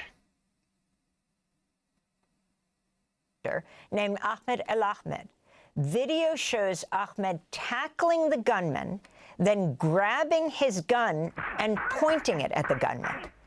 Ahmed was hospitalized after suffering bullet wounds to his arm and hand. Ahmed is an Australian citizen who immigrated from Syria in 2006. His father spoke. Ahmed Al Ahmed, a good guy without a gun, saving everybody from a bad guy with a gun. Fascinating. I've been told by NRA members for a long time we need guns for these sorts of situations. Translator to ABC, the Australian Broadcasting Corporation, earlier today. He noticed one of the armed men at a distance, from him hiding behind a tree. My son is a hero. He served with the police and in the Central Security Forces, and he has the impulse to protect people. When he saw people lying on the ground and the blood everywhere, immediately his conscience and his soul compelled him to pounce on one of the terrorists and to rid him of his weapon. At the same moment, the armed man's other friend was on the bridge, or whoever he is. I feel pride and honor because my son is a hero of Australia. Ahmed Al Ahmed is being widely hailed as a hero who saved many lives. Residents of Sydney praised his actions. You'd like to hope that you would react the same way if you had the chance. I don't know if I'm as strong as he is. He was incredibly strong and very brave and managed to take the gun off the guy, which is incredible. Yeah, I think he's a national hero for sure. Probably an international hero. A lot of people around the world wouldn't have done that. A lot of people would have ran away from the gunfire. He ran towards it, so fair play to him. Probably saved a lot of lives. We go now to Sydney, Australia, where we're joined by Anthony Lowenstein, an Australian-German independent journalist based in Sydney, a member of the Advisory Committee of the Jewish Council of Australia, and author of the best-selling book, The Palestine Laboratory, How Israel Exports the Technology of Occupation Around the World. Anthony is the subject of the 2024 documentary film Not in My Name, which was broadcast on Australia's ABC TV and Al Jazeera English. The documentary focuses on Jewish descent and Anthony's critical journalism on Israel-Palestine. Anthony, first of all, condolences on what has taken place on Bondi Beach in Sydney. Can you take us through what happened? Thank you for having me, Amy, and thank you for those condolences. Look, I was not in Bondi myself. I was about half an hour away last night. I was celebrating Hanukkah at my home with my family. I'm not religious, but it's become, I guess, almost a cultural annual celebration with my family. There were two gunmen. I found out very quickly what was going on. It wasn't obviously entirely clear initially the extent of the carnage. We now know some more details. There's so much we still don't know about this horrific attack. It was clearly directed at the Jewish community. There was a public Hanukkah event on Bondi. For those who don't know, a lot of people know Bondi. It's an internationally famous beach. It's a very open place. There's lots of tourists, lots of Australians. It's obviously summer here, so it's obviously warm. And it was light, so it gets dark here quite late being summer. And it was a celebration. Now, this horrific attack was not just terrorism, but it was directed at a Jewish community that has been, frankly, split for the last years around Israel-Palestine, which I know we'll get to in a minute. Now, there's no indication yet why this attack happened. The motives, there's some evidence and indication that these two killers were associated with ISIS or certainly radical Islamists. They travelled to the Philippines recently to potentially associate with some kind of Islamist groups. It's not 100% confirmed yet. But in short, I'm feeling sad and anger, actually, a lot of anger, because it's already being weaponized by the worst people imaginable to support incredibly draconian policies. I wanted to turn to the Israeli Prime Minister, Benjamin Netanyahu. He was speaking in Dimona on Sunday, accusing the Australian government of promoting anti-Semitism. On August 17th. All right, we're going to skip this Netanyahu thing. Suffice to say that he said horrible things. I think that we can all imagine what BB said. Actually having to hear the words, because I just can't deal with him right now. By the way, everybody, great job. This is the penultimate video of the night. You didn't notice we're in Australia, so we've made it all as far east as we can get, basically, here. Without crossing the international date line. Prime Minister weighing in. Anthony Lowenstein, if you can respond and talk about the position of the Australian government. Albanese certainly came out quickly. I mean, what a disgraceful human being. I'm talking about Netanyahu there. You know, within a few hours of this attack last night, Amy, a number of Israeli government ministers, Netanyahu, the foreign minister there, the minister for diaspora affairs, and many others, essentially wrote posts on social media suggesting that the Australian government recognised Palestine a few months ago, which is true, that somehow that was causing the terrorist attack, the fact that Australia has allowed, so the argument goes, pro-Palestine protests. This kind of connection is absolutely disgraceful. The idea that the Israeli government, a government that has overseen a genocide and mass slaughter for over 2 years in Gaza, is the moral arbiter of anything is farcical. And what's so worrying is it is absolutely farcical. And it is as equally farcical that allowing protests in Australia would lead to a mass murder. It is fucking nonsense. That is some full-on, like, it's just unbridled nonsense. So much of the Australian media, many in the, I'd say, more pro-Israel Jewish community, somehow looks to Israel, Netanyahu, as a moral guide. The Australian government is, generally speaking, pretty pro-Israel. We have I've been doing a lot of reporting on this, a lot of weapons passed to the F-35 fighter jet that Israel's been using over Gaza. This idea somehow that the Australian government's anti-Israel is absurd. And we live in a very flawed democracy, but a democracy where people are allowed to peacefully protest. And there's been huge amounts of protests by Jews and Christians and Muslims and others, like in most Western countries in the last 2 Exactly, Anthony. Okay, that's it on that one. We have one video left. Yes, Christy, we're back on YouTube. Good to see you here. A bunch of people I've seen out here on the YouTube chat since coming back in the last 24 hours. It's beautiful to see you all. I've been missing a lot of people while we've been on Twitch.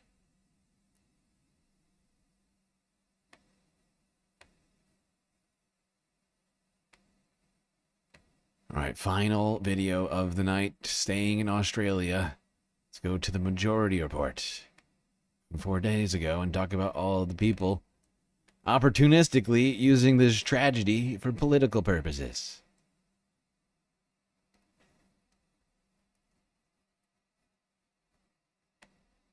This is Benjamin Netanyahu. It's so cynical and so dangerous for Jews around the world for him to say this kind of stuff. I mean, it's sort of disgusting in some response. I mean, like, I wish he's this guy inflaming was anti-Semitism. not allowed to Yeah. respond to these things. He is not a spokesperson for Jewish people.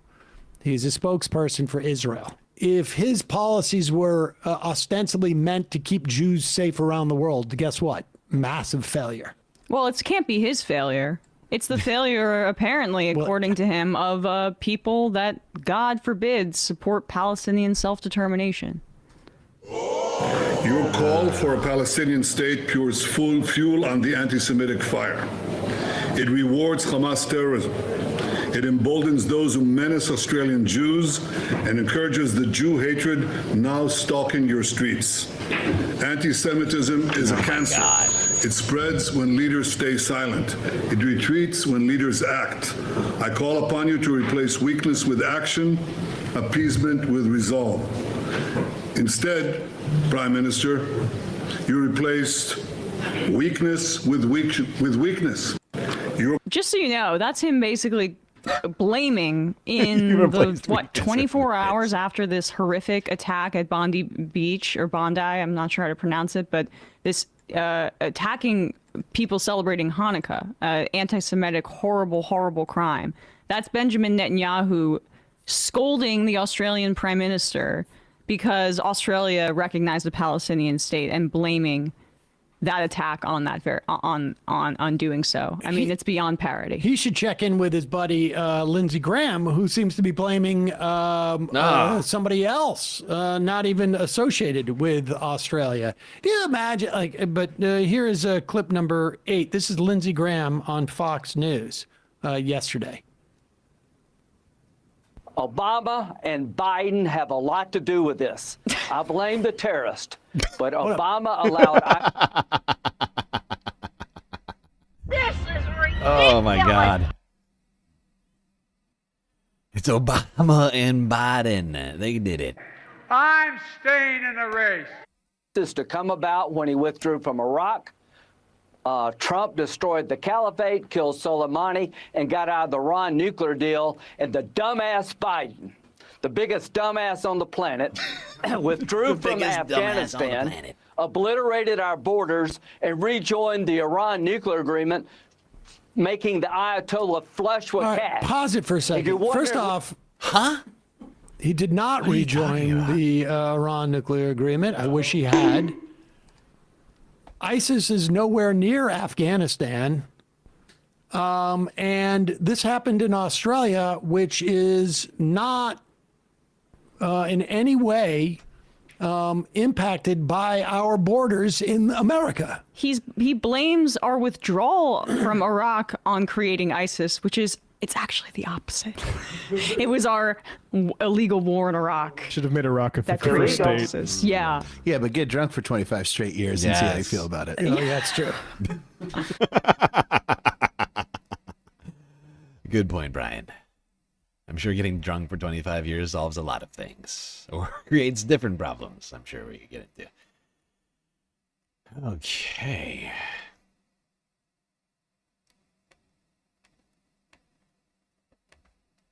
Well, we got through all of the clips tonight.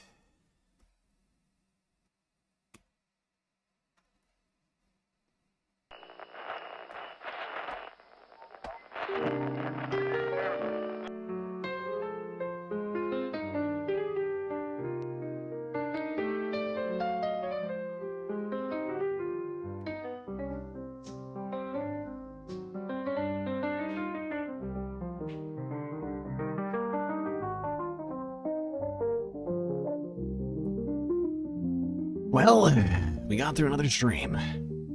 It's quite long and also difficult, but thankfully we got through it together. That's gonna be it for me tonight. Till I see you next. You stay classy, Galactic Stream Nation.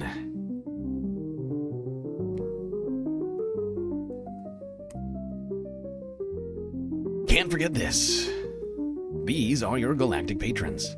Gabby, Goth Dogs, Aaron W, Schmegley, PB, Midi, Afroponics, Narwhal by Nature, Interplanet Janet, Godcat, Robot Cat, Disco Wolf, Callie Braiding, Sammy, Geodragon, The Anti-Corporatist, Obsessive Audio, Moanoip, Nadia, Choki, Skelts, Selena, Omega Star, Sasha G, Pitchforks Dragon, Vincent Morales, Donald James X, Evan from Portland, Lovely Pariah, and Mish, Becky, D-Cypher, Icebreaker, Columbia, Rica, New York, Will in Detroit, Sisyphean Task, BC, Free Palestine, A Hermit Horologist, HBX, Manda, Lori Lunchmeat, Carl, Gaslightocracy, Paige Larson, Benny Hanna, Frizla, Dark Sparkle, and CJ from the Six. That's right, all these people here have helped produce the show which your eyes and ears just got done enjoying. You can too for just a few US dollars a month on Patreon.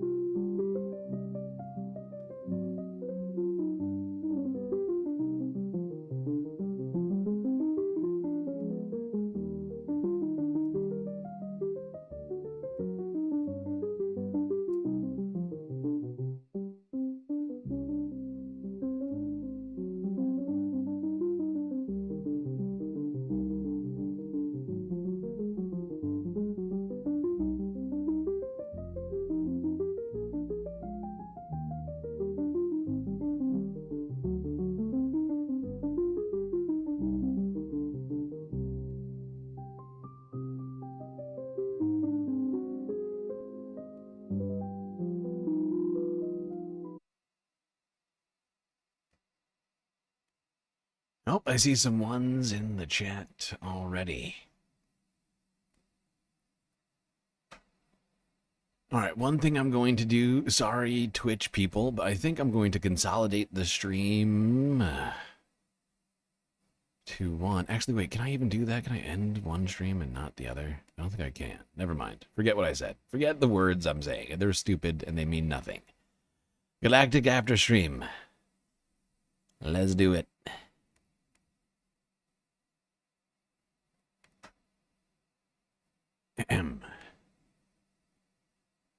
Music, please.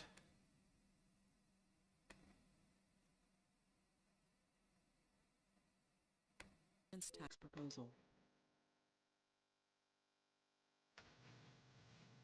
Mr. President, as I think everyone knows, the President of the United States, President Obama, and the Republican leadership have reached an agreement on a very significant tax bill.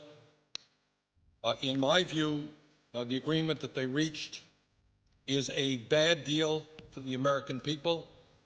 I think we can do better. And I am here today to take a strong stand against this bill.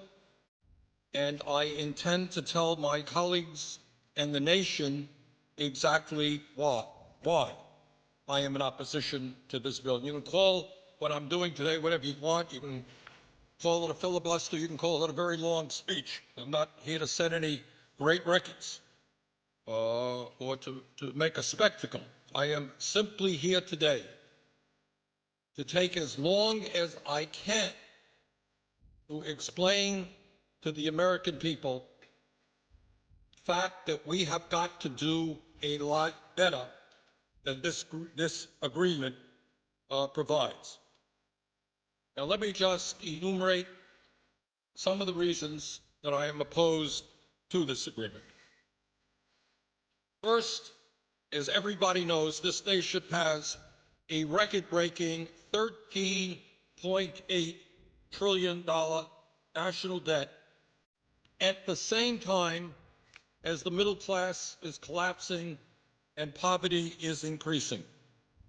And Mr. President, I think it's important that we say a word, because I'm not sure that a lot of Americans necessarily know this, about how we got to where we are today in terms of the national debt. I know there are some people who think that this all began the day that President Obama took office. Well, it's not quite the case. When President Clinton left office, this country was running, in fact, a very significant surplus, and the projections were that we were going to continue to run a surplus. During the 8 years of President Bush, for a number of reasons, including the war in Iraq, the war in Afghanistan, including huge tax breaks for the wealthiest people in this country, including a Medicare Part D prescription drug program, and including the Wall Street bailout, among other things, all of which were not paid for. Those are the primary reasons that we saw an almost doubling of the national debt during the Bush administration. And since President Obama has been in office, we have passed a stimulus package, also adding to the deficit in national debt. But here we are today with a $13.8 trillion national debt, $1.4 trillion deficit, and almost all Americans are in agreement that this is a very serious issue. So the first point that I would make is that it seems to me to be unconscionable for my conservative friends and for everybody else in this country to be driving up this already too high national debt by giving tax breaks to millionaires and billionaires who don't need it, and in a number of cases, Mr. President, don't even want it. Here's one of the interesting ironies. There are lists of many, many very wealthy people who come forward and say, sure, I want a tax break. Everybody wants a tax break. But you know what? There are other priorities in this country. I don't need it. And two of the wealthiest people in the world, Bill Gates of Microsoft, Warren Buffett, Berkshire, is a billionaire, and they said it's absurd.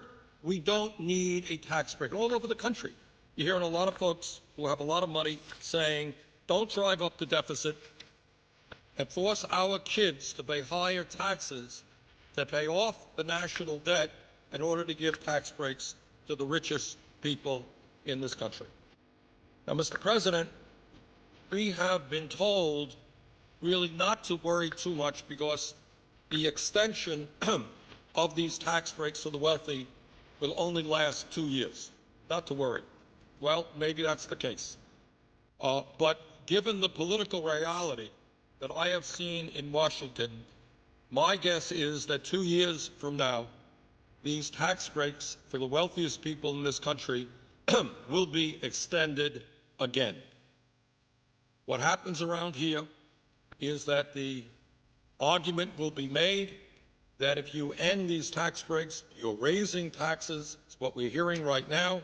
I see no reason why in the middle of a presidential election, those arguments will not be made again.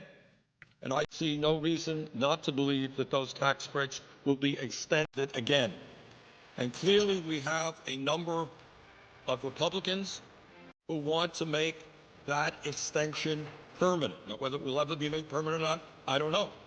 But the point is, when you hear folks say that it's only a 2-year extension, I would suggest take that with a grain of salt.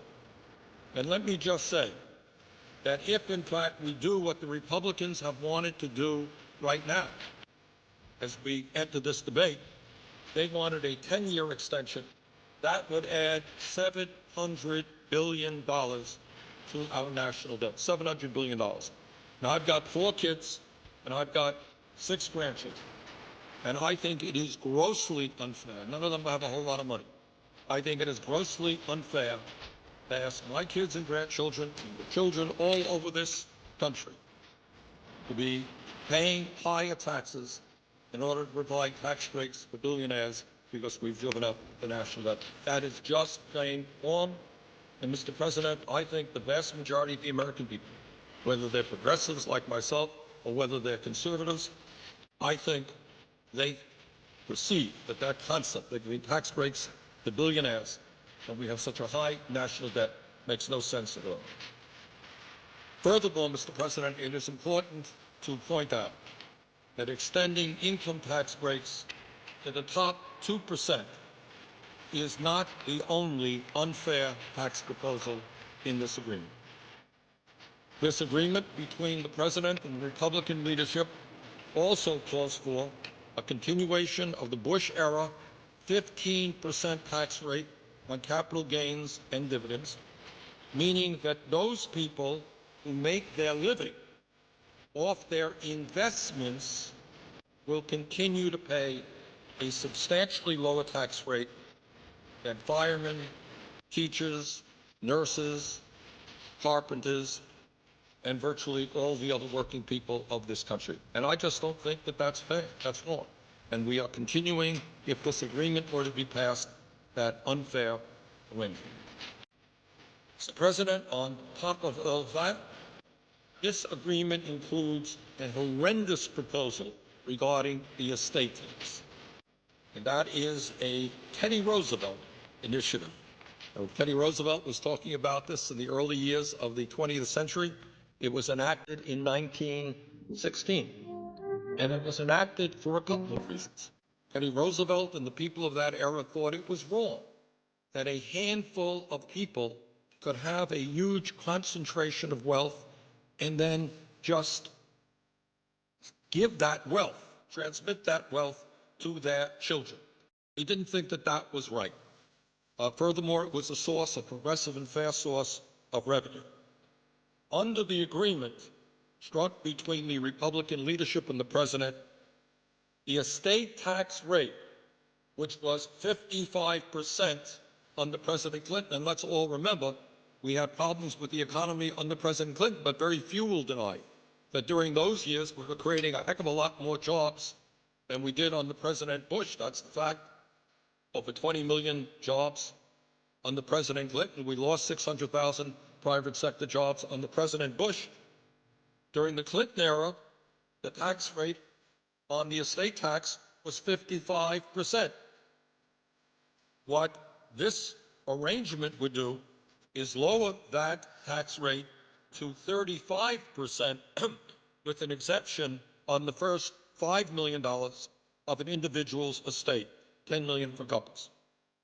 Now, here's the important point, Mr. President, that I think many people don't know, because I have to confess, my Republican friends and their pollsters and their language people have done a very good job. This is the so-called death tax. And I think all over America, people say, oh, this is terrible. I have $50,000 in the bank, and I want to leave that to my kids. And the government is going to take 55% of that, 35% of that. What an outrage. So let us be very, very clear. This tax applies only to the top 0.3% of American families. 99.7% of American families will not pay one nickel in an estate tax. This is not a tax on the rich. This is a tax on the very, very, very rich. And if my Republican friends had been successful in doing what they want to do, which is eliminating this estate tax completely, it would have cost, Mr. President, our Treasury, raised the national debt by $1 trillion over a 10-year period. Families like the Walton family of Walmart fame would have received as one family about a $30 billion tax break. So I find it hard to believe that when we are talking about massive cuts in programs for working families, when we have this huge national debt, that anybody would be agreeing to lower the estate tax rate to 35%. That is what this agreement does. I think that that is a very, very bad idea. And once again, while the agreement on the estate tax is for 2 years, once again, there is very little doubt in my mind that the Republicans will continue to push for lower and lower estate tax rates because what they want, and I think Senator Kyle has been pretty clear about this, they want to permanently repeal that tax. That is $1 trillion in tax breaks to the top 0.3%. So I think we're down a bad path there, and that's another reason why this agreement does not make a whole lot of sense. Mr. President, I would say thirdly, here's a very important point that I think has not yet got the attention that it deserves. And that is, this agreement contains a payroll tax holiday, which would cut $120 billion from Social Security payroll taxes for workers. And I think there are a lot of folks out there who say, well, this is pretty good. You know, I'm a worker. My contribution will go from 6.2% today down to 4.2%. I'll have more money in my paycheck. It's a good idea. Let's take a deep breath and let's think about it for a second. Let's understand what this whole thing is about. This payroll tax holiday concept, as I understand it, originally started with conservative Republicans. I know the Vice President